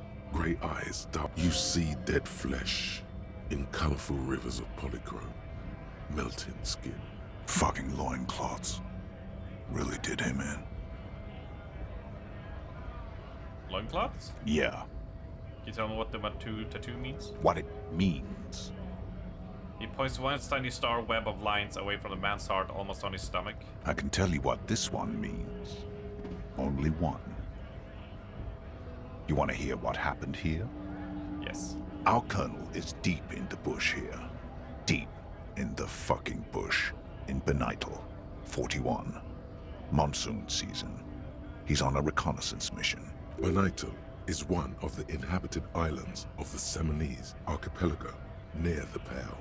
Covered in jungle, it was anchor point for the Seminese nationalists in the proxy war held on the islanders' territory.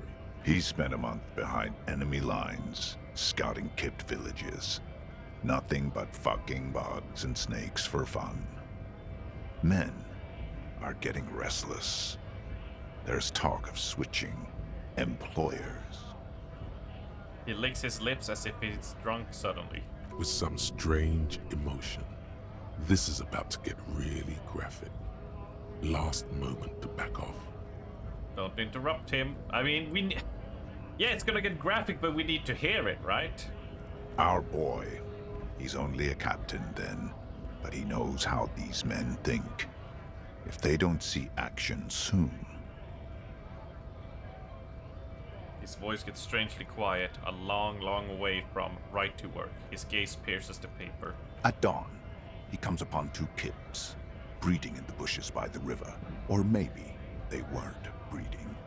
Maybe they were just making eyes at each other. I like to think they were breeding. We shot the boy. He was useless, but the girl, she was nice. A little fat, you know, but not too old. It feels like he's trying to intimidate us, to make us back off. That's what it feels like right now. You know?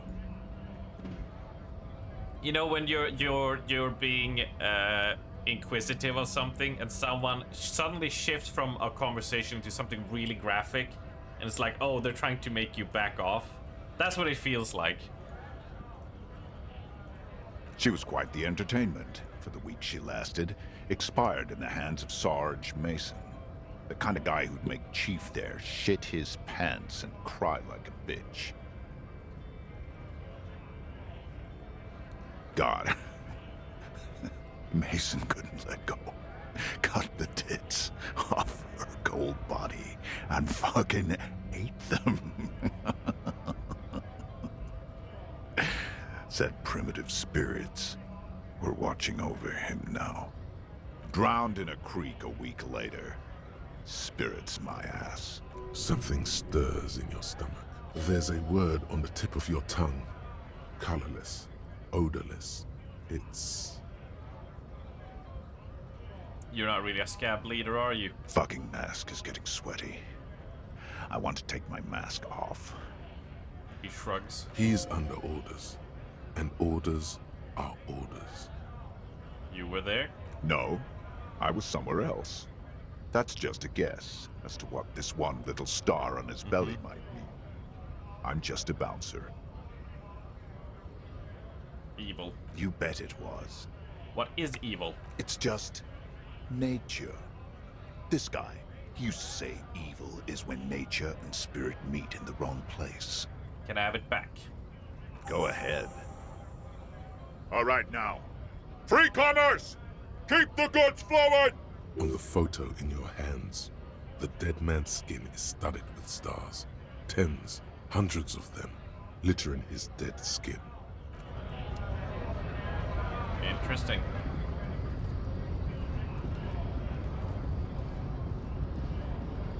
Hola, Wandering Man. How can I help you? Give me money. Sure thing, my friend. I can help you out. Hand-eye coordination. The coin narrowly slips by. Oh, I'm sorry. Didn't mean to throw it like that. It's a thing we harbor. Was not meant as provocation or... The boyardero stares at you with respect, then gestures towards the trickles of blood adorning your clothes. Appreciate it. Right, always glad to help out the RCM. We're on the same branch, you and I. Right. Who else can we check about the about the tattoos, though?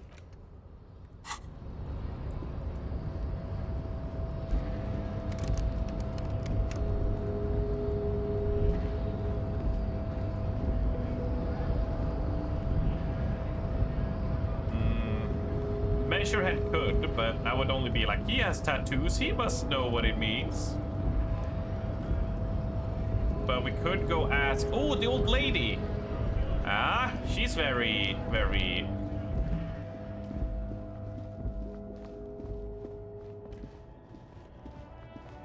might have a chance.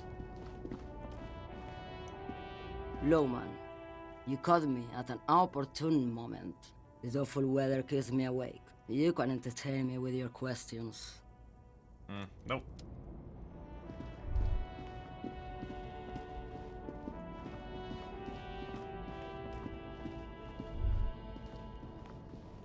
What about you? Stuck in the rain in a traffic jam, man. Yeah. I doubt our peddler here will have anything. Everything's still cool here, officer.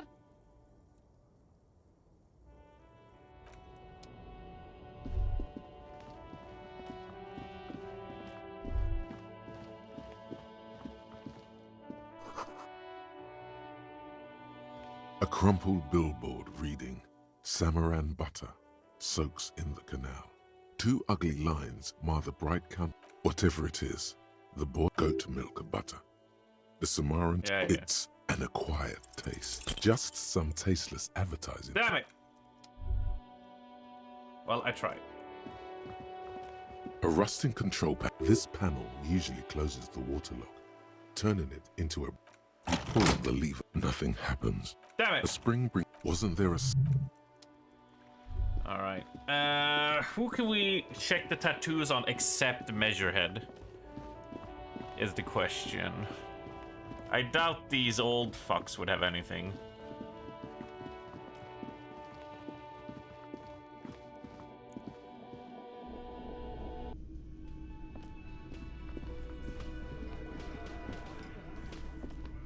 I've got nothing to say to you. Why are you wasting your time?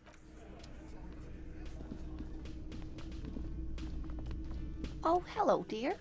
There you are again. Oh, maybe you are Mystery Silent Man. The man ponders his... Nope. I mean, well, let's try and interrogate Looks him. like the circus left town, but the clowns are still here. I'm shocked that he's not happy to see us. Incriminating. Now that's a big boy word. Container belt, like we use in the harbor? Yeah, why? Because we took it from the harbor where we work. Then we went out back and used it to hang. We did this together, all of us, until he was dead. That's why there's a container belt around his neck. I love that I don't have enough panache to actually crack that he's being facetious. That's it, the game's over, we got the perpetrator. No, you don't. What you have is 7 honest men who thought it forthcoming to tell you what happened, so that you don't waste any more of your time. They're playing to their considerable strength in numbers. Don't talk about arresting them. You'll only bring attention to your inability to do so. You murdered him just like that? No remorse? How many people have you sent to the Shays? Ever felt remorse for them? Chaise électrique is the method of capital punishment in Revachol under the Coalition. During the suzerain's reign, it used to be the firing squad. Or send them to Reunion to rot. For 20 years. For life.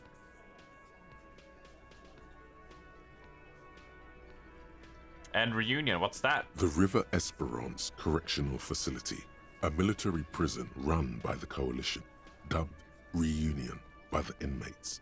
The origin of the name is unknown.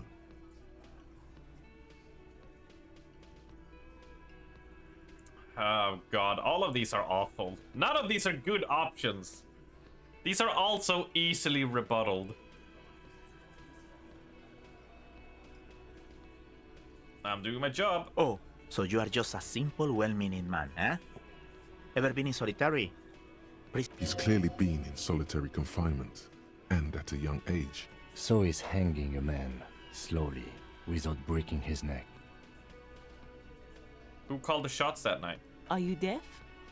There will be no singling anyone out. You can't arrest A. Do you think you could do that?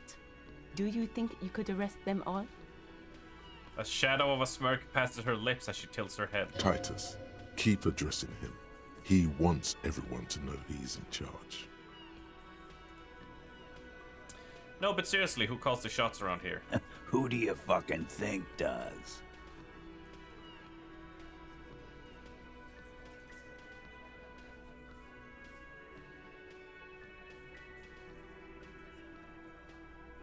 I want to point at Fat Angus just to piss them off.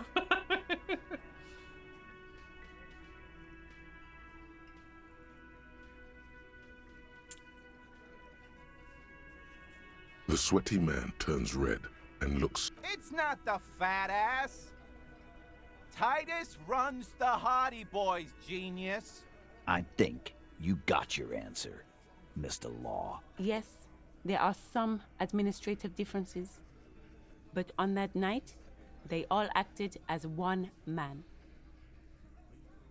When did this hanging incident occur? You don't have to keep answering his questions. I know, Lizzie. Relax. We killed him last Sunday night. Seemed like a good way to end the week. How long had you known the victim? Known him? We don't associate with scum like that. Yeah! Who do you think we are? Quiet. He came around about 3 weeks ago when that Pines cow first sailed into town. By the Pines cow, you mean Joyce Messier? The representative for White Pines? The same company you're striking against? No. I mean the Pines cow. The stupid-ass cow they sent in to fuck us over. But you know what? He rubs his shin pretending to mull it over. This is where he tries to sow discord between you two. Because he knows the company is responsible for bringing the mercenaries into town. Why don't you ask her about the pretty boy? I'm sure she has interesting things to say when you ask her hard enough. That's enough insinuation for today, Titus. Officer, your interview is drawing to an end. Don't waste your last questions. Why did you kill him? Why? 'Cause he was worthless mercenary scum. And he stepped out alive in my town. So he was a mercenary, that's it. And he stepped out of line. He repeats, jaw clamped shut like a vice. What kind of mercenary? The kind that shows up when you start a strike. The experienced kind, too. Had Cohoy and Semenine written all over him. Ex-Oranese Special Forces. A live grenade. Right here in our bar. This one has a special gripe with him coming here. I can't prove it, but I know he was sent by the Wild Pines. They hire merc shit like that. Story of every strike from here to Samara.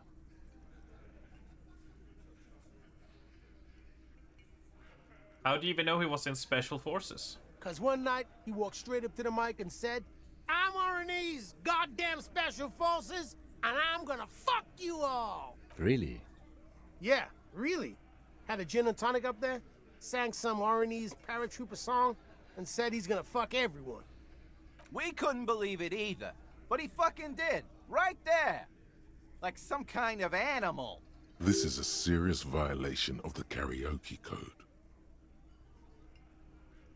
Right, but besides the crimes against karaoke, what did he actually do wrong? Wrong? He harassed women, raped one, harassed workers, threatened to kill some as a warning. He wipes spittle from his mouth. There's a slight unease in him suddenly. He regrets mentioning the rape. To kill us all, if we don't open the gates, if we don't let the scabs in, if we don't bend over. And that was before he started coming here. Yeah, he said it was his favorite joint now. Started coming here every night. Drinking, grabbing girls. Grabbed one of ours mid-karaoke, right there on the stage. He grabbed someone? The lieutenant is trying to make sense of the flood of information. Yeah. This girl's on the mic. A beautiful girl. Young. Gets into the second verse of Lover Lake. The fucker grabs her legs, starts screaming. Show me your cunt! Why don't you show me your cunt? Then, he gets knocked on the head with a wine bottle. Doesn't even fall down. Was this the same girl who was sexually raped, you said? Aren't you fucking listening? My man is talking to you. He took care of it. They got the girl out before anything else could happen. Yeah, me and Eugene got her out. Aren't you fucking listening? Right, but who did he rape then? This is a very serious allegation. No. You're not getting the name. That's a Martinez matter. And I'm not discussing it with you clowns. Despite the stonewalling, you can slip one more question in. I'm gonna ask for one this time. Who did the dead man rape? Titus, do not answer. You have been forthcoming enough. Fuck off, Carl. She's gone through enough without you harassing her too.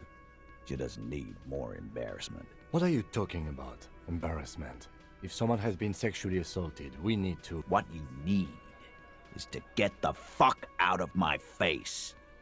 I've had enough of explaining myself to you fucks. He's dead. It's done. As you can see, these men can only take so much baseless scrutiny. I'm doing my best to keep the situation civil, but... It's true. She was the only thing holding him back. How did you kill him? We hanged him up by his neck until he got real. Didn't they teach you anything at the cop school, idiot? You're pretty sure you've had at least 2 years of cop school and many more of active service. This is where an autopsy would come in handy. You have to work with what you know. We need more. Did you muffle him? I mean, we haven't had reports of screams. Titus, you don't have to clarify. We overpowered him, dragged his unconscious body to the tree, put a noose around his neck, and hanged him till he was dead and steady. Then we left him for seagulls, maggots, and you fucks. Make them a bit more uncomfortable first, then see if it all adds up. Yeah, composure's gonna be fucked. Wasn't he trained killer from Orani Special Forces? If yes, then how did you manage to overpower him? With numbers, asshole. How do you think? You're right, Lizzie. I've done enough explaining here. Where did this overpowering happen? Weren't you fucking listening? The fucker came to our bar. Titus lets the others clear out the details, so he doesn't get his hands muddy with explaining too much. 28 though.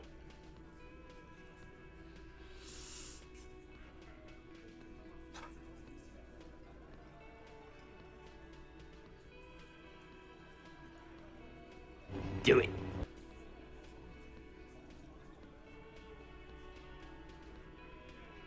I'm just wondering if I could get back to... The thing is, it's concluding, so... Ah, shit.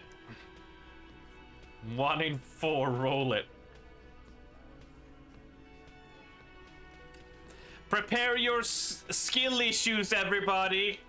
I want to see a wall of skill issues! Actually, they're admirably, surprisingly composed. The entire room. Given how many questions you've lobbed their way.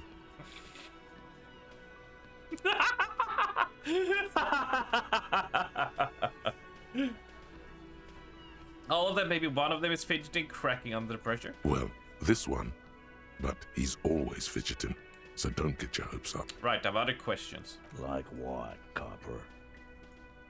They did warn me about not trying to arrest you, so what are we going to do now? Conclude the questioning. Nothing. Your investigation here is done. Leave Martinez, go back to your stations where you belong. I think we're going to stick around, thanks. Some things don't add up here, Titus. I've done this job for long enough to know that people don't just confess to first-degree murder, even if it is a group responsibility. Good luck with that. You've heard everything a rent-a-cop is gonna hear from us. Real law officials. You're lucky you didn't get a beating. Rent-a-cop?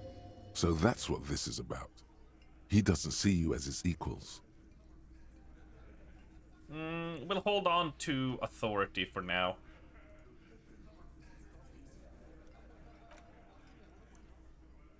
We'll hold on to that one for now.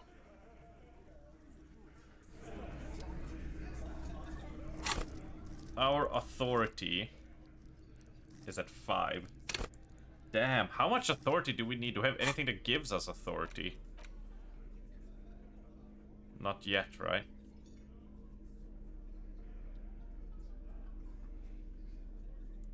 Minus authority on the glasses.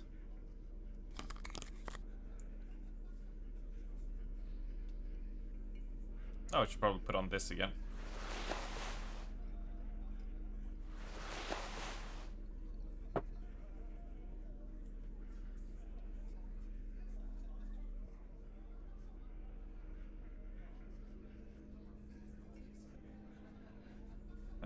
Let's take to physical there. There we go. Right, we got some progress there.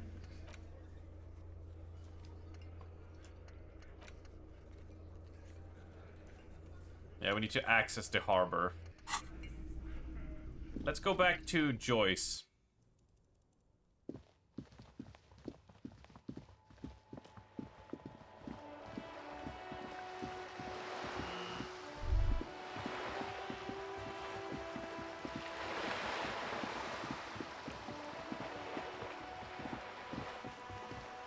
And see if there's anything we can decipher from it. We could talk to her. She might know about tattoos. You're back. Good. What can I help you with? Not an umbrella, I hope. I don't need one myself, you see. I could use a coat like that. The rain's freezing. Sadly, I need this one myself. It's hydrophobic, repels water, almost magically. The company makes them for offshore platform personnel. Very sturdy. Jealous? What I can do for you is answer some questions. Nothing like talking to pass a rainy day. I have a photo of the victim's tattoos. Show it to her. She reaches for the photo, takes it, then holds it in her hand for about half a minute in silence. It was taken with a trigette not long ago. This is the man's upper body. There were no more markings on his hands or legs. Stay quiet. Observe the woman's expression. Her mouth is relaxed.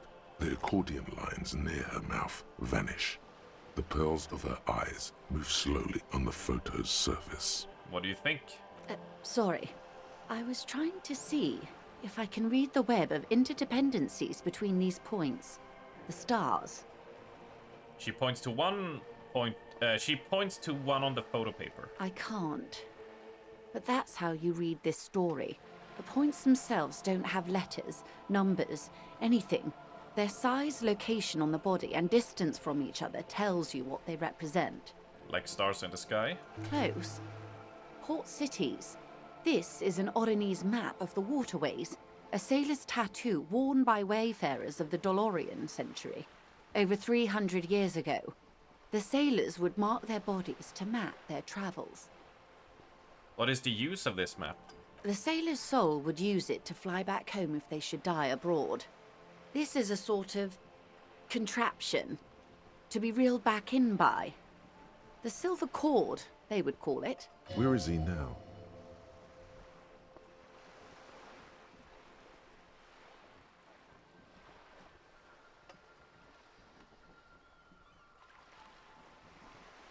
I've spoken to him! For now, the soul is fast inside his corpse. That is precisely what the sailors feared when they drew these maps. A fear of drowning within one's own corpse. What travels did a dead man make? Quite a few. Vredefort, the Oronese capital, traditionally stands on the right shoulder. He started somewhere near here, I think. What next? Then he made his way to the Preto Grande, through what I think must be the Stutz Canal, an artificial channel through the Occident. From the Preto, he sailed to the Insulindic Ocean, first the Semines Islands, then this. What is that? Revachol. Those are the two constants. Vredefort on the shoulder, and Revachol in the heart. They started the tradition of these maps right after the discovery of Insulinde, at the dawn of the Interinsulary Age. You said you can't read it.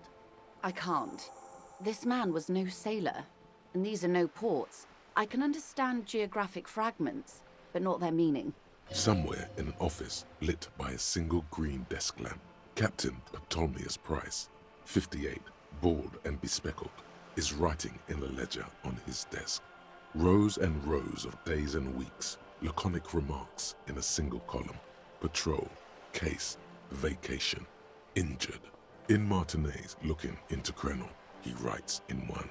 Then the man puts down his pen and rubs his temples with both hands. Outside, there is a siren. Distant gunshots on the streets of the Jamrock Quarter. This man is no brother of mine, but this is his service history. That makes sense to me. We have no more use for a map of the waterways, just like we don't need sailors the way we used to. This is what the custom would morph into on the Occident. Mercenary tattoos. That's all for the tattoos. Thank you for your help. Is there anything else I can help you with? More question about More reality. lessons in basic reality? My favorite part of the day. Go ahead, ask me anything. What is this acute encephalopathy? It's a neurological disorder caused by a lack of vitamin B in the brain. Symptoms include a retrograde amnesia. It's quite serious. She conveys it in short, cold bursts, trying not to invest too deeply in the condition of this doomed detective, in case he goes down later, souring the entire portfolio. What causes encephalopathy?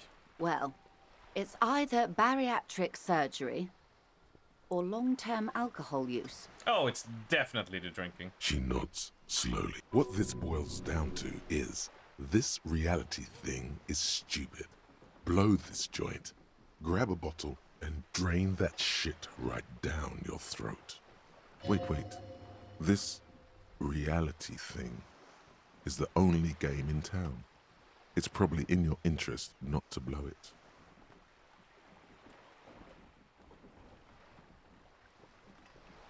Wipe that urge from your mind and get back to reality. She stares at you, head tilted to the side, with a slightly concerned look on her face. What times are these? These are unimportant times, Detective. You and I were born after the dust had settled. 1,000th of a second too late.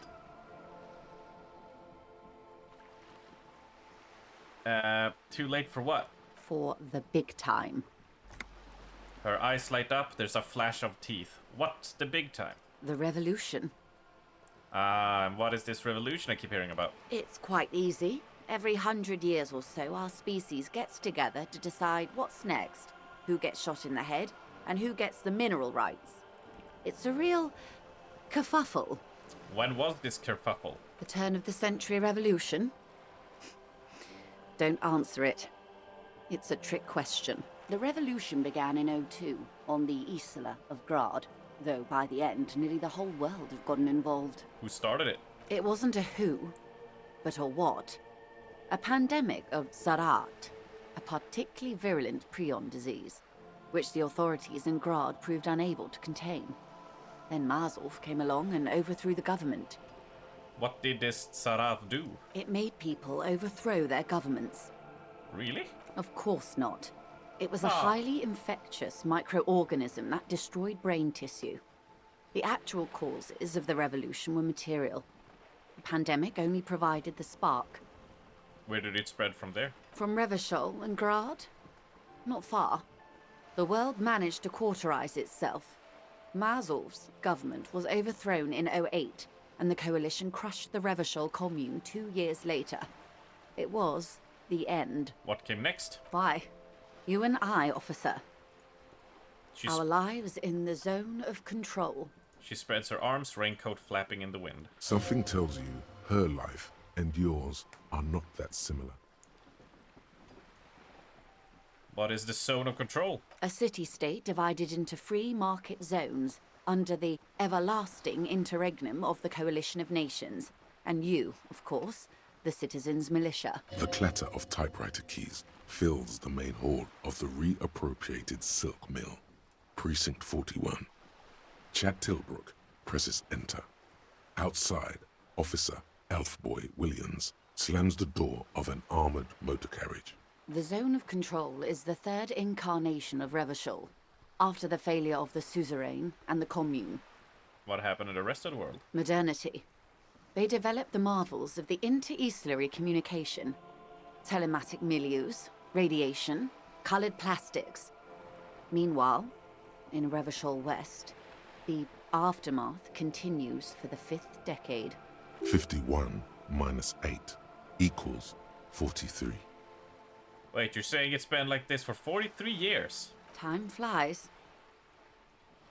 What have we been doing all this time? The 20s saw a decade of urban war, west of the river leveled, offshore platforms in flames. Still, it's regarded as an improvement on what came before. 08 to 19 was simply hell. And after that? The 30s? Things settled down in the 30s. Revachol East transformed itself into the world's largest tax haven, with the international community's blessing. For the first time in a long time, it seemed like things were going somewhere. Were they? No. It was a market mirage fueled by cocaine and quantitative easing. The 40s dispelled it like a cold splash, an Isla-wide hangover, you might say. And here we are. She courtesies. Welcome to reality, baby. From the looks of it, the 50s haven't been much better for the zone of control. You can see it in her eyes. Days slipping away. You don't seem to be thrilled. I've no right to be dissatisfied. This shirt is Barbara Muscova, this raincoat is impervious to rain and is guaranteed for 100 years. My daughters will wear it. Yeah, let's no, it's just... Ooh, yeah! AK for 9 months, my dude. Thank you so much. How's it hanging, buddy? As I question reality and existence in this game. We could have had so much more. Every one of us. If only we played it right. Right, I need to ask all of these things, because if it gives 70 XP, that is very worth. You're going to London tomorrow. Ooh, how exciting. Those would be the communists. Generally speaking, 40 million people got shot in the head during the World Revolution. But the communists, they all got shot in the head. What are you doing in London? She's not gloating. It's a relieved celebration. Oh, and the anarchists too. They shot them well. So well, one forgets they even existed. Did the communists and the anarchists shoot back? Did they ever? Before they got shot themselves, they shot 2 million people. Truly a kerfuffle. Yeah, it was a kerfuffle, all right. The lieutenant mumbles from behind his notes. Yes, the Insulindian deluge, they call it. Anyone else get shot in the head on the opposing side? Oh, lots of people. Even the king got shot in the head, or thrown beneath a horse, or drowned. Accounts differ. It was unceremonious. Just as well, he wasn't actually the king. Just the king's nephew. The missus has a tickets for a concert. Ooh, what are you going to see? The real king abdicated and lived out a long and productive life as a venture capitalist in Grad.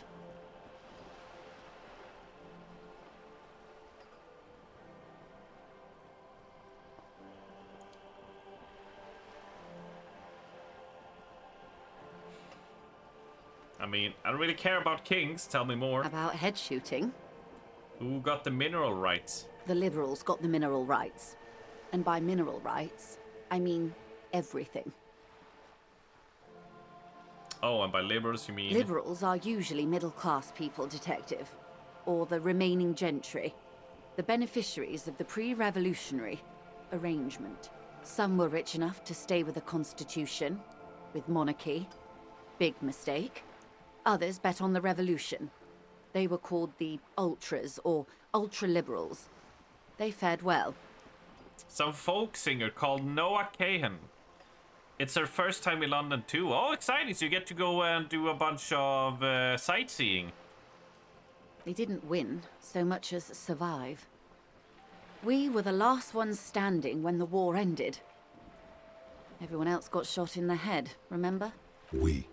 She's one of them. Of course.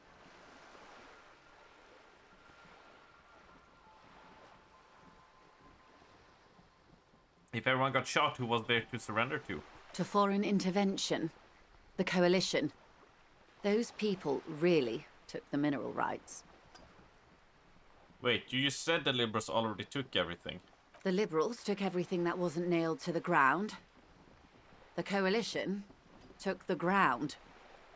The ocean, the laws, and the people. Hopefully to catch the changing of the guard. Oh, yeah. The Coalition of Nations. Grad, Mesk, Vesper, Messina, Oranje, and Sur-la-Clay. The armed center of the world. They landed here and ended the revolution. It was the moralist thing to do. There is bitterness in her voice, tempered with understanding. She is critical, but ultimately understands the cause. Moralist? The moralists believe in keeping everything exactly the way it is. They believe in mineral rights, and not shooting people in the head. At least not in the same manner and volume as the others do. They are the long-standing provisional rulers of Revachol now, the coalition government. This is their zone of control. They embolden the RCM with crumbs of the same law they took.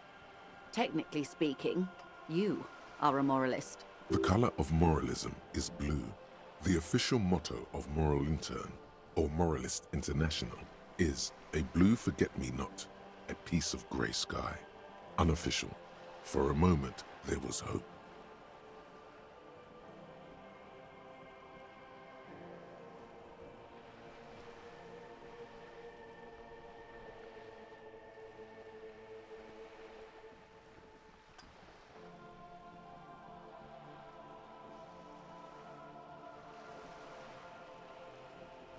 If always picking the option that doesn't commit to anything, then hell yes, I am, and also not. God, this one makes me laugh. I want to take this one. I'm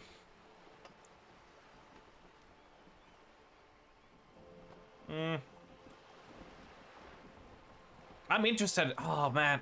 See, this one makes me laugh, but this one is interesting what the conversation will be. God. Ooh, shit, let's go. Of course. Not easy to be moderate about head shooting in your line of work. What would you have done differently? Good question. What would you have done differently? Oh, don't be a cockhold and answer my question with another question. No, her first.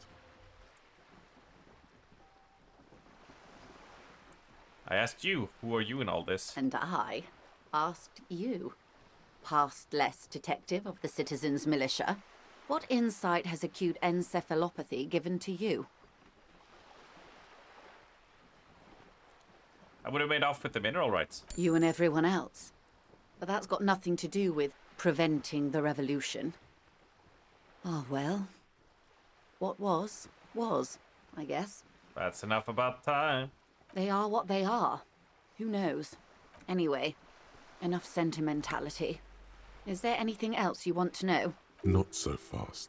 Who is she in all this? Ask her who she is. She owes you an answer. I want to know what you are. She hums. She won't maneuver her way out of this one.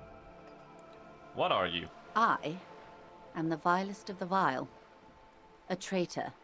A devourer of nations and infants. I am an ultra. Dios mío! Draw a cross. A liberal! Dios mío!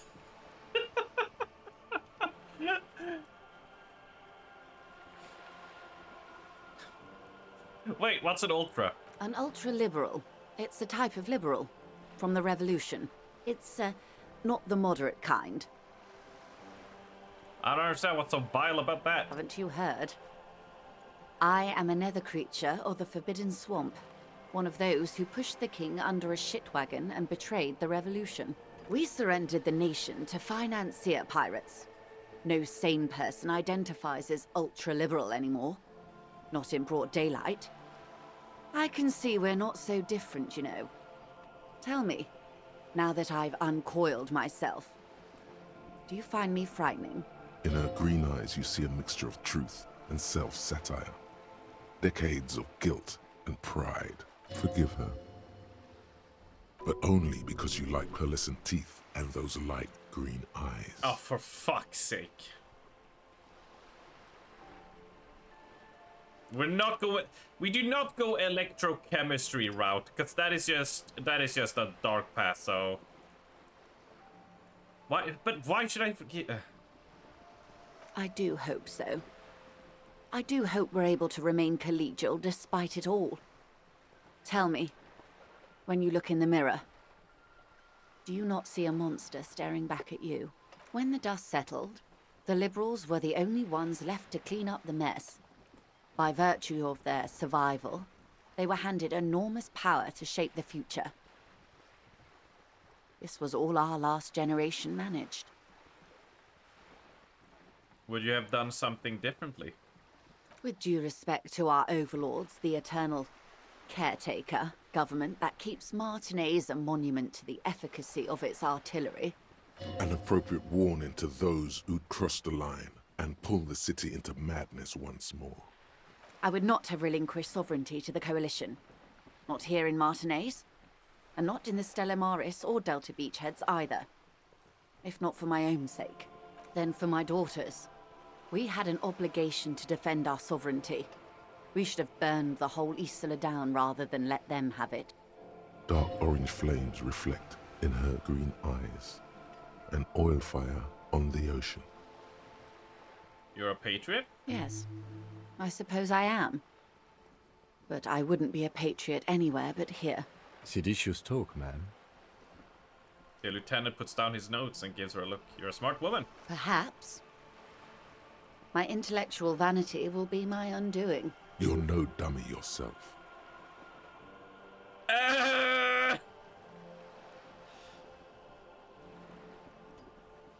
So am I. A smart boy getting smarter. One basic term of reality at a time. You have daughters? Yes. Whatever else I am, I'm also a mother. And a wife. Now, shall we return to reality? What is this? Spread your hands. A bird? A Svenicid? A flightless bird of the polar regions?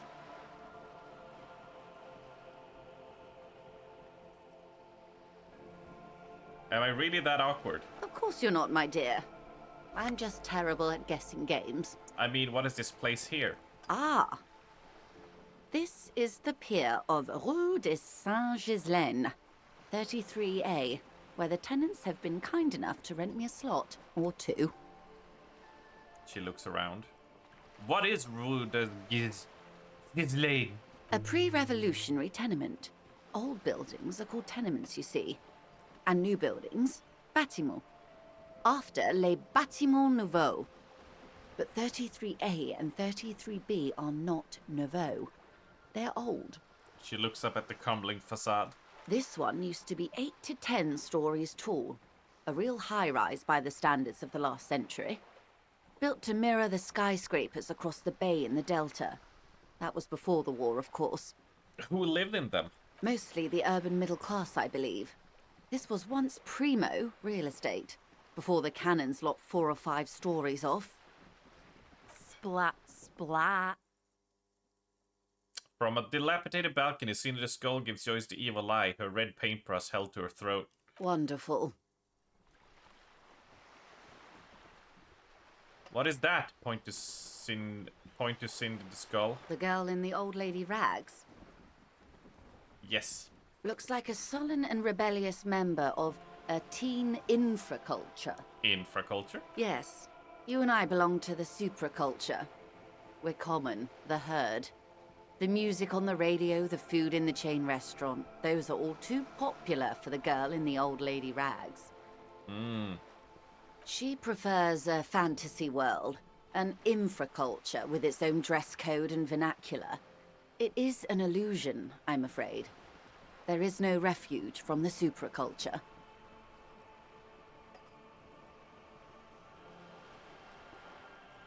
Okay, our number one option is, okay, now explain the same thing but to a child. Or 2, I understand everything. Make it more complicated somehow. Make it more complicated. I can't.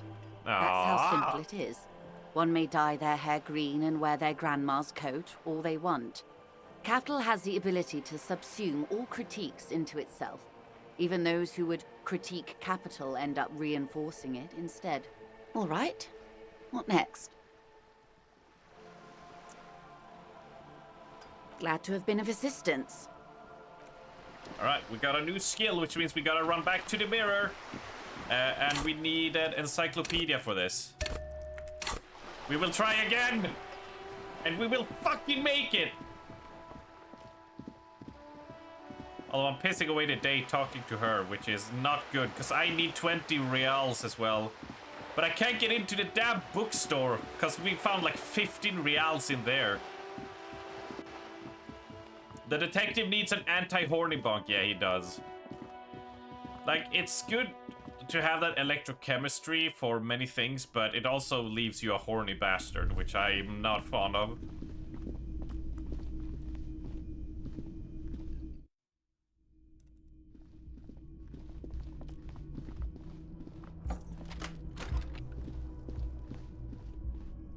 Alright, let's give it another try, folks. A mirror hangs on the bathroom wall. It's barely covered in 58. steam anymore. It's your face in the mirror, adorned with the expression. 58, come on now. It belongs in Yes. the new, the third decade of the current century. Enough time had passed from the failure of the revolution that, for a fleeting moment, free market economy seemed like the ultimate, uncontested way of life for our species. Things were good. It was smooth sailing.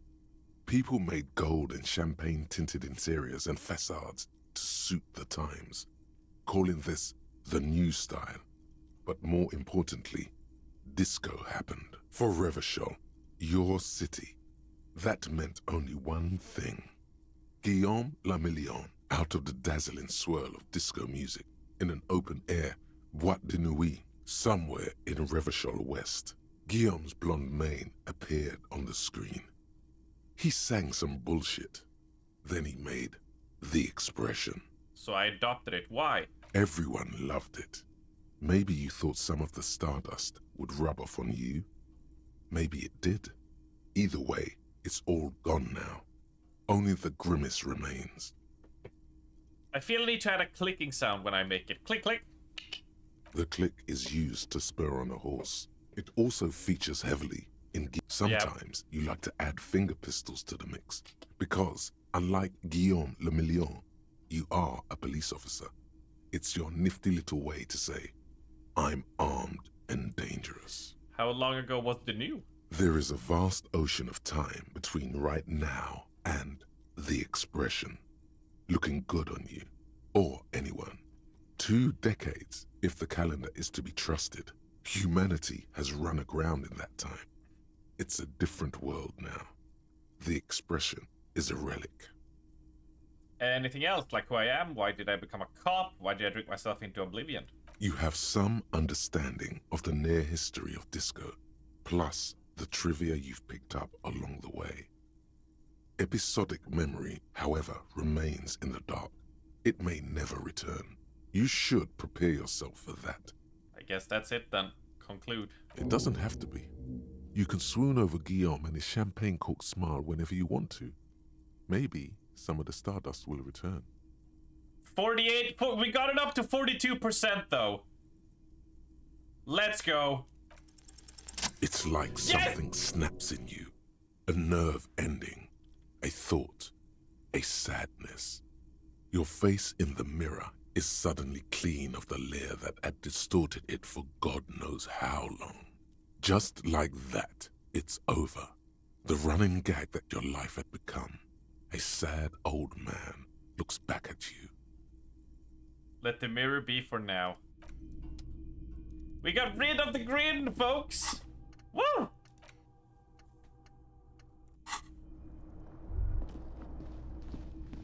Finally! Now we can look sad. We're so sad now. Now your character looks sad.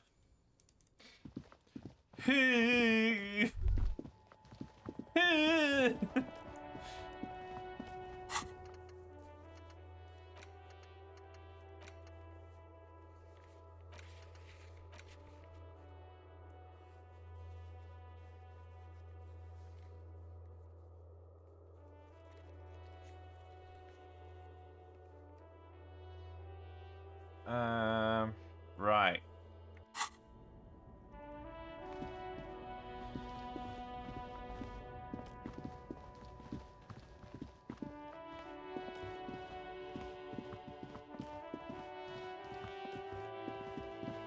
We could ask the kid.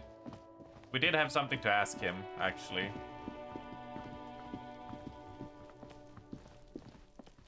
Fuck does Kuno care?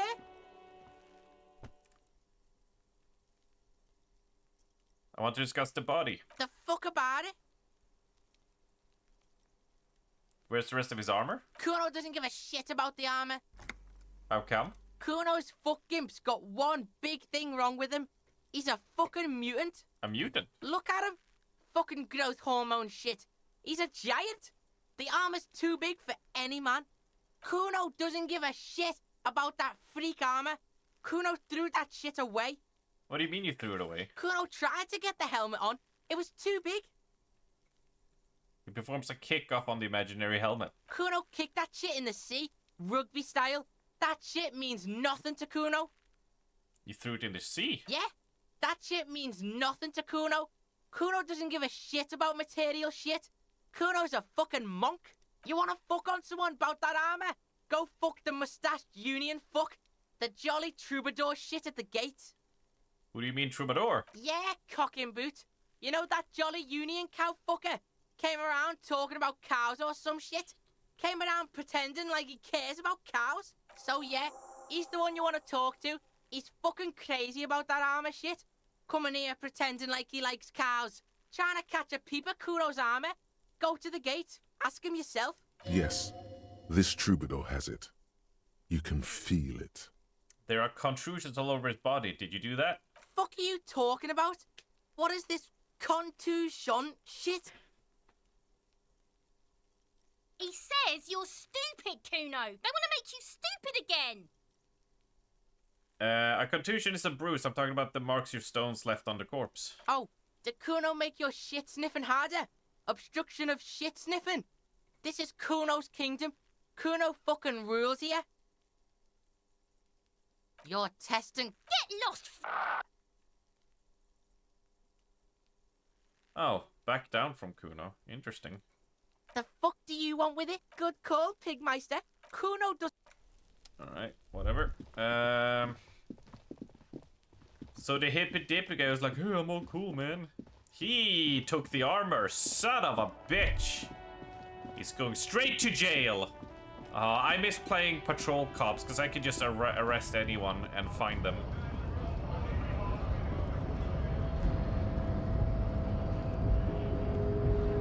Hola, Wandering Man. How can I help you? You're the man in boots at the gates. Kuno said you know about the armor. The little boy had did good on his promise. His promise? To get me into trouble. To sick the pigs on me. Pardon the choice of words. Not mine. What happened? I was asked to look into that armor situation. Official Union probe, you know. Track it down, see who took it. Did you? At first I thought, why not? Maybe the pieces can feed the strike. Buy us a few more days under the sun, you know? So I went to this boy. He said he'll make me his prison bitch. He's got eyes everywhere, and the cops in his pocket, and he's the king of Jamrock. Serves me right for doing menial footwork.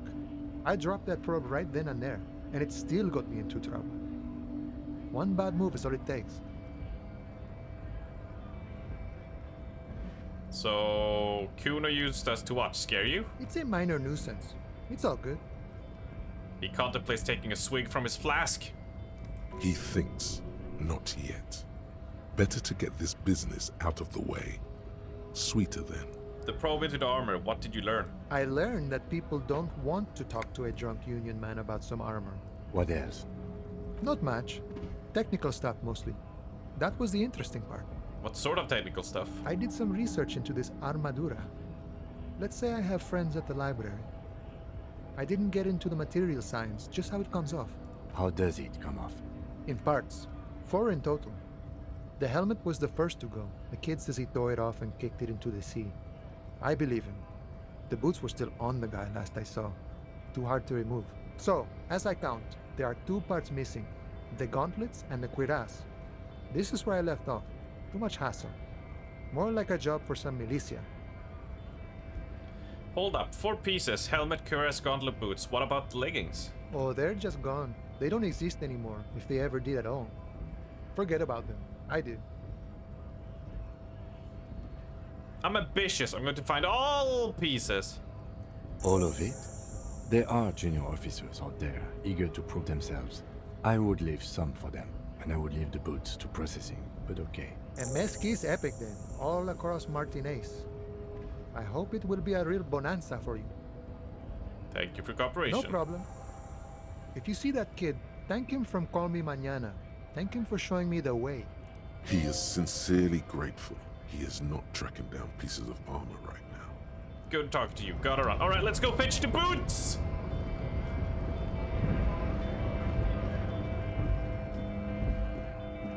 I wonder if me pulling off the boots will mean like I rip off the head and it falls down the body, maybe? Yeah?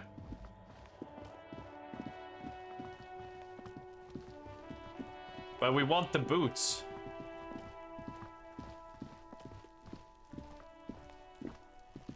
The man before you is naked, but the material delicate and fragile. These are clearly not boots. They're armor. Indeed. Technically speaking, these are sabaton. Oh, the lieutenant uses a memo technique, A6. It's clearly some manner of ceramic plate, under the heel. Fair weather. The pry bar in your hand is itching for some action. It's anything but. Faint, organic lines cover the plate. If trees were the smooth, the whorls are in the shape of a... Good. We have a make and a number. That's something. We can use the radio in my kinema when we're done. Wait, how do I had an option to take the boots off. The cadaver slowly twists on the cargo belt. His torso covered in tattoos, and extremities blotched pink, and the material delicate. These are clearly not boots. Indeed. Oh, the lieutenant uses. It's all you, babe. Ceramic plate, under the heel. Fair weather. Please, babe, we should keep a lookout for these species. The armor could yield... No, Nice. That makes sense. A good point. What was that? Was the lieutenant just impressed by your unintuitive... He was. Why else would he call it a very good point? Does this mean you're a very... It is. We've requested for a full set... For the northwest region of Revachol, and... By catching, do you mean... Let's not log them as evidence? What was that about the constabulatory before? You need to push some buttons if you want to recruit the lieutenant in a conspiracy. If this constabulary is dragging their feet, why not start us up or more good men die? So they don't get shot in the foot? I think our extremities are fine without a dead man's boots. Oops. Well, no one said it would work. Back to detecting them. A small bell-like sound. The pry bar in your hand is itching for some action.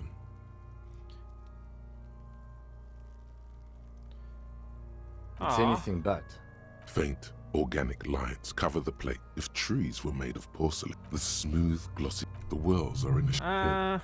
We have a make and a number. The cadaver... Okay, so I only had one chance to take off the boots there. Damn. That's a shame.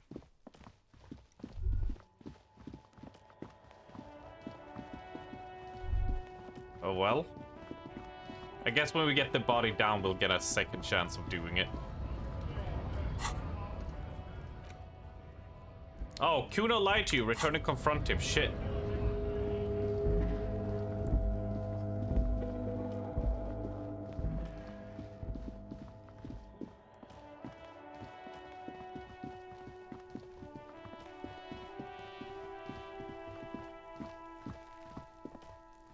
Fuck does Kuno care? So? You should thank him.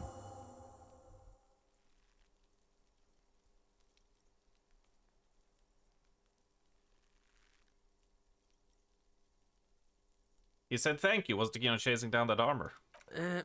Fuck, okay. Kuno sent your fat ass running around. Look, pig. Kuno sent you to rough some people up. Kuno played you. That happened. Good idea.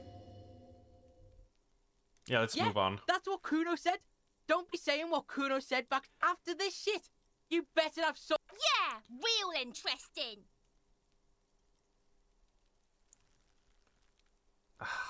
Damn. Kuno doesn't. Right, so that is done.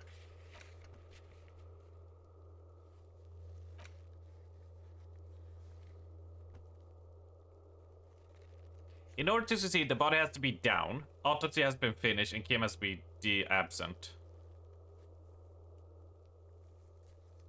Alright. Shit.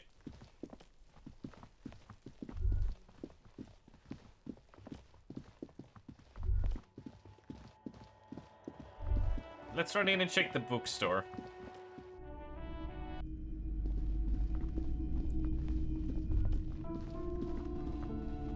A heavy door with a missing handle stands before you, covered in dozens, if not hundreds, of little odd... Yeah, I need to put a skill point into pain threshold. Damn it!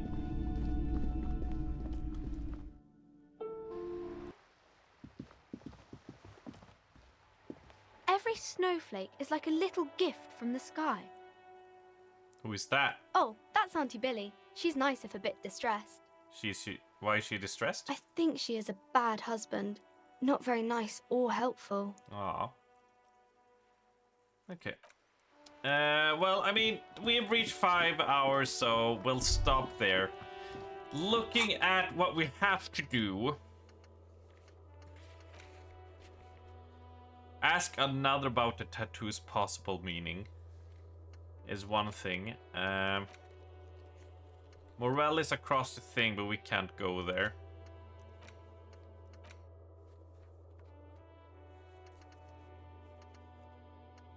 And let's see, if we look at...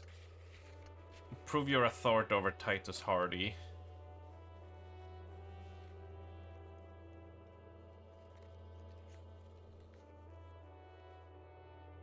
Authority. Which...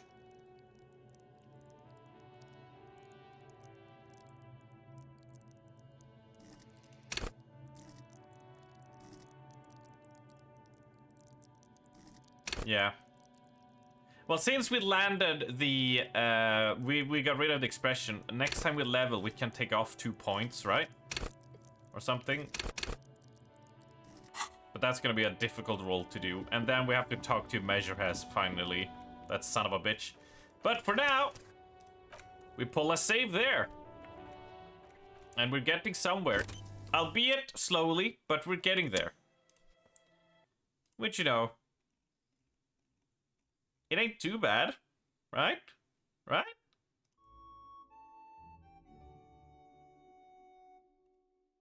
Not too bad, not too bad. Right, man, it's so much conversation, it's so much for me to focus on, Jesus Christ.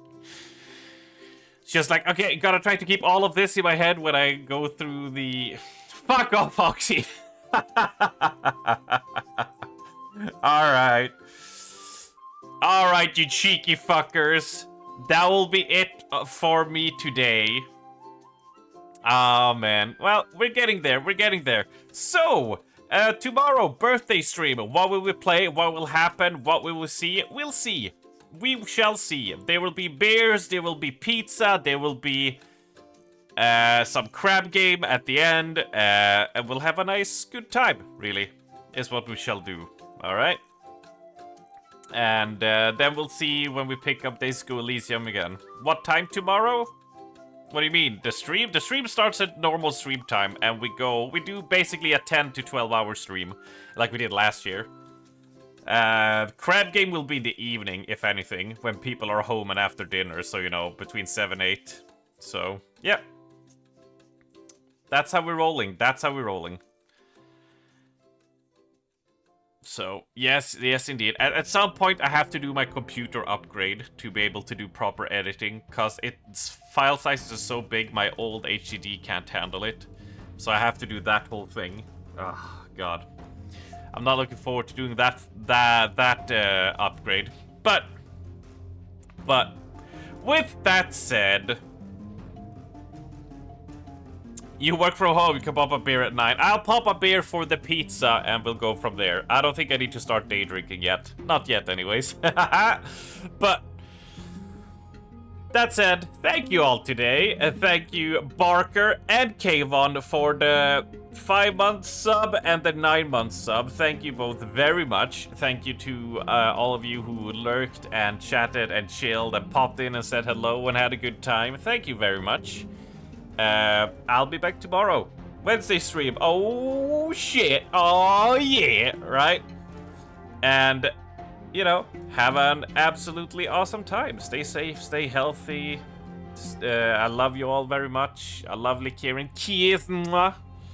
And I'll see you tomorrow for birthday shenanigans, alright? Peace out, folks, and stay cool.